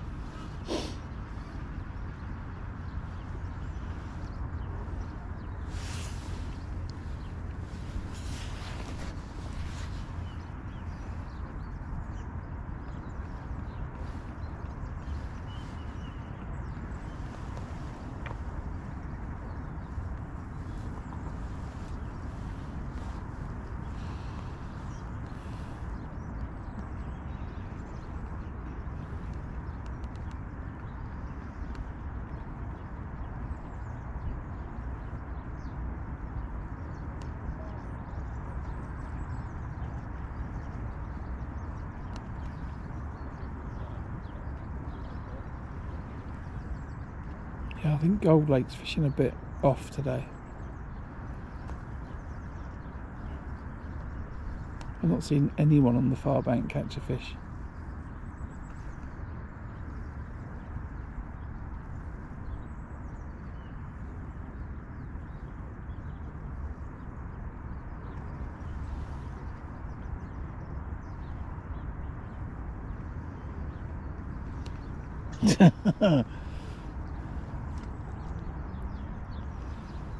It sounds like you've been watching Paul Holland's videos about fishing Tunnel Barn Farm, Lee.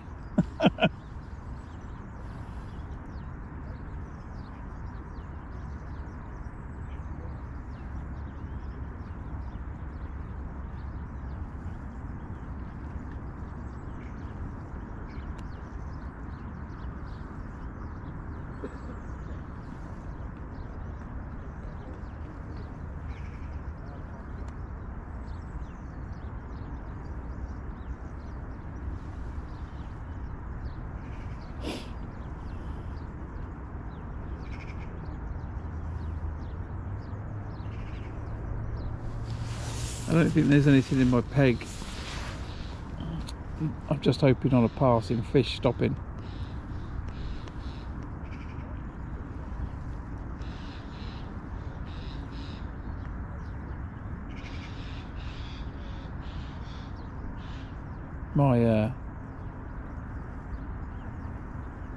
My head's telling me to go back on the feeder, but I'm not going to do any good. I won't do anywhere in the match, so I just want to see if I stick this out, do I actually end up getting a bite. Yeah, I bet you did. They do it, Lee. I think you can do it in F1 venues more than you can do it in carp venues, and you can do it more in venues where you can reach the far bank, right? But they do. It's exactly what you're saying. If people aren't sure what Lee means, is in the winter, F1s can ball up a little bit, and you can actually find them by putting a plummet on your rig and just gently dragging the plummet around your peg until you bump into a fish. And then when you bump into a fish, that's where you're going to fish. It's a very interesting technique.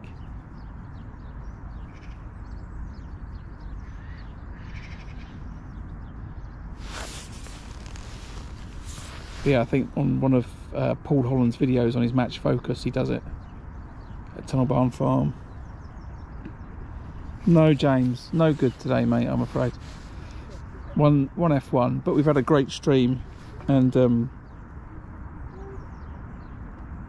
yeah, exactly, Lee. It's easier to find them. But yeah, no good today, James. But we've had a great stream, so you know. That's actually probably more important to me today.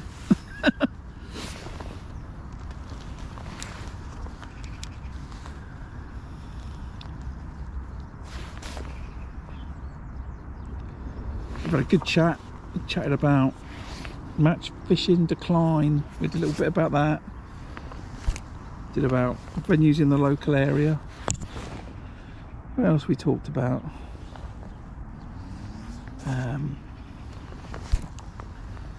I think Neil and Martin have had a chat about Neil's wife. I'm not sure quite what that was. I'll have to go and check the chat later.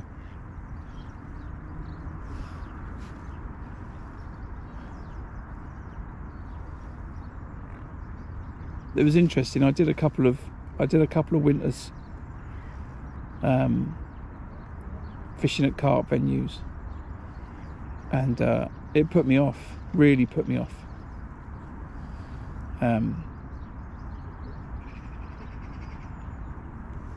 You know, my next match is probably, my next match will be at Tunnel Barn Farm if I can get on it on New Year's Day, and then I think I'm on the river again on the 5th.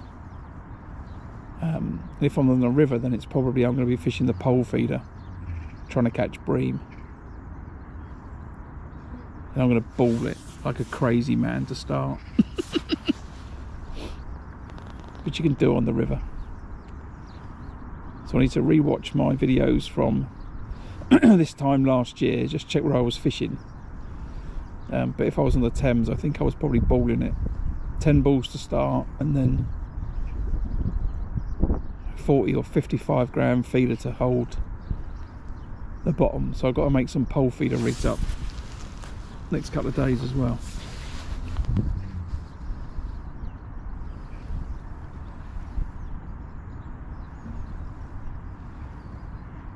But I do need to just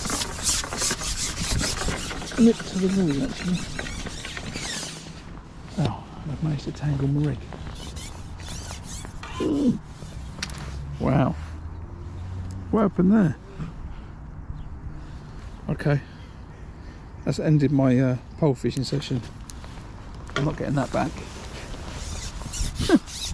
Alright, we'll never know. Right, so I'm going to quickly undo this, and then looks like we're finishing for the last half hour on the feeder then. Whether I want it to or not. Now, I disconnected this the other day from the power by doing this. I don't know why it disconnected, but hopefully it'll be alright.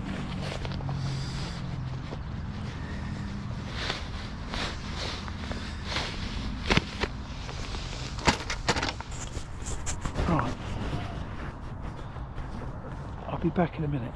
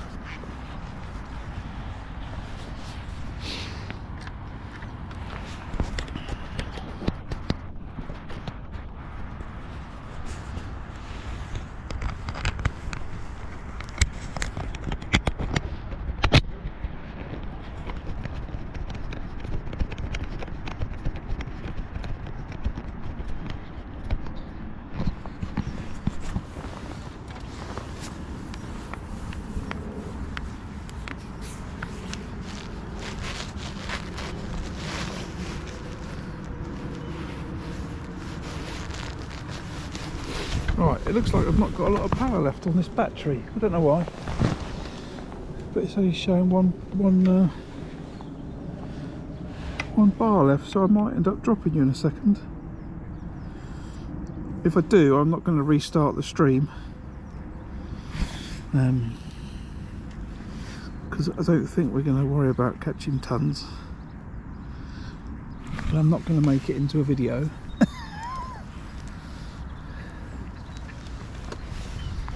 I'm just going to make it into a YouTube short of catching one fish.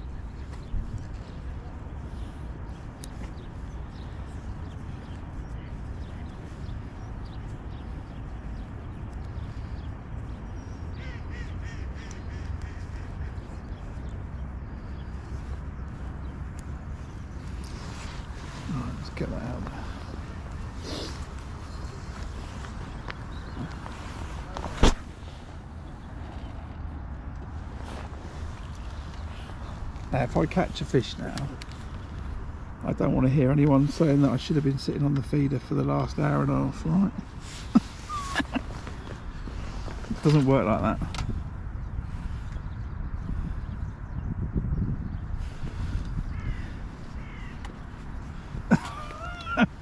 The margins in Gold Lake are good, I would say. The margins in Syndicate Lake, I would say they're like Tony said, like fishing in a skip full of rubble. That's a good description. It's interesting that if you go around there now, you can see, you know, to find a flat bottom is really difficult. Really, really difficult. But they still come in there, though, by the way. I've had great days fishing on Syndicate Lake at Gold in the margin. So you've got to find it. You've got to go a bit further out than you would if you were fishing, say, if I was trying to catch fish at Tunnel Barn Farm at Club Lake, for example. I'd be fishing right up against the bank, practically, you know, float touching the bank. And there's pegs like that on Middle Lake and Gold Lake here. On Syndicate though, on some pegs you are faced with a load of rubble down the margins, so you've got to go out. Then you can have a bit of problem for fish coming behind, but you still get the fish coming right in the edge, even though it's terrible bottoms. So you always have to spend more time trying to find a good spot, I would say. It's not easy. The other thing about Tunnel Barn Farm, for example, is you can just stick your hand in the margin and just drag all the stones out. It's completely allowed at the venue. No one worries about you doing it. Everyone does it. Which was a shock to me the first time I saw people doing it, but once you realise how important it is, you can see why people do it. But so yeah, if you're at Tunnel Barn Farm, you lie on the bank and you put your hand in the lake, like literally up to your shoulder, and clear your margins out in the summer. Something I only started really doing a year or 2 years ago.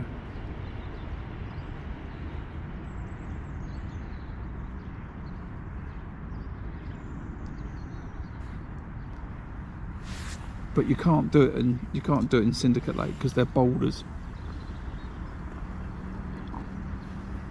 You could build a rockery.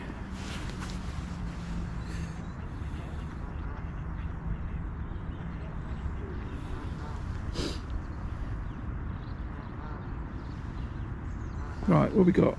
What we got? 28 minutes. Hopefully the battery's going to last.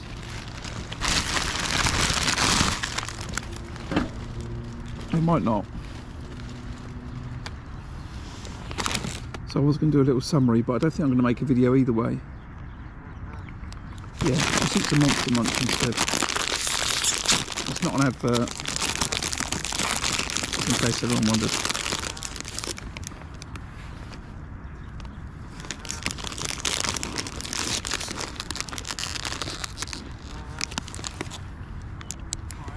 Huh? You can ask the stream if you want. What should Mark have for his tea? KFC, fish and chips, or the bad band? Okay, right, special request from Coach Mark next door. He's asking what should he have for his tea, and the choices are KFC, fish and chips, or kebab. I must admit, I had a Kentucky yesterday and it was good. Yeah. Favouring anyway. But yeah, KFC, fish and chips, or kebab van. Mark's interested to know what the recommendations are on the channel for his dinner.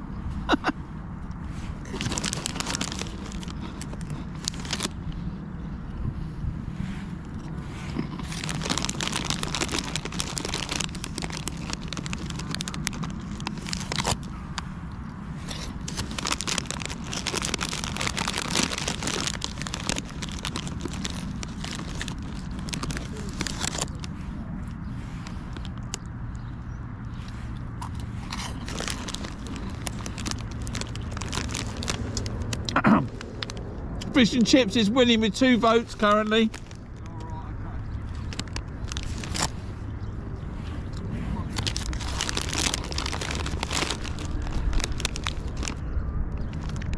okay. Oh, KFC's come in with a vote. Because the stream's got cold. I tell you what's good about this one. Yeah. KFC's come in with a vote and even said where it is. Alright, okay. Which one? Specifically, KFC on the Ash Road.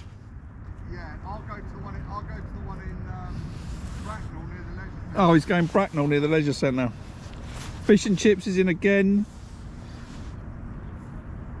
That's 4. That's fish. I do know which one they're talking about because I have frequented said establishment. Right, 4 Fish and Chips Yeah. and 1 KFC. No, this is not good. It could be because there's fish in the title Right, okay. for the fishing stream, Yeah. not the chicken stream. Rather than value for money, I get more money out of chicken. Right. It could be related to that. Now we've got a Subway. That wasn't even in the choices list. Lunchtime apparently only. In for a bit.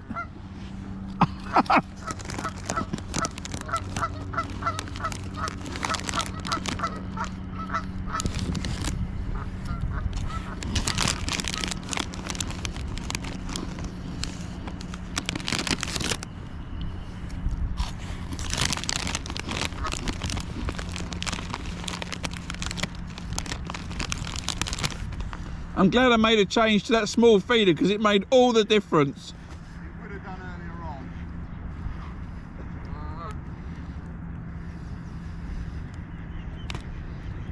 on. I don't know. You've got more chance of a straight end of the waffle than you have on the snake. Well, I was thinking that because if you go back long enough, I would have chucked a. I'd have just chucked a hybrid out with a wafter. Pack everything else away. Yeah, it's your fault for telling me everyone's catching on maggot feeders. They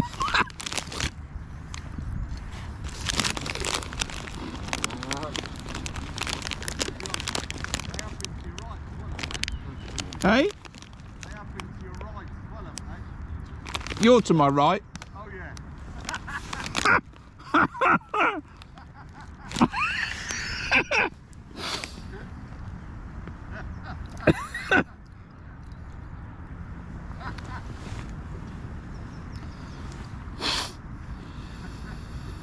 I think you got me. I think you got me there.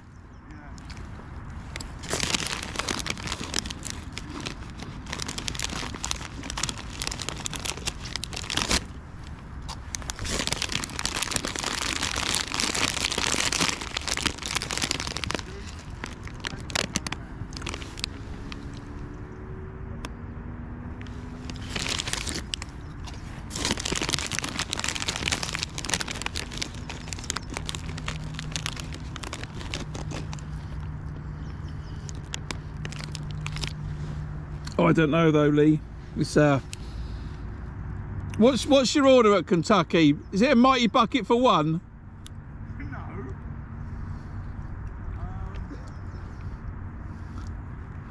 Family feast? It's not like a Zinger Tower burger or something, is it? No. No. It'd probably be, if it was just me, I'll probably go. I'm talking lunch options with Mark. There's a lot of indecision. Well, no, I'd probably go 6-piece bargain bucket. And then probably a fillet burger to eat in the car once I've ordered it. Oh, oh, you're not messing about, are you? The only thing is that I'm not keen on their chicks. The only thing, They've changed them again now, though. I think they're all right.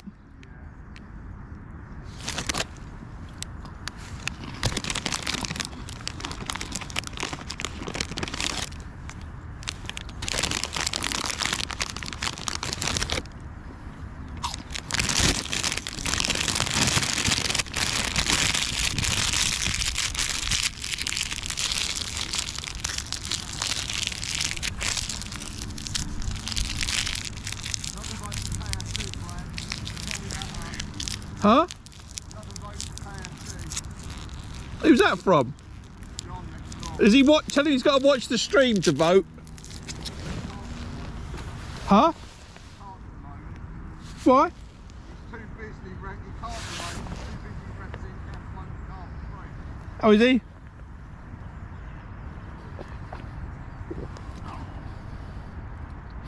Someone tried to vote who's not watching the stream, so I'm discounted it.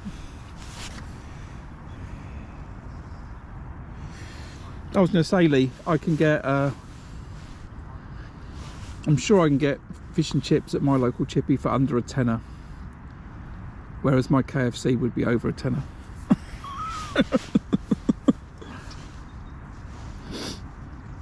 This is not the purpose of the fishing stream, though. This is not the normal. This is not the discussion I'm expecting.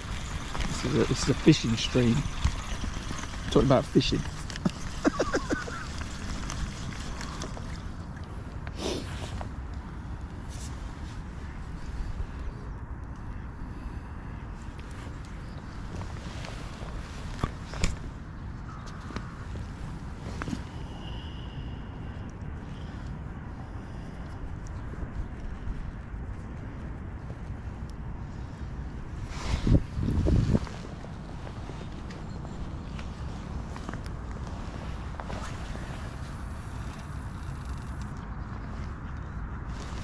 Oh, I chucked that over the rope.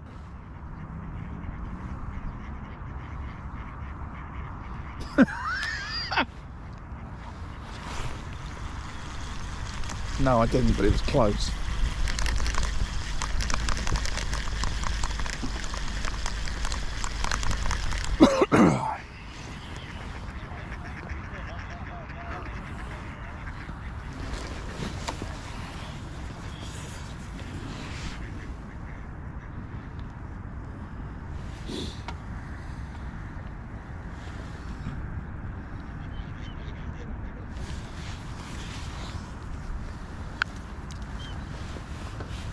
So just in case, I guess I'll say it now, right? Just in case the battery cuts out. I've had a great stream today. I've really enjoyed it. Thank you all for coming. Hope you have a fantastic New Year. I might see you in the New Year, bang on New Year's Day at Tunnel Barn Farm, if I can stream it. If not, I will record it and get it up on the channel. I've got 2 other videos I've got to put up. I've got to put up the video for Christmas Day at Tunnel Barn Farm. I went to Tunnel Barn Farm. They opened the gates very kindly on Christmas Day. I had the venue to myself, which I don't think many people can say, and had a great day's fishing at Tunnel Barn Farm. The stream's up, but I need to do a little video for that. And I also fished there on Boxing Day, and the video's up for there in 3 parts. It was a good match, but there was some things I got wrong, and I think if I'd have got them right, I could have won that match. So hopefully that will make a good video as well. A lot of moaning from me during the day actually about getting it wrong, but I'll edit all that out. So that should hopefully make a little good video as well. So 2 videos to come. Hopefully New Year's Day I'll make the 3rd, and then like I say, I'm back down the river, hopefully back next weekend. And I've got to get prepped for that as well, so I've got a lot of prep to do. So it might take me a while to knock these videos out, but it's all good.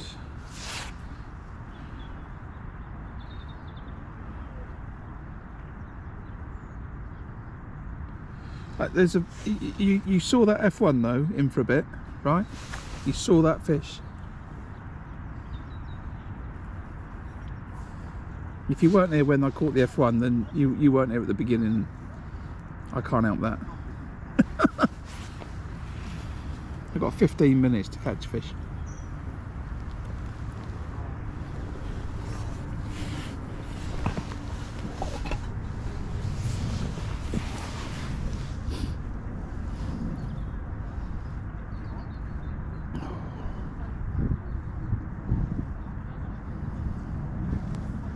So So I don't know how many concurrent viewers we had today. I saw 73 at one point, which I think is a new stream record,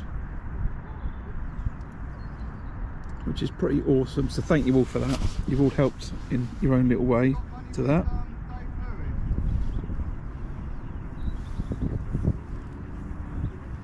Yeah, hopefully I'll be catching fish. It'll be on the pole. What would I fish on the river next weekend? I'll either fish the pole feeder or I'll be running a float through. So one of the two. I'll be pole fishing on the Thames next Sunday. Well, I'll publish the stream afterwards, so you can just watch the first 20 minutes and then you'll be good.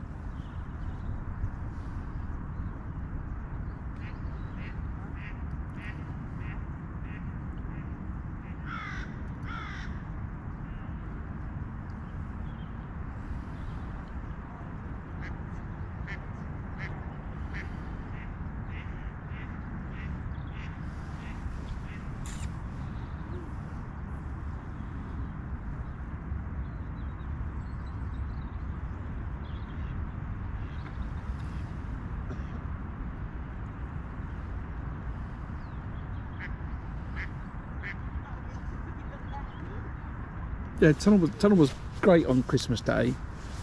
I chose a place I thought I could stream where I've never drawn, and probably you won't ever draw because I fished on house 5, and I caught fish short, long, dobbin. I had a little go at everything. It was great fun.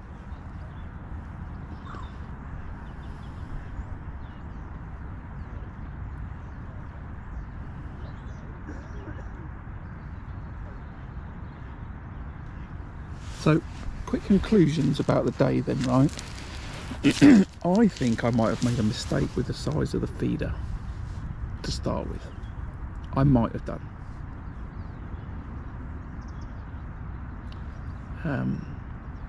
Do I think it was a bit too big and the fish shied off because of it? I don't know. I'm probably only saying it because Mark fished a smaller feeder, but that's the feeder I fished, which is a Drennan black cap 30 gram, and I think that's just, it's a medium or small because I've got a bigger one, so it's one of the two.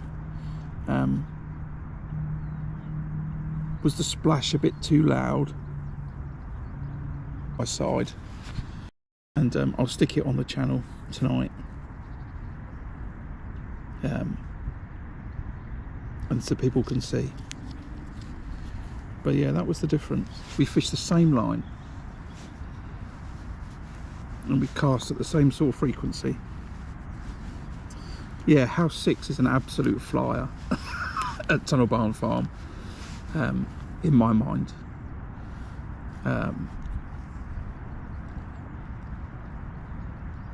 It's between two islands. There's 2 islands to the left and the right, so you've got 2 islands to fish against, and then you've got fish come from the other side of the lake through the channel in the middle. So if they want to back away from the anglers on the other side of the lake, they back away into house 6. I think, and I want to say that John Arthur won yesterday from house 6, and I want to say the match on Christmas Eve was won from house 6 as well.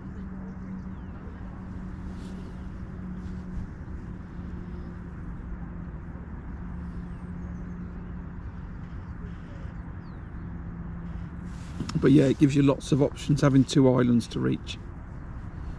It gives you lots of options. I love to draw it in the pole masters in the summer. Fish over shotted rigs left and right, and then short, and then long shallow. But you wouldn't even need to fish long shallow. I think, was it Kieran Marsden drew it in the summer when he won the festival. I can't remember what weight he had out of it, but it was a load, and it was all over shotted rig to the islands.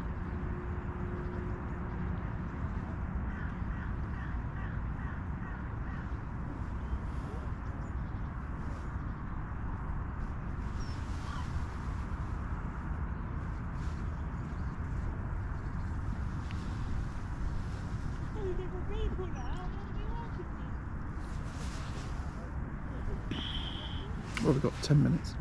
So yeah, if we get cut off, then that's the summary. Maybe the feeder made a difference.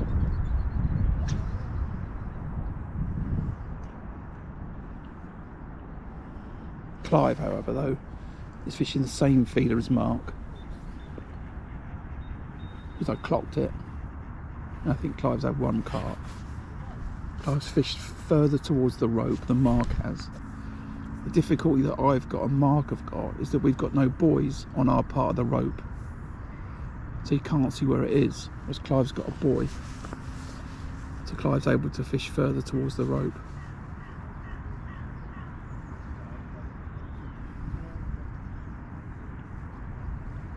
There's like 4 or 5 buoys in a clump there, and there's like 4 in a clump there, and there's none in front of me and Mark. There's guidance, you know.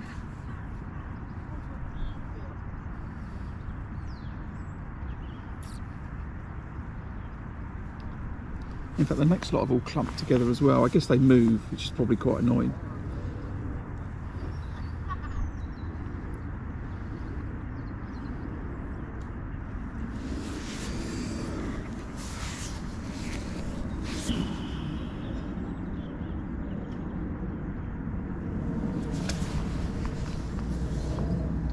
Yeah, I had £35 from peg 8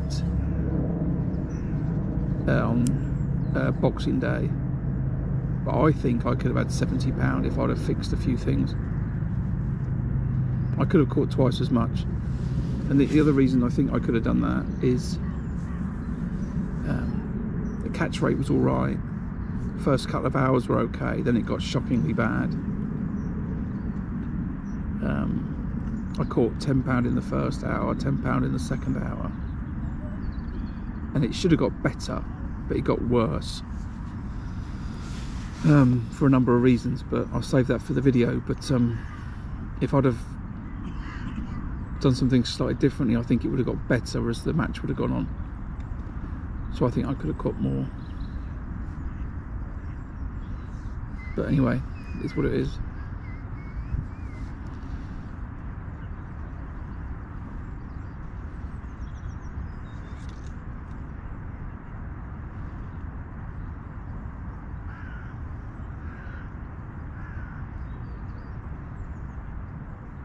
One thing I'm going to remember is I'm going to remember to take a rod with me, because the guy that fished peg 6 on Boxing Day, he fished a little maggot feeder to the island, and he had 70 odd pound. Not all on it, but he certainly had quite a lot on it.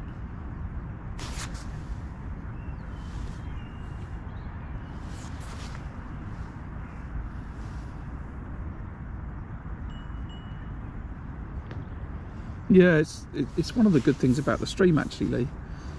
Is you spend a lot more time. I spend a lot more time analysing what I've done. You know,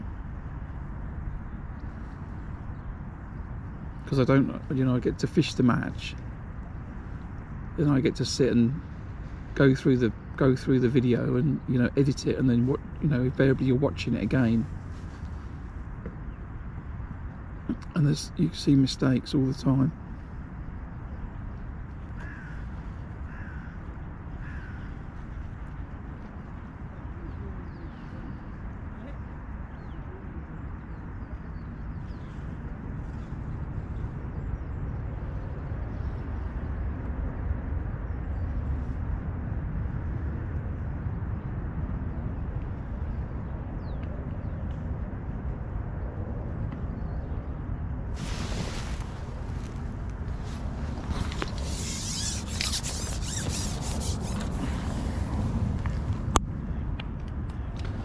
Bit of a mess, that, isn't it?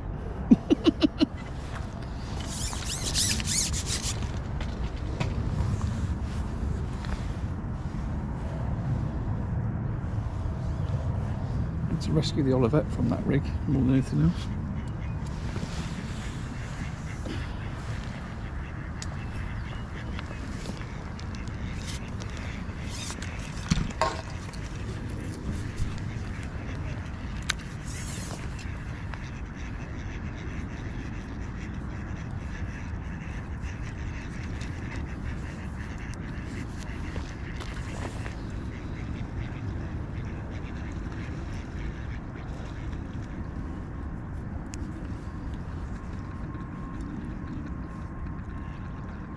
Come on fish, I'm only fiddling with these top clips to get a bite.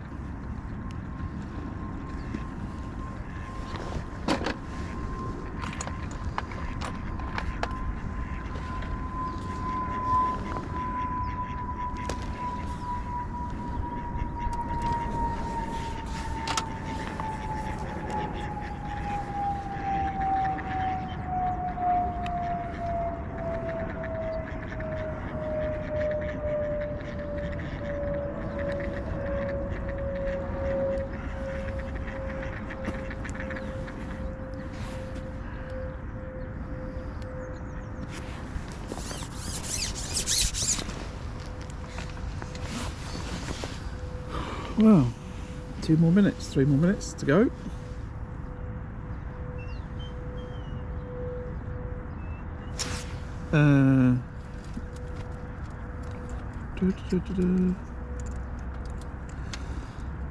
No, what, the floats? No, these floats are, I don't know if you meant these ones, these are AS7s, Adrenaline ones. I like to use them, 1 gram versions, I like to use them in the winter for some stability. That's what they are. I use RW Slims, black ones for tunnel. I've got one in here.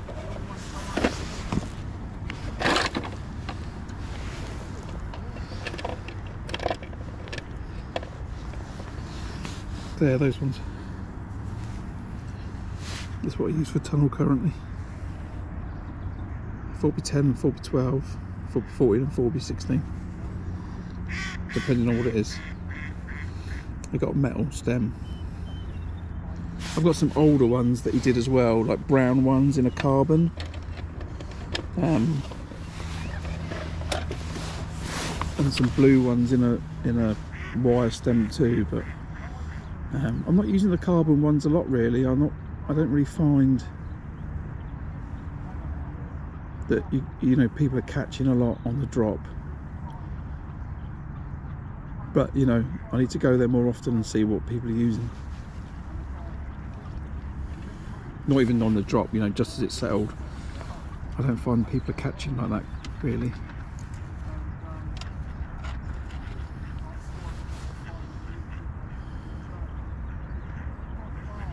Wow, that's determined not to move that tip, isn't it? Well, I didn't blank, you know. Let's look at the positives for today. Didn't blank, had a great stream. Might have hit a new stream record at 73 viewers. I'll know that when I get home.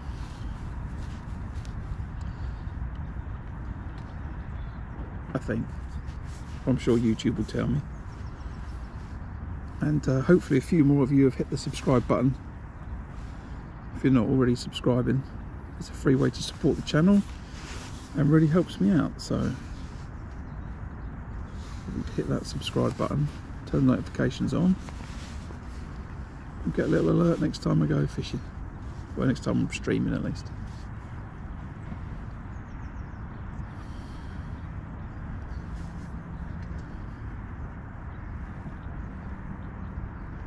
Go round, is it going to go round? Maybe I've not talked to the tip enough today.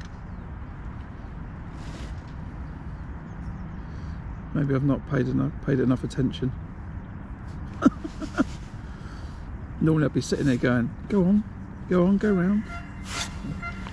That's my lot. Wow.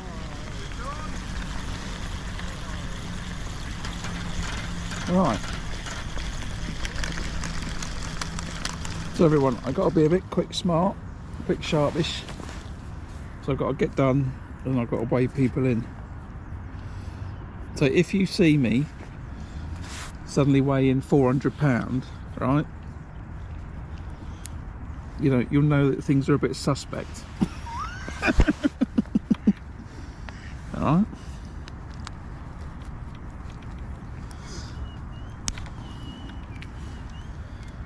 But that's my lot for the day.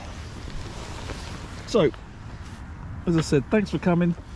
Hopefully see you New Year's Day. If I don't, hopefully I'll see you on the next one. Then yeah, you won your bet. but I'm certainly going to catch on the pole the next time I'm fishing. So thanks for coming. I hope you have a good rest of your day, and hopefully see you on New Year's Day. If not, hopefully pretty soon afterwards. All right, right, where are we going? I've got to get the right